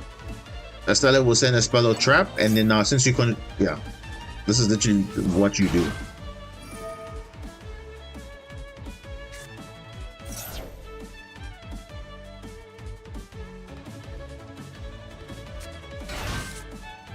And then Sylvie now is the other 1-card combo now.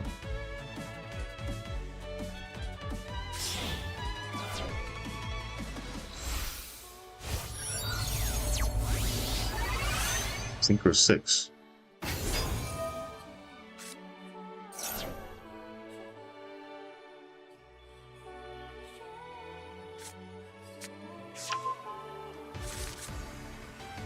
Okay, well, I'll just ban I don't even know what I'm gonna even do. Deception, maybe? Yeah, probably just Deception, maybe. I'll tribute that.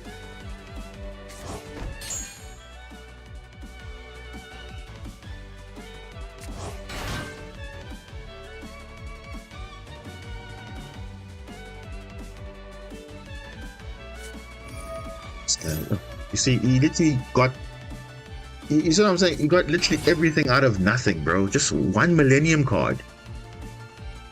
And obviously the Fiendsmith Engraver, but...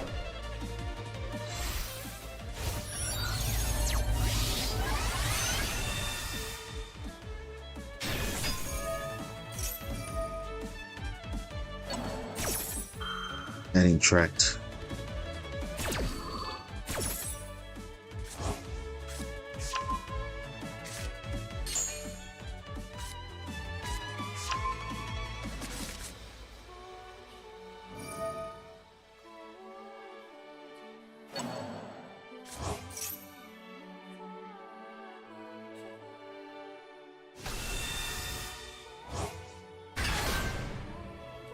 White Forest as Amina Fiendsmith.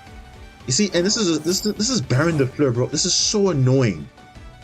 This because should not be possible.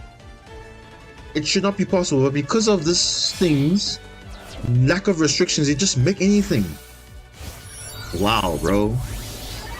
Remember his opening hand? Doesn't even matter now.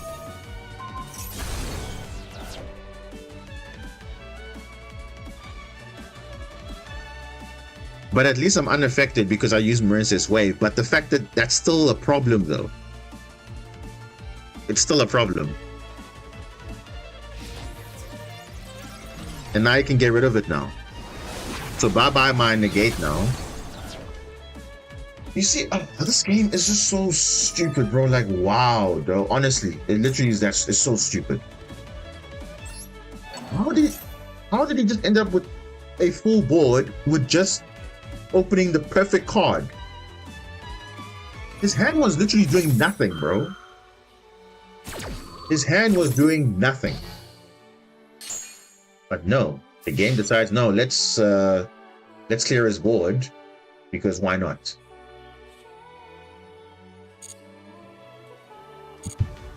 Bro.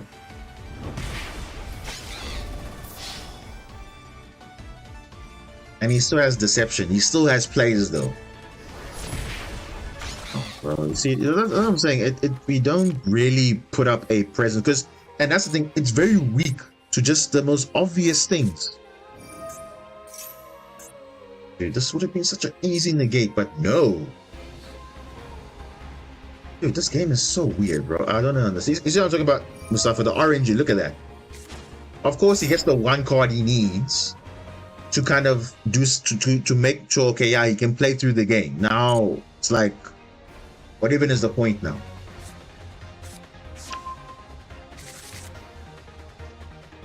Next turn, you're going to bring back SP because I'll control a monster and all those things. Not going to really matter.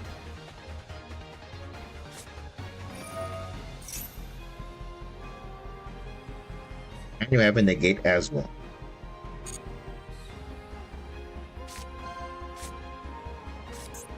Imagine. Just because you drew the perfect card.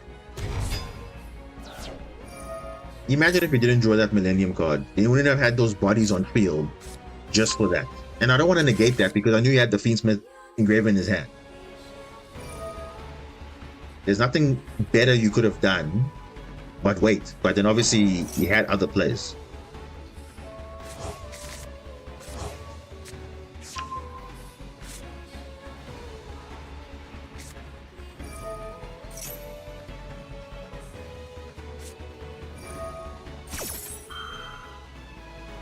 There's literally no way there's no way I could have played it better because I literally knew what his hand was. But of course, the 6 draw in his case is very favorable, and in my case, it's not favorable. It was almost like they knew, okay, no, this is the exact card he needs to kind of play through the board because he has bodies on field. He's able to put bodies on field.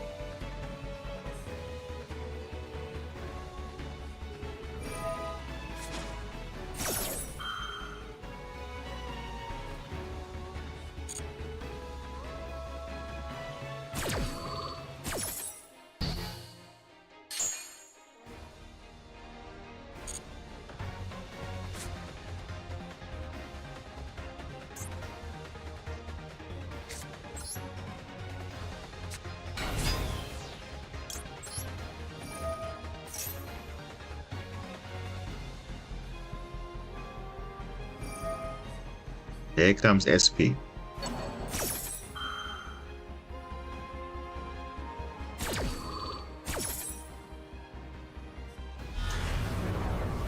Yeah, today I'm very convinced that it's literally rigged, bro, because there's no way this guy has full setup.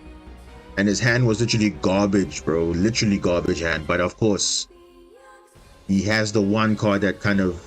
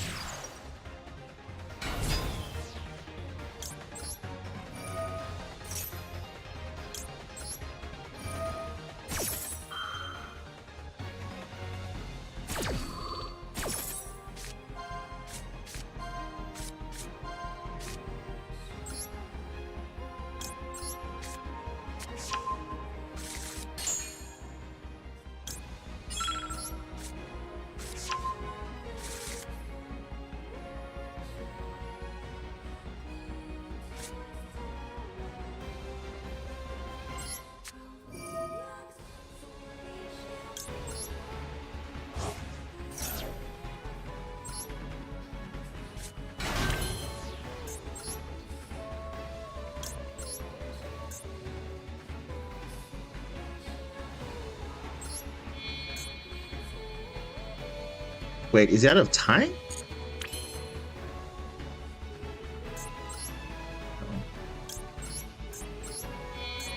Wait, is he out of time?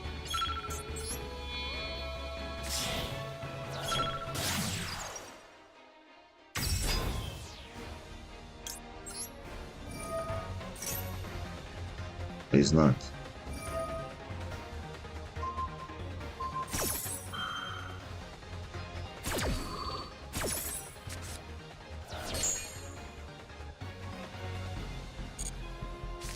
I'm out of time, rather.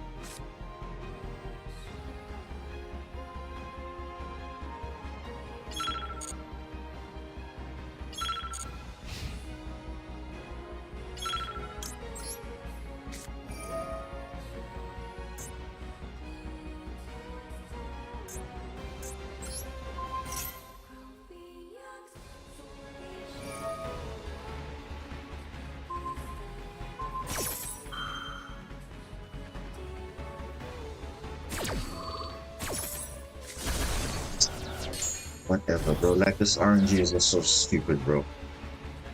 So stupid. There's no way this guy won this game. There's no way, bro. Because, like I said, the RNG in this game is just so bad. So bad. And what did I say earlier? Aqua Angel is not that...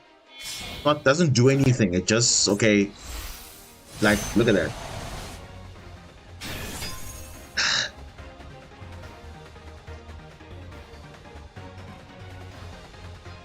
Absolutely no way I would have lost this game.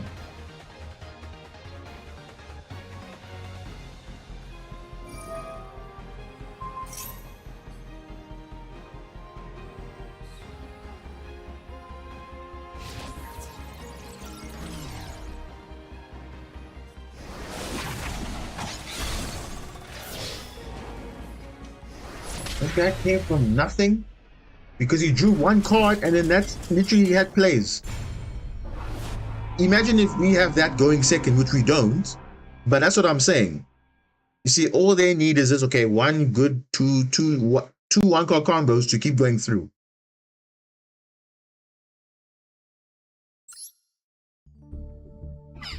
That is so stupid, bro. Like, I don't understand. That's it. The RNG is so messed up because this guy was not supposed to win this matchup. Based on his hand, we played through Vela, we played around Ogre. We made sure, okay, we had a board that was able to deal with, okay, because this was dead.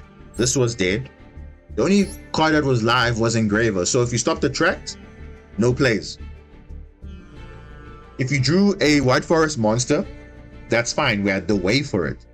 But now we have to waste wave on SP Little Knight, which obviously is not that useful. Yeah, I don't even know. So now, according to the game, I'm bad because I'm playing a bad deck. How am I playing a bad deck?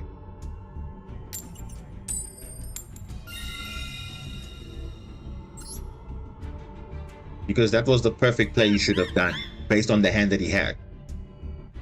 But obviously, the 6th draw, obviously you don't know it, yes, but still. Bro, what?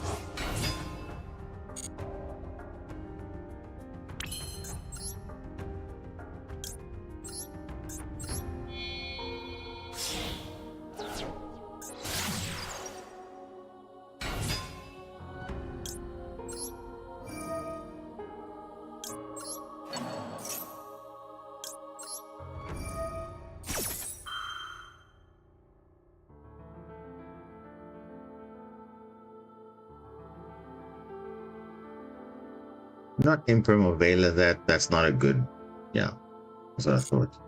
Let's see what you have. Imperm, yeah. So it's Imperm. Okay, so he's playing Blue Eyes.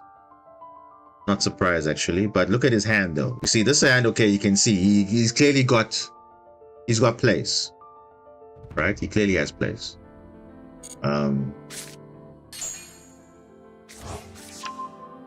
Even for us also, we also have plays.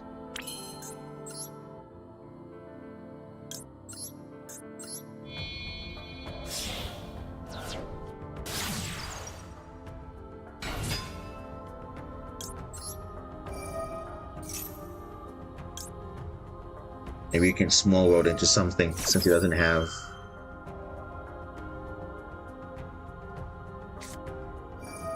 This is fine. The thing is, he has cross out though. I only play one Imperm, so don't worry, I'm not gonna cross out that.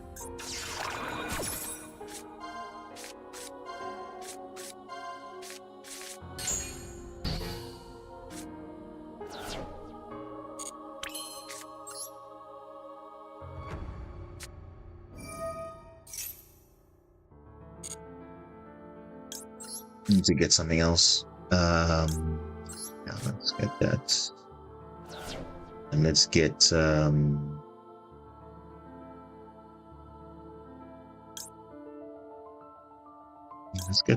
let's just get this. It's only that bad extender, so I don't want to make things. I mean, Mandarin's still good. Even people are cutting it, but you shouldn't be cutting that. Any extension you need is good.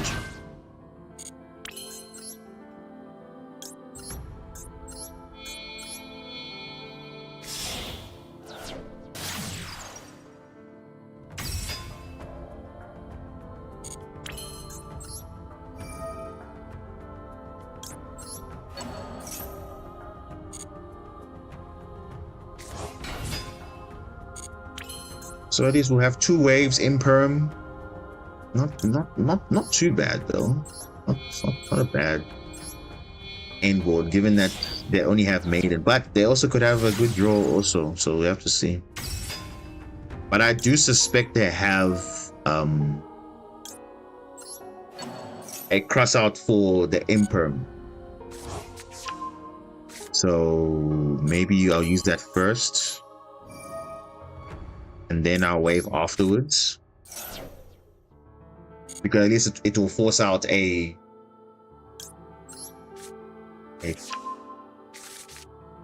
we'll see. But that they already have the setup already, so I don't think it's gonna make a big difference. Because normally they'll use Sage to search Vela, but, or to search Maiden, but if they already have it, then I don't know what they're also gonna be searching.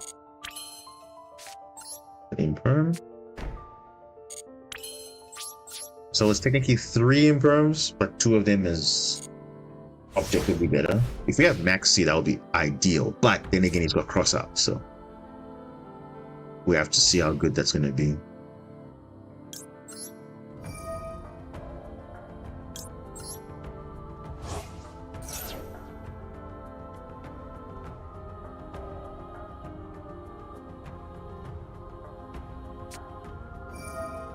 Another imperm. Another imperm.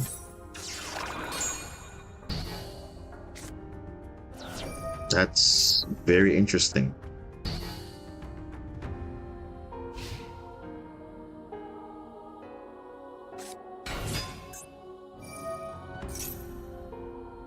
Okay,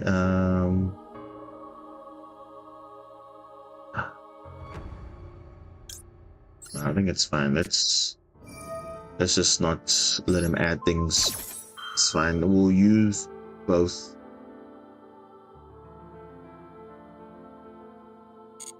Spirit of Eyes of Blue is the next one.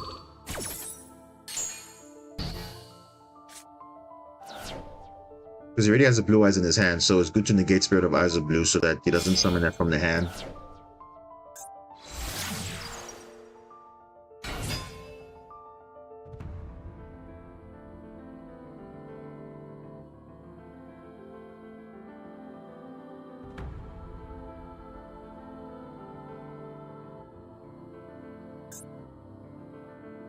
Why is there a delay? I should be able to respond. Yeah, let's respond. Should I made him use the cross out? I think I should. Let me made him with the cross out. If he wants to use cross out designator, then you can use that. I'll just wave. That's fine. That's I knew he had it, so that's why we have a second wave. So he can't summon the blue eyes from the hand, so he has to manually search it now with Maiden.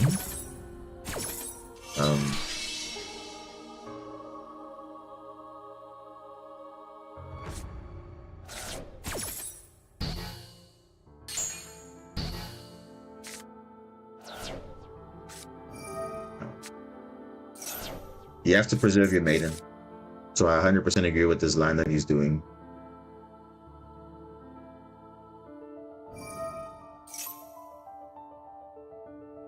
There's some in the blue eye. What? What even?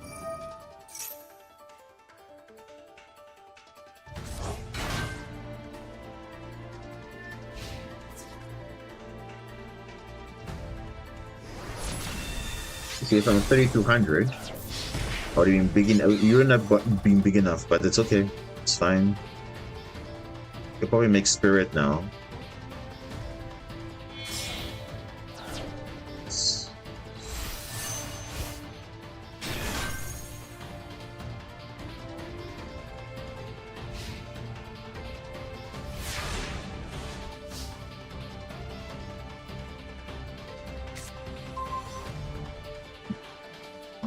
The game is really trolling me, huh?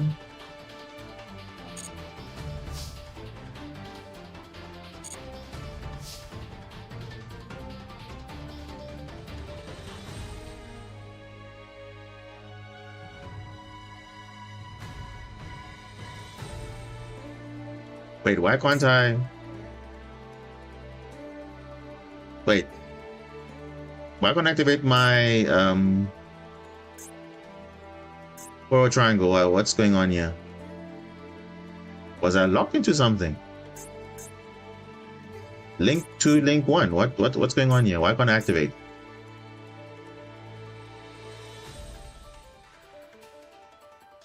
Spirit Dragon, what is it? Something is locking me here. I think it's probably Spirit Dragon, I'm sure. Let me read this. Where is it? Effect, graveyard, okay. Ah, there. You're taking something 2 months at the same time. Ah, yeah, so it does trigger at the same time. Okay, yeah. Well, that's fine. Kind of sucks, but okay. It is what it is. Can't really do anything about it. Is that relevant? Okay, fair enough. But you see, again, I'm being unlucky from the RNG again because they drew a second imperm, which they wouldn't have gone over my bubble reef because Blue Eyes Red Dragon is only 3,000. But I don't know, because then I would have been totally fine because then I'll just obviously banish the core enemy and then make plays from there. But you see, again, I've been cheesed out by the second imperm which they drew again, RNG again. So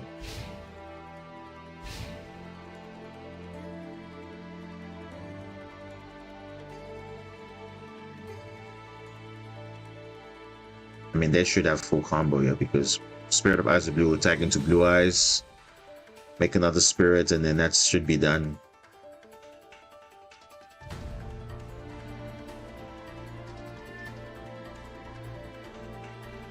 Again, I've been shafted again because now, honestly, who would have thought they drew another imperm?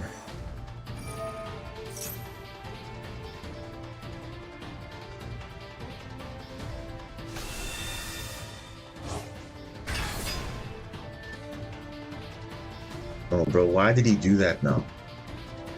This guy's misplaying. He should have used Spirit of Eyes of Blue, tag out into he's just what? This guy's misplaying, but he's gonna win the game. He should have tagged out to summon Blue Eyes from grave with Spirit and then revive Maiden to make the other level 9 again. Huh? He's just being rewarded because the deck is just carrying him. Oh my gosh, look at that. You guys are seeing that, right? He could have summoned Maiden if he had just tagged out Spirit with 4 Blue Eyes White Dragon, but and rather set Majesty or something, but okay.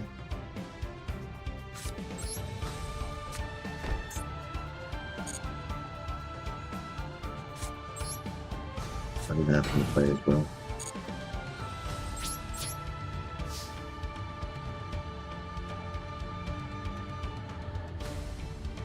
That's unbelievable. And I don't even know.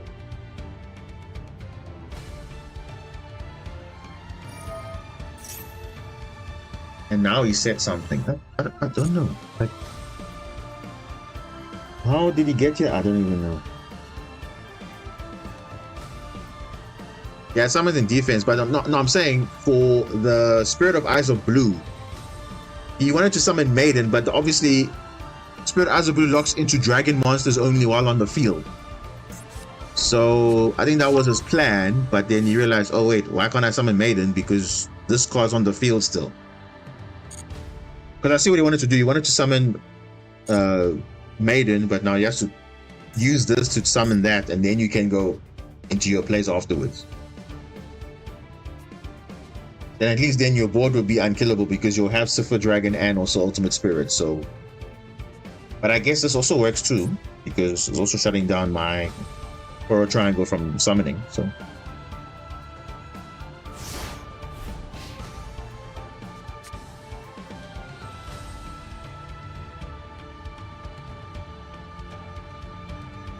I mean, he just wins here because he just happened to have the right card, which was Imperm, which in this case did make a difference here. Ironically enough.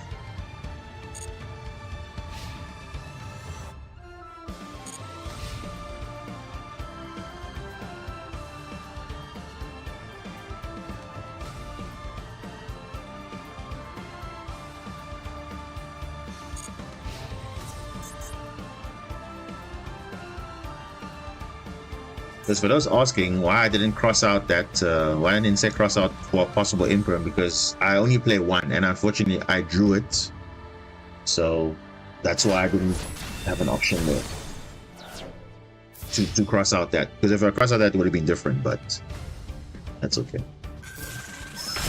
Ooh, animation, nice. But again, same thing. Today I'm just being unfortunate with the RNG and the 6 draw and everything, because when I get a 6 draw, it's not good enough. When they get a 6 draw, it's good enough.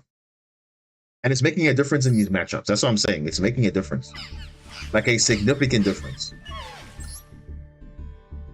Because I would have played around the Spirit Dragon very nicely. I would have gone and banish core an enemy, bring it back, and then obviously I'd wave, bring it back, but no.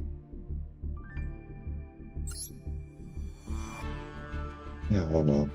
And he literally misplayed, but he still went in up to winning because you don't care. If you're playing a good deck, you don't care, right? Just win regardless.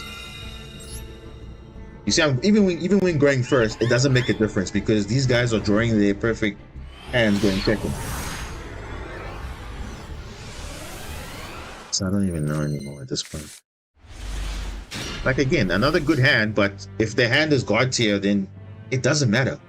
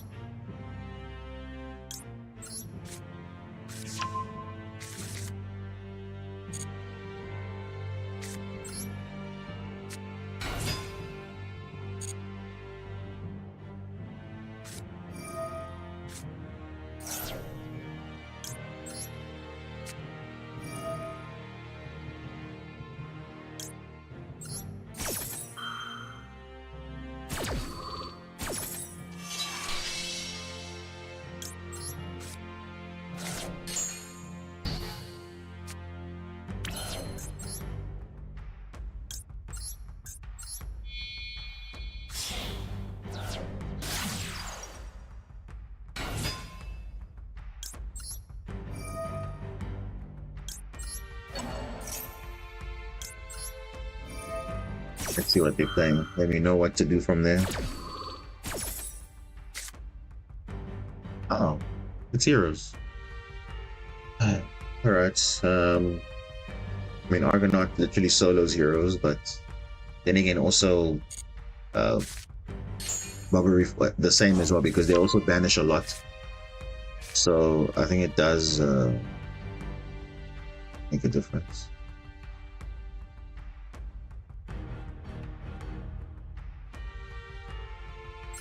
Yeah, but they have actually a crazy hand, actually. They actually have a crazy hand. I have to think of it. They have Increase, which is kind of a brick. And they only have even Vion's also a brick. Like, dude, they live unfortunate here. They actually drew 2 bricks. That's actually interesting. But they got Foolish Burial and Stratos, which is what you want. But hey, what can you do, right?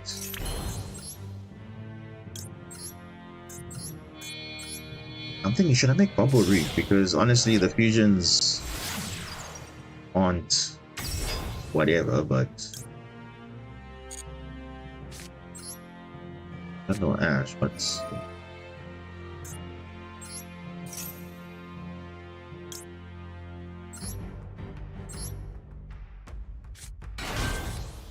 yeah, I think I have to negate that Foolish Burial when it gets to that point, but I don't know, we'll see. Yeah, what's up with my frames though? Is it dropping so much? Why? Why is it dropping so much?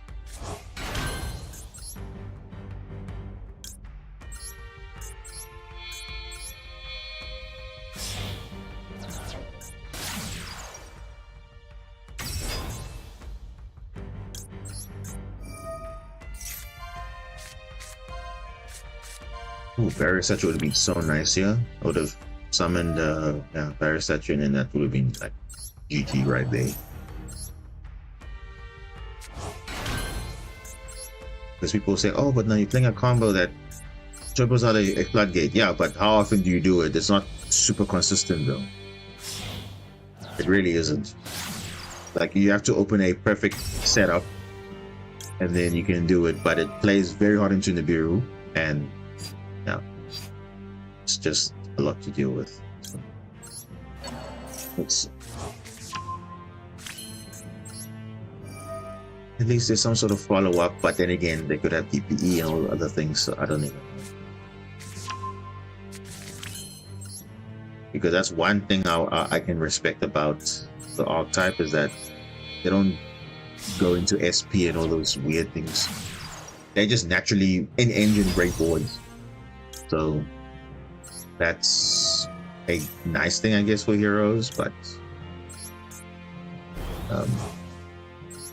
it depends how good they open, and they do lose to draw a lot. So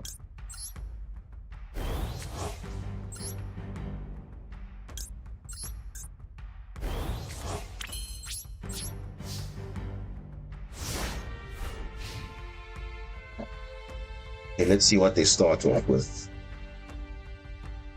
Because obviously Foolish Burial is going to send either Malicious or Shadow Mist.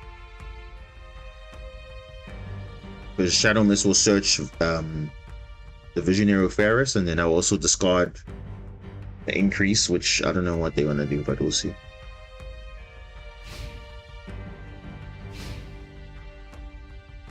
But they literally open with 2 bricks, because Increase and Vion is supposed to be in the deck, not in the hand.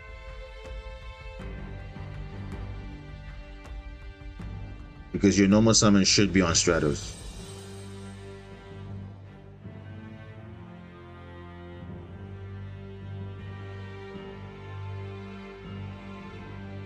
So let's hope whatever their 6 card was, it's gonna be decent. If they have Hero Lives, yeah, no. So now I know this. They're starting with this, so let's negate that, obviously. Unless they drew Ferris, I'll be very surprised if they did, but let's hope. They didn't draw anything good. Because if they're starting with that, it means that it's not looking good. Oh, Ferris, they did draw it. Okay. Okay, no, then they can still kind of play the game a bit.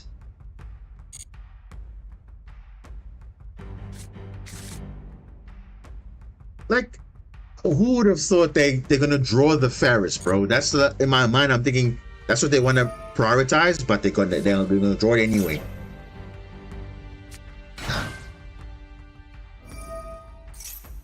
And obviously it's good because they haven't played their normal yet. So I think, dude, this is too many good options. And they still have the normal summon of Vion as well.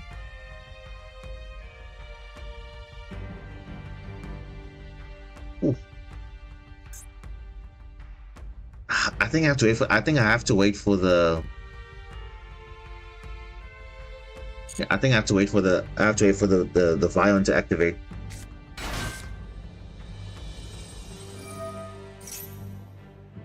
No, I have to him to search Polly. Yes, he's literally got the combo, bro, and I don't understand how he's got it. Because then you see what I'm saying? Again, the same thing is happening all over. Like every game is like this. Their 6 card is the one that they exactly need. But then you come to our games, it's you're barely getting anything. It's like, oh, okay, hey, good luck. You need it. Because this is exactly what you wanted, so that you can play around, you know, disruptions, whatever, then you still combos off with Stratos. Oh, by the way, I'm carrying on.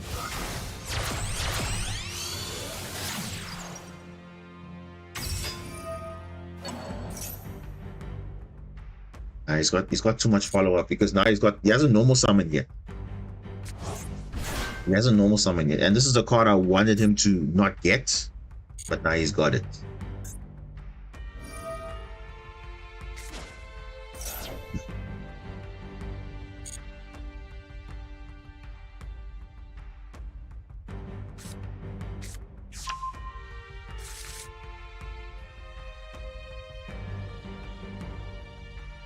Can he search Polly again? Wait.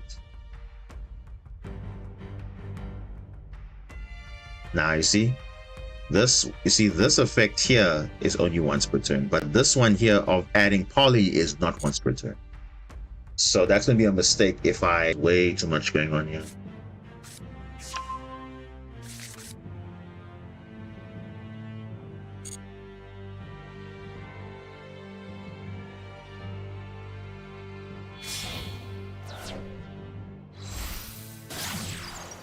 Or divisor.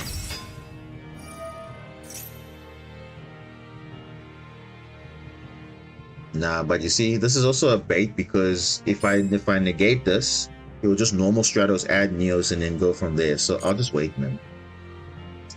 At this point, I have to wait. He's already got the setup, so there's no point trying to do that.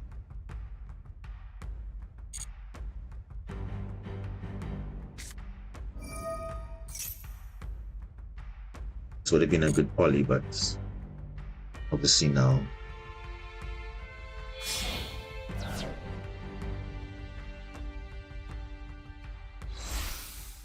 I guess the only thing I can do is negate this.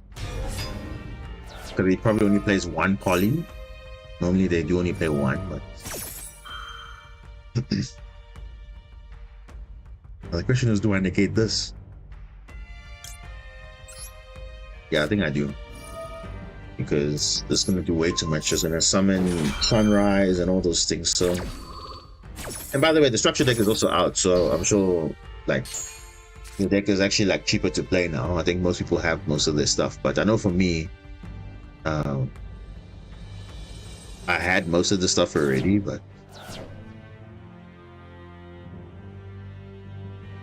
he's still got plays because he's got Stratos can probably go into Plasma. Plasma can yoink a monster, and then that's it. But I don't know if that's going to be enough.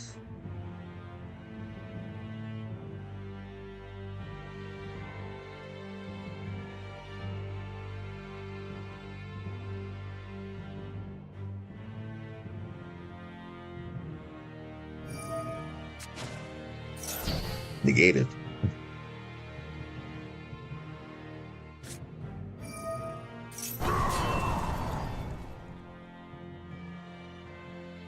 Okay, you drew reinforcement. Okay. Shadow Mist. He wants to normal summon Shadow Mist? But isn't that on the special summon though?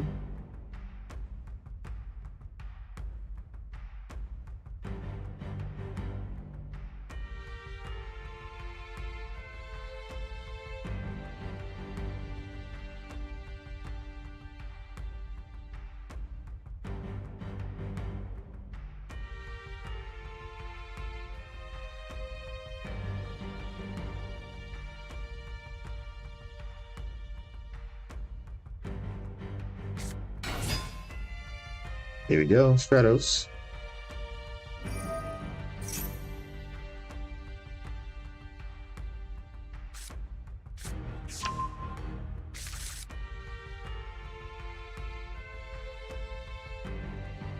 Did he change Shadow Mist to Graver? No, he didn't.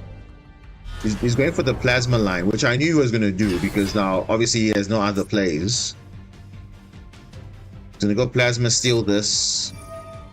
Oh, he drew the Miracle. Bro, what? So he never actually sent Shadow Mist. He just, or did he? I think he did already. Maybe he did. Let me check here. Did he send Shadow Mist? No, he sent Destiny or Malicious though. He didn't send Shadow Mist. But okay. Oh, bro's got Miracle Fusion. He drew it with Liquid Soldier? Wow. Imagine getting the card that you wanted to get off and being negated. It's that one. I say these games are being literally rigged, bro. I'm not even kidding. It's unfortunate.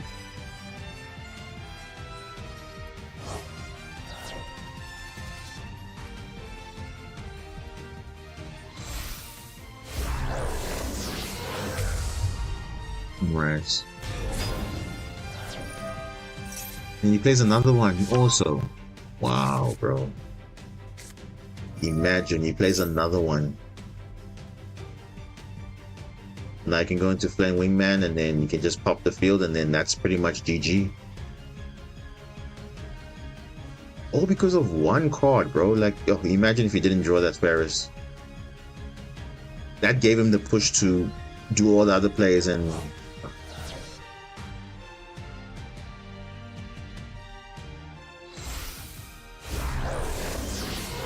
This is such a bad matchups, bro. Like, I don't understand.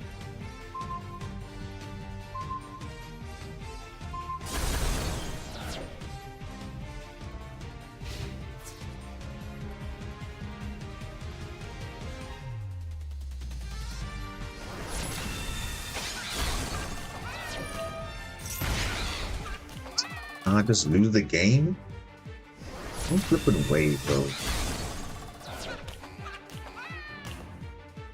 Dude, how is that even possible? Like, you see what I'm saying? All these guys are just winning because of one card that they needed. They didn't struggle, they just had the card in and they just comboing off. Now, in my case, I'm not gonna combo off. Never. Like that. Going second, mind you. And remember, how many times have I went unaffected route with Argonaut? Twice. Never. Bro, I don't even know. Like, I didn't even lose the hero deck. I've beaten so many times because I know exactly what their lines are. Because if you know what their lines are, you know what to stop, how to stop them. I just spoke about how they opened two cards that are supposed to be in the deck. It didn't matter because they drew the Ferris already. I don't even know. Hero players complain about needing more support. They got their support, but they don't need it. That's the difference. You see, when you get support, but you don't need it, aka Snake Eyes, aka whatever. You don't need it, but they give it to you anyway. So some decks get support, they don't need it. Others are begging for support, they don't get it.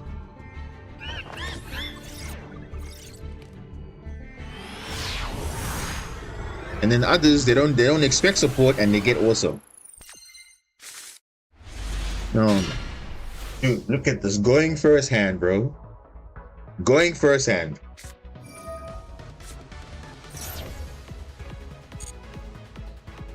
Going first hand. What even is this, bro?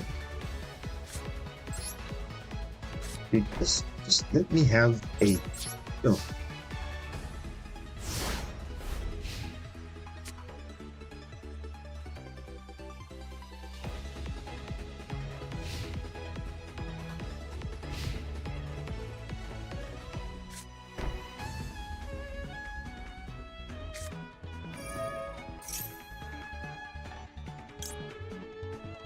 Might as well just kill this.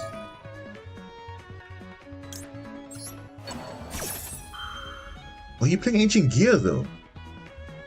Because why you... Bro, you know, I'm not summoning anything.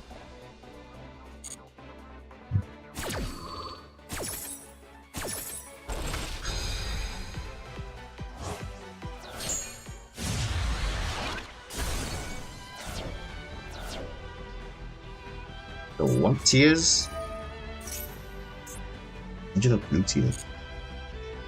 Oh, bro, it's Millennium. Ugh. Dude. More time to combo. Okay, this time I have Nibiru, but he's gonna get a benefit.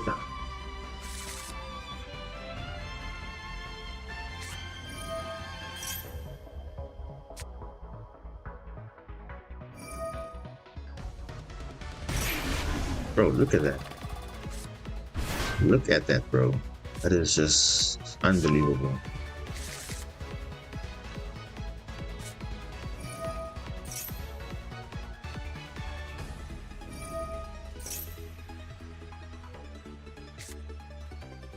Horse.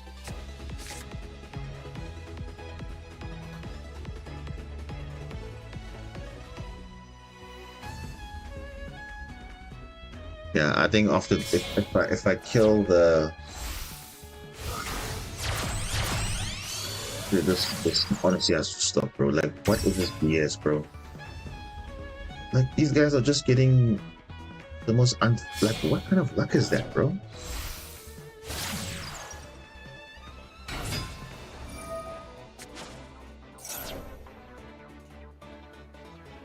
But Trickster, I never saw it as an actual deck, though. To be honest, I never saw it as an actual deck.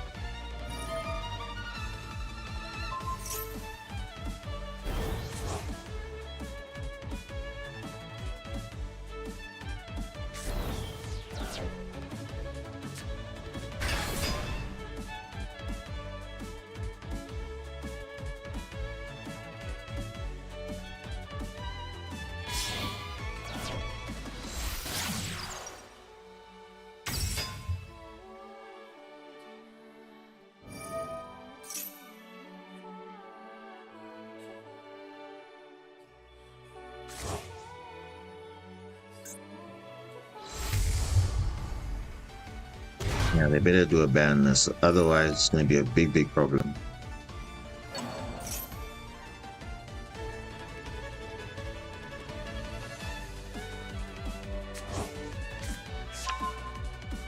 Huh.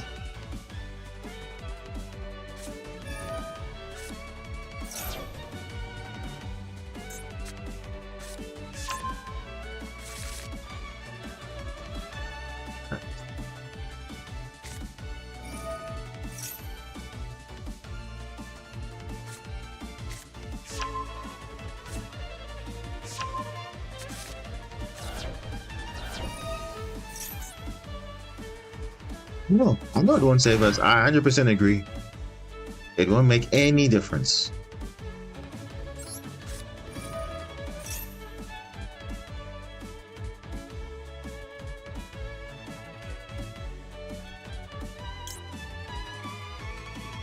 And in case this guy has ideas, let me just DD Crow this now.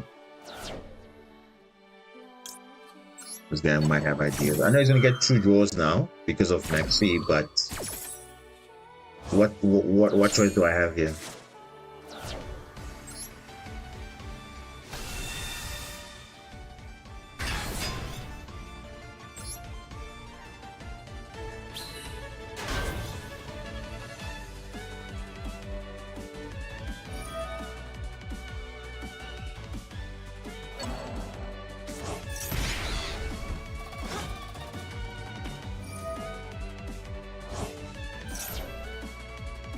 Oh, that is such garbage, bro. Like, you happen to have the right card that will set you a trap deep area? What? Huh?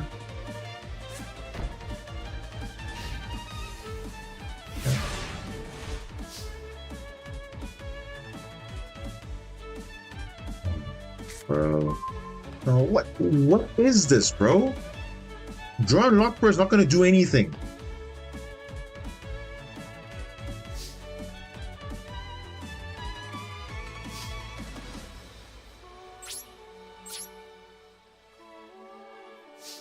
Deep area does nothing for my deck. It does nothing.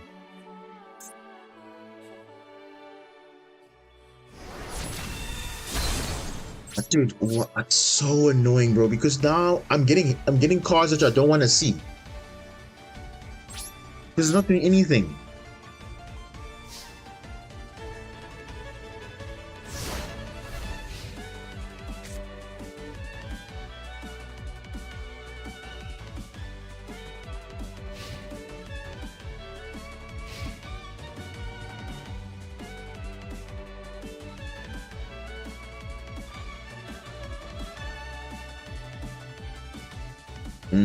Yeah, no, I get what you mean.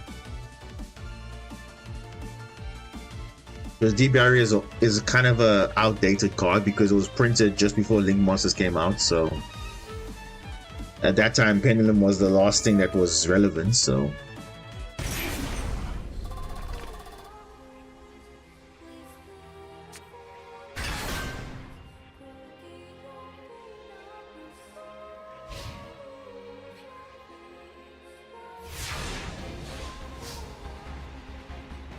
Bro, give me a name, please. Thank you. Game, thank you. Jeez. 2,000 life points. Is it that difficult?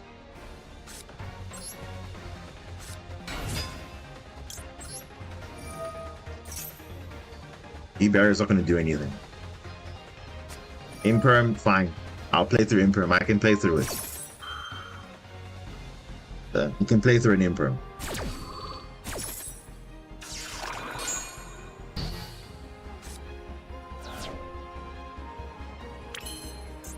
Do you have something else?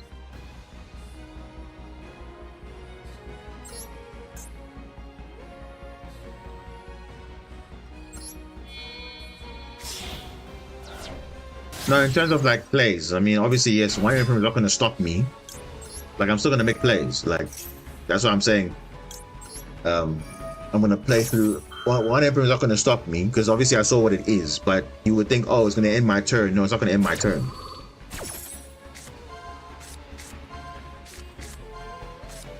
Spring Girl, I'd love to see it. Spring Girl's better in this instance. Even if you Veil is here, it's not. I only need 2,000 points of damage. D barrier is not going to do anything because it's not good. If he Veil is fine, but if he doesn't, great for him. Bro, just I don't connection failed. I doubt that. He probably knew, like, I know this guy's got, he's still gonna play, he's probably gonna, yeah. I mean, I got extension, so Crash Nibiru, an enemy for game, that's it. Nah, guys, I think I need to take a breather because honestly now at this point, this is what we call unacceptable. Like, really unacceptable. I was in Diamond 1 at one point. Now I'm in Diamond 4. That is just something you rarely have heard of, eh? Like, you would expect to go up, but no, not significantly down, because the game is so randomly weird that way. I don't even know. Because literally it's RNG. It's the 6th draw is literally RNG. The cards you don't need, you see them. The cards you want to see, you don't see them. And that's what happened in all those matchups. So if this stream taught you anything, guys, doesn't matter what deck you play. It's literally luck of the draw. You can draw as many consistency cards as you want. You're not going to see any of them. Because your 1-ofs, your 2-ofs, you're going to see them more than your 3-ofs. That's what the game is telling me. Especially Master Duel's algorithm and Shuffler. That's what they're telling me. I don't care how consistent your deck is. You're going to draw the bricks, you're going to draw the bricks. And that's what even the hero player, they drew 2 bricks that are supposed to be in their deck. But it didn't matter because they drew the Ferris anyway. And that literally changed everything. Yes, Heart of the Cards is for the anime. That is different because the difference between Heart of the Cards and this, Heart of the Cards is based on what it is. It's just an anime thing, right? Oh yes, we can believe, yes, but in those matchups where I was literally going to win, had I just gotten the right card in that right moment, they're like, no. Or I had the right card, but they also had the right card too. So, and their boards were like ridiculous. But okay. And remember, notice we went 3 times. 3 times, I think. We went unaffected Argonaut. It didn't matter. 3 times. So, are people really saying Argonaut is a good option? I don't think it's a good option at all, because it doesn't do anything. Clearly, it clearly doesn't do anything. We need more than that, you know. And the fact that the spell effect, the spell trap negates on your opponent's turn doesn't also help too, because sometimes you also want to play through on your turn, but yet you can't, because For some reason, they decided to print it only on your opponent's turn. I don't know what's the significance of that, because you obviously want to make plays on your turn to be protected. I mean, that's why you do that, but it's just not good enough. And that's why I will keep saying this. Bubble Reef is objectively better than Argonaut, because Bubble Reef on her own can do more than what Argonaut wants to do. How many times the field spell was outed? Literally, like, the field spell has no protection, and it doesn't give any additional benefits other than just boosting attack. Okay, but at least give it protection, because yes, you're making a monster unaffected, but come on. Argonaut doesn't do anything. And then negates on the opponent's turn, which is not good. Why can't it be every turn? Because remember, the downside is we are losing equip cards. So why do you want to keep our equip cards sitting there in the back row? Why can't we use them? You understand? So we summoned Argonaut 3 times unaffected. 3 times.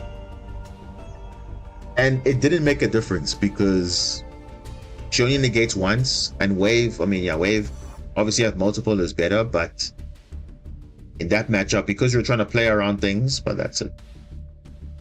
The only protection you can get is a Sleepy Minimum, and the card's awful. And again, it's just design, bro. Like, okay, I'll say this, right? Remember we spoke about for an enemy being perfectly balanced for the game, because, hey, okay, yes, you locked into orders, you have less targets because it's 1500 or less, which is fine. It's trying to stick to its archetype, because most of the archetype monsters are 1500 or less, which is fine. Not all of them, but the main deck monsters, that is. Okay, cool. But then you have Promethean Princess, who just doesn't care, revives any fire with no restriction. What? Like, it's basically the same card. Literally the same card. Only difference is it doesn't require 2 water monsters.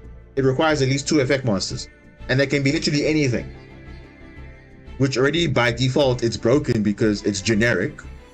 And 3, it benefits fire decks because all fire decks can use it. You can do other plays and you can still go into that and then still make great plays. But enemy doesn't do that, which is like, okay, what? So that's what I'm saying. Give us the Mermail support and you guys are going to see that is a deck that is going to be scary for if you're going to be facing Marincius with that. It's going to be, because remember right now what you're seeing on the face value is literally 1 deck. All of this is 1 deck. It's just a bunch of extenders and hand trap board breakers. But when you get the Mermail stuff, it's going to be literally 2 different decks, because you're going to, obviously if you're going second especially, you're going to be using the Mermail stuff first if you have that options available. And it's quite difficult because those guys are bouncing cards to the hand, they're destroying cards, and the problem is they send for cost. So you think, oh, I'm going to negate this first effect, but the second effect is resolving also. So you think, oh no, I'm stopping this line, but I'm actually, there's another thing going on here. I can chain block, whatever. So you can't really deal with it naturally. And that's literally what you want. You have options going first, you have options going second, because let's be honest, if you look at what Mermail is doing on its own, it's doing very well, especially in the TCG is doing very well. OTG not so much, because obviously they're not thinking about it that well, but it is up there, but not totally up there. But if you ask anyone in the TCG, Mermail is, like, in their eyes, top tier, because it's very good going first, it's very good going second, it's very... Do I have an ideal Mermail Momentous build in mind? I already have it, guys. I've been playing that build. I've refined it. I've discovered the combos, and this is against what you're currently going to be expecting in the future, against Primite Blue Eyes, against Ryziel, against Malice, against even the new stuff that's being announced. You know, all these Dragon Tail and all these other things. Even Yummy, that Link 1 synchro archetype, whatever. Even that, you are still able to break boards, establish boards, and then obviously make your presence known. We're not spamming the gates. That's not what the deck is trying to achieve. It's about just doing it. Playing the game naturally and having fun doing it. Like you see, I'm having fun playing Ancient Gear, just naturally playing through the board.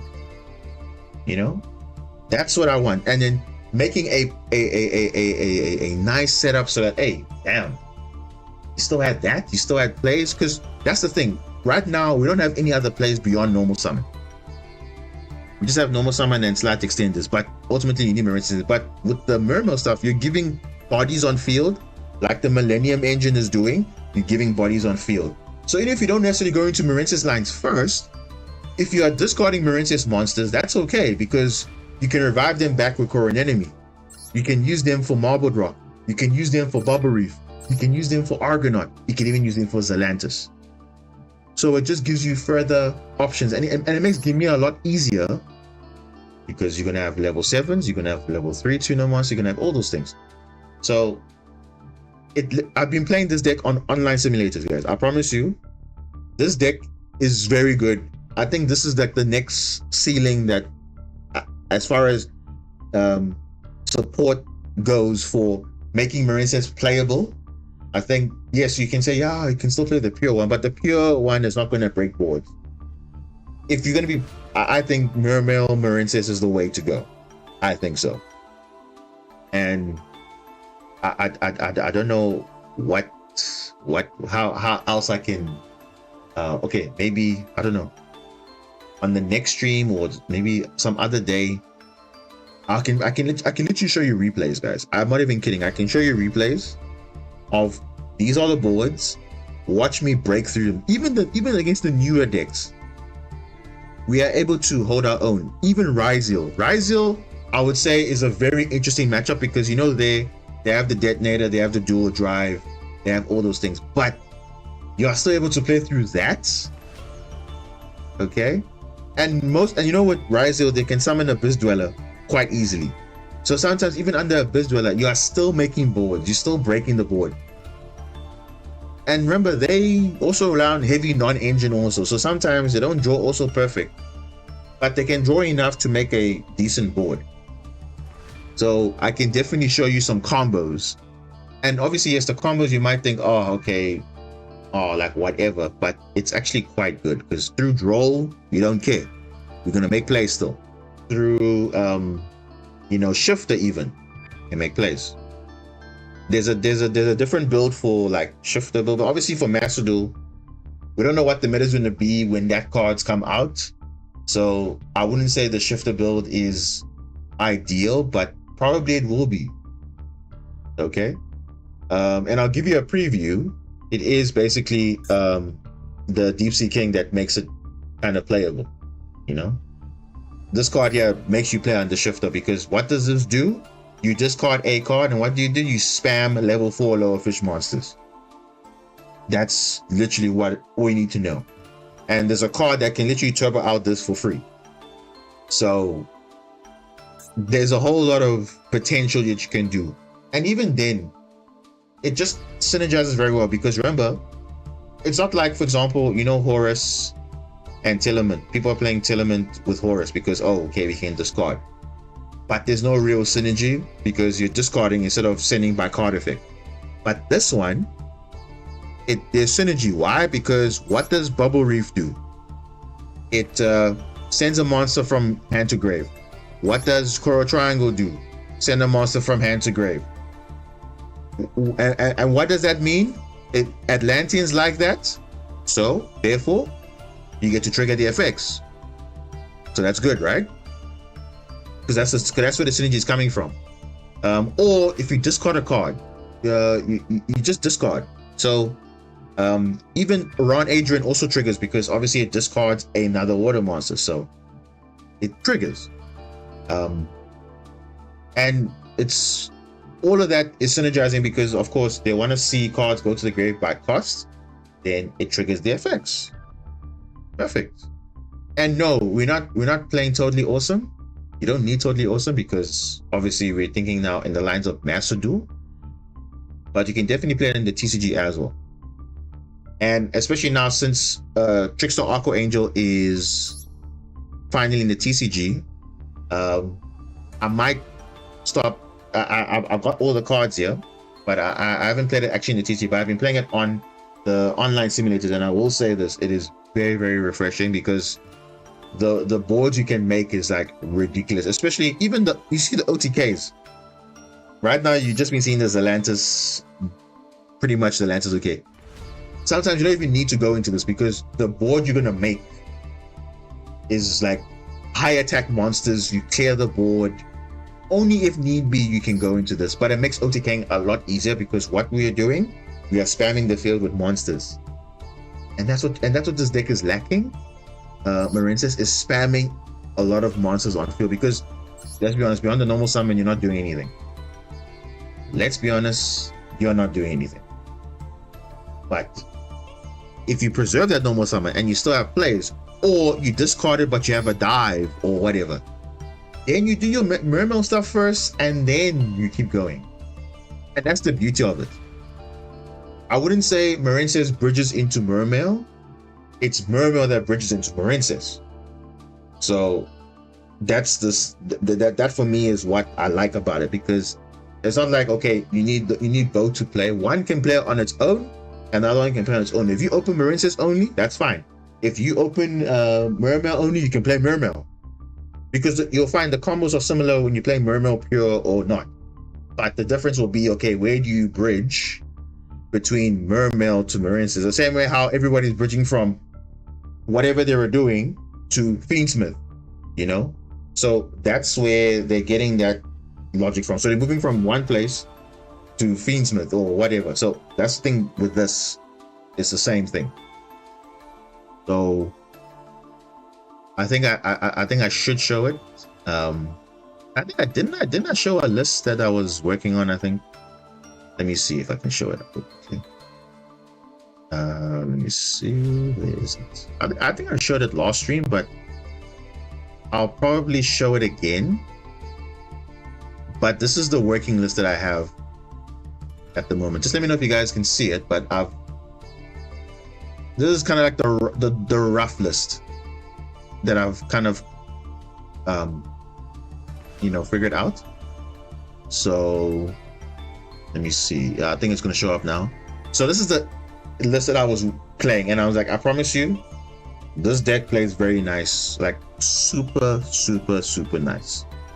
And you might think, wow, 60 cards, is it consistent? It is ironically more consistent than the 50 card build, because the one thing about Mermail, when you play it just as a pure deck, you do lose a lot of gas, which means you lose a lot of follow-up, because obviously, remember, your Dragoons gets used up, your Shadow Squads get used up, so you don't really have plays to actually like have good grind game. But Marinces gives you that grind game, because your cards keep recurring back. You can keep spamming the field, you keep returning stuff. So you can see there, obviously there's some cards which you don't have yet, but like you see the Dominus cards, you see the some of the new stuff that you're not seeing, but that's basically what this deck will look like in the future. And I think this is the way to go. And especially, what makes this deck more broken? The addition of Tidal, the Dragon Ruler of Waterfalls. This card like literally just makes this deck completely like broken, and the Water Channeler as well, because you can literally search, you discard anything, search anything. Tidal from the graveyard can summon. This card can Foolish a monster from deck to grave by discarding a water, so it triggers the effects also. There's a lot of things you can do with this deck. Small World is here, of course, because of course you want to bridge your Mermail stuff into Marinces stuff and vice versa. You obviously have the Ice Barrier package back again, because right now we're not playing Ice Barrier, but there's a reason not to play Ice Barrier, because remember, you still have the Cash Ogre, you still have the Kaiju. I will say this though, the Abyss Megalo, you'll find people are not playing it. In my testing, when it did come up, it does help OTKing easier, because remember, you tribute a attack position water monster, double attack. And also it can get you your equip spells if you summon it from the hand based on its effect. But you can cut this card if you want to. But again, I'll show you the combos. But for turn 1, Abyss Teus is very good. Even for turn 2, because the Abyss Teus is not once per turn from the hand, summoning to discard. It's only searching a Mermail that is once per turn. But if you're, like, I'll give you an example, right? So why this card is broken is because, let's say against Ryzeal, right? You know Ryzeal has the Ryzeal Cross, which is the field spell. The field spell will negate a monster effect on resolution. So let's say you use Abyss Teus, discard an Atlantean. Let's say a Dragoons or whatever. Okay, remember, the first effect is Abyss Teus, so that's going to be negated, but obviously your Dragoons is going to resolve. You can still activate Teus again in the hand because you have another, as long as you have another water monster, you can do that. So it's not once per turn on the summoning from the hand, it's only from searching a Mermail. That's for turn 1 and even for turn 2. But I think the best card for turn 2 came in Supreme Darkness, which is the Poseidra, the retrain of Poseidra. Very, very, very good card. It can summon itself for free by sending a water, any water from hand to hand or field, and then on summon, it will send a Mermail or Atlantean. So obviously you're not going to be sending a Mermail, you'll be sending an Atlantean, and then you can spin a card back to the hand or extra deck or wherever. So that's actually very good because it baits out interruptions. So it can bait an Imperm, it can bait on it. So even if it gets destroyed, it's still going to resolve unless they Imperm it. But then at the same time, you're triggering your Dragoons, you're triggering your Shadow Squad, you're getting a body on field. If it's even infantry, you're popping a skill drain or whatever. And remember, heavy infantry is not once per turn. So if you have infantry in the hand, you find a way to get it back, which you can. Then you can use its effect again, whether it's on the field or if it's in the grave. So that's the beauty about this card. And also, while it's on the field and you control another monster, your opponent cannot attack into it. It has to attack other monsters. So there might be a situation where they can't attack at all. So that's quite unique. And this card is very good. It's level 7. It's perfect. It's what you need. Obviously the Ron Adrian, very good for extension going into VS. So you don't necessarily need to go into it, but it's very good to get off the effect of Dragoons or whatever to discard anything. So that's good for even Shadow Squad or anything like that, especially for going second. Going second, as we know, is very broken, so helps you to break boards. So can you see why I say when you play the Atlantean Mermail package, you are naturally breaking boards because you're doing combo while also spinning cards back and making your field. Why do you think Ryzeal is so good? Why do you think Malice is so good? Because they literally break boards while comboing off. The same thing with Snake Eyes, the same thing with White Forest. They are naturally breaking boards while doing their combo. So with Marine Steps, you have to now put everything into that one thing, and then after that, once they kill your normal summon, then that's pretty much it. Unless they don't know what they're doing. But that's the thing I'm picking up. So this is just, again, a sample list. Obviously, it might be very different come Master Duel. Whenever it does come out, but definitely when it does get announced, we're definitely going to be exploring it a bit more, showing you guys, okay, like the combos, what to expect for Mermail, why I think it would be very good for Master Duel. I think Mermail Atlantean Pure might be top tier in Master Duel because remember, I'm not playing the hand loop cards like Moon Glacier and whatever. I'm only playing Deep Sea Minstrel, which can just banish a card till the end phase. And obviously we already have Aqua Angel already, but again, this is a working build. I've been playing it with Trickstar Light Stage. I've been playing it with 2 Triana, 1 Triana, and 2 Dominus Impulse. I feel like it's the standard. Whenever Dominus Impulse comes into the game, it's going to be very much needed because it's an extra disruption. So it doesn't conflict with our deck because it's only light, earth, and wind, I think, that conflicts, which is fine because we don't really play a lot of those attributes anyway. It's only mainly water, so it's fine. And then yeah, this equip spell, the Mizuchi, it actually negated Super Poly. I kid you not, we actually have a way to out Super Poly. So yeah, they want to think, okay, nice board you have, because normally we end on 2 monsters. So you think, oh, okay, I can super poly. No, you can't, because this card negates a card effect resolved by your opponent, the spell effect. So it can negate super poly because it's on resolution. So that's a very interesting, unique interaction, which I do have a replay for already. So like I said, when that time comes, I will show you guys exactly how this deck plays through these crazy boards, and even against labyrinths and all that. Like, we literally don't care, because especially if running cards like double Basilima, you literally don't care, because you try and pop you, they can't pop, because you're sending cards for cost. And when you're sending cards for cost, that's actually a good thing for Atlanteans, because that's what they need to do.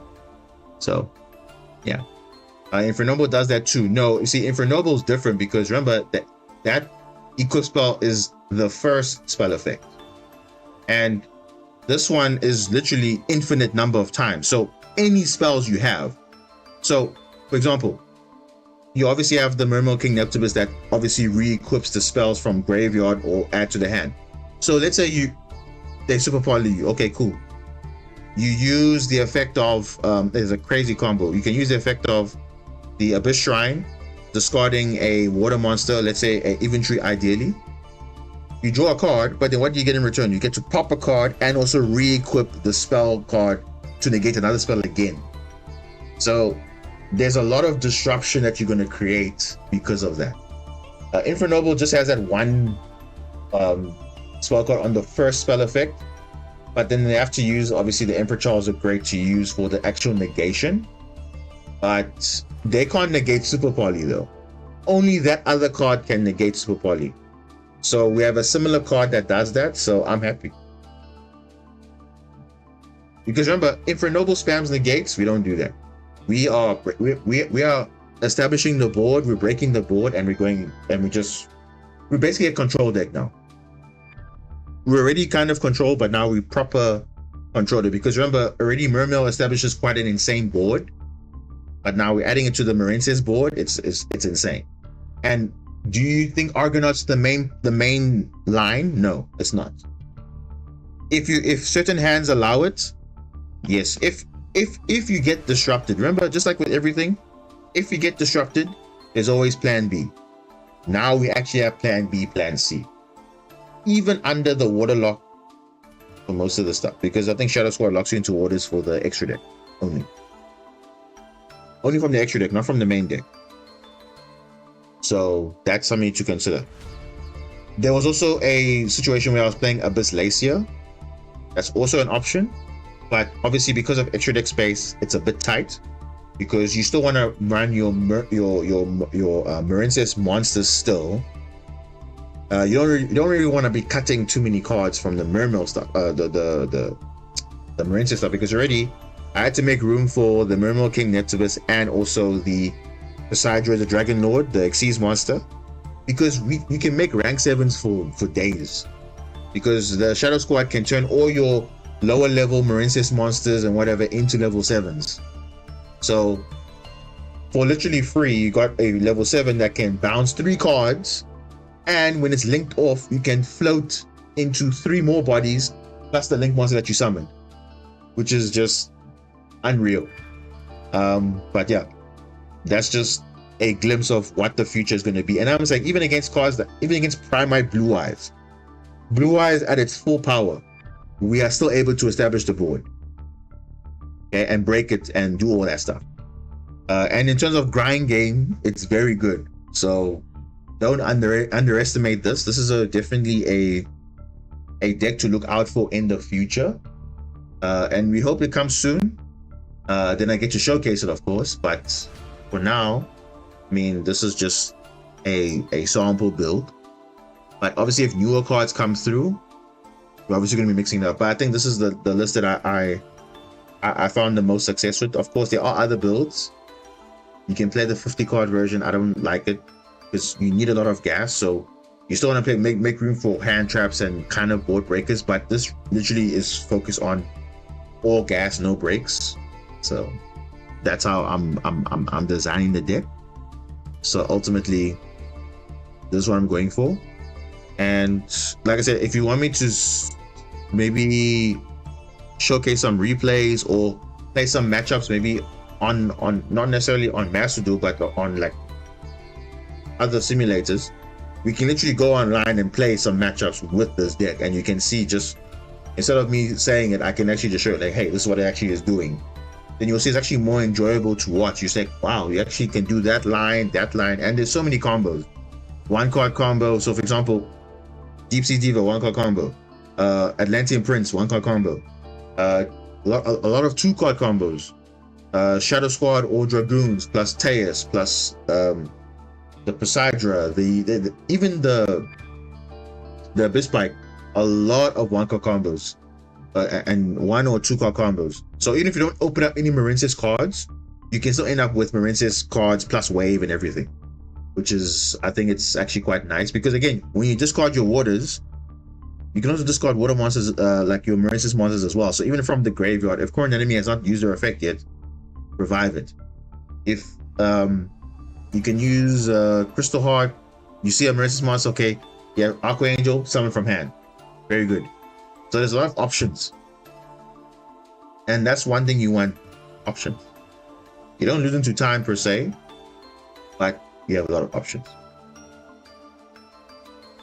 So I'm definitely excited for showcasing this in the future, because honestly, I think it's really going to be a top tier threat. Not obviously broken like tier 0 per se, but because remember, we're not spamming negates. It's just a deck that naturally can just break boards, and that's what you want. Yes, you don't have any like necessarily like ancient gear levels of okay, protection where like they can't respond, but at least you have more options in terms of more interruptions, not just Marincess Wave pass. You actually have Marincess Wave, maybe Dominus Impulse, maybe the equip of Destruction. You maybe have, you know, so many other things.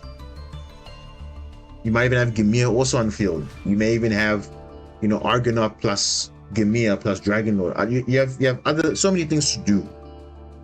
You can, it's endless. So you never lose to an Ash, you never lose to Droll, you never lose to only thing obviously that does suck the most is probably Perulia, because Perulia, yeah, not many people play it, but you do summon a lot from the hand. So that's the one thing that you do lose to, but it's manageable. Because if you play, then after that you just play Marincess combo, then you hardly lose to Perulia at all. But Mermails hard lose to Perulia.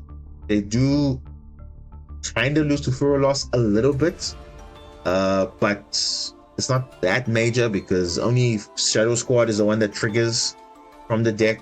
Deep Sea Diva triggers from the deck. Even Droll doesn't matter, because again, there's a card that people are not playing, which actually is quite useful under Droll, which is the Abyss Dying. You see next to Minstrel, this level 3 here. It actually can revive back the Shadow Squad. Instead of summoning Abyss Pike, you can summon Abyss Dying. Abyss Dying can actually revive back a Mermail, which is a Shadow Squad, also an Atlantean as well. And then you can obviously go from there. So let's say if you had, you know, Prince, you pitch a card, Shadow Squad, you add, let's say, Dragoons or whatever, and they draw you at that point. It's fine. You go, you have 3 bodies, right? You got Prince, you go Abyss Dying, summon from the deck, revive back Shadow Squad, then you can make a rank 7. 3 bodies. The natural way. You don't have to go two Exceeds monsters and then overlay. No, you can just go straight into it. You can, and here's the nice thing about that, you can pitch a Marincess card from your hand, make her an enemy, make a link 4, perfect. Oh, the only thing missing is you might not have wave, but it's better than nothing because you have bodies on field. So it's better than, okay, we add in the early combo and then we lose to draw, then we can't really do further things. At least now we can actually put a presence on field. And if our stuff dies, it's fine. We got follow up again. We got Abyss Trainer, which can revive back from the hand or grave. So you got still further things going second. So you don't have to commit to normal summon all the time, which I think this is what the deck is looking for. Up until we get this direct support, this is, I think, probably the best indirect support we've gotten in years for water support. Next to Ron Adrian, of course, because Ron Adrian is still up there as very good support. So I think that's just a showcase, guys. A quick overview of what to expect in the future, because again, we're playing against the newest decks, and obviously even the current decks right now. And the deck can hold its own. It really can hold its own. So hopefully that's maybe on the next stream or whatever, I can show you maybe a few combos. We go online, we actually play against these decks, and we see how well it actually does. And you'll see it for yourself, and you're like, oh my gosh, like, dude, we're getting out. No, we actually are playing actual Yu-Gi-Oh and having fun.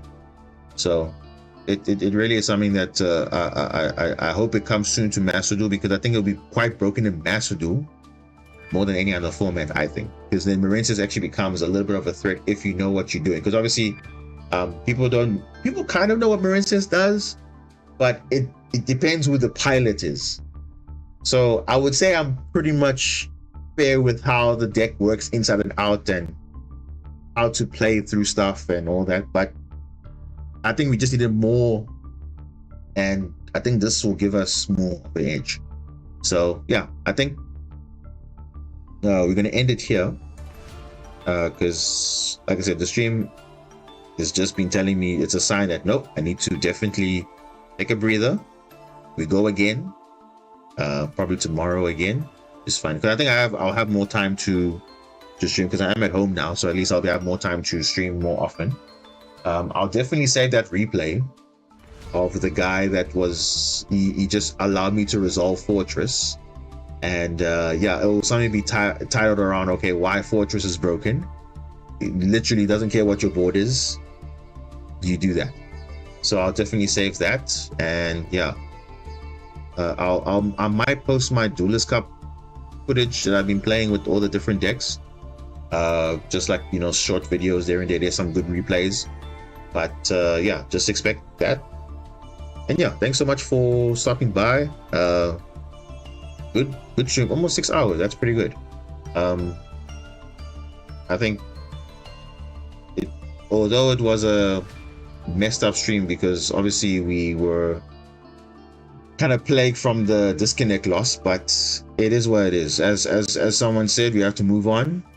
We gotta move on. But obviously we all know who was the real winner of these games, but we're not gonna say it. But hey, we saw based on our hands and everything, things kind of gone a certain way, but I rest my case on that one. So on that note, this is Diamond Boss signing out, and make sure to leave a like if you haven't leave a like already. And yeah, you can check out the other streams as well, other videos if you haven't seen it already. And yeah, if you haven't followed me yet, make sure to follow me, subscribe if you haven't subscribed. And yeah, I do appreciate the support, and we'll see you soon. So have a good day, have a good night, and yeah, cheers everyone. And as the title says, at what cost? We're doing all of this, but at what cost? Cheers everyone.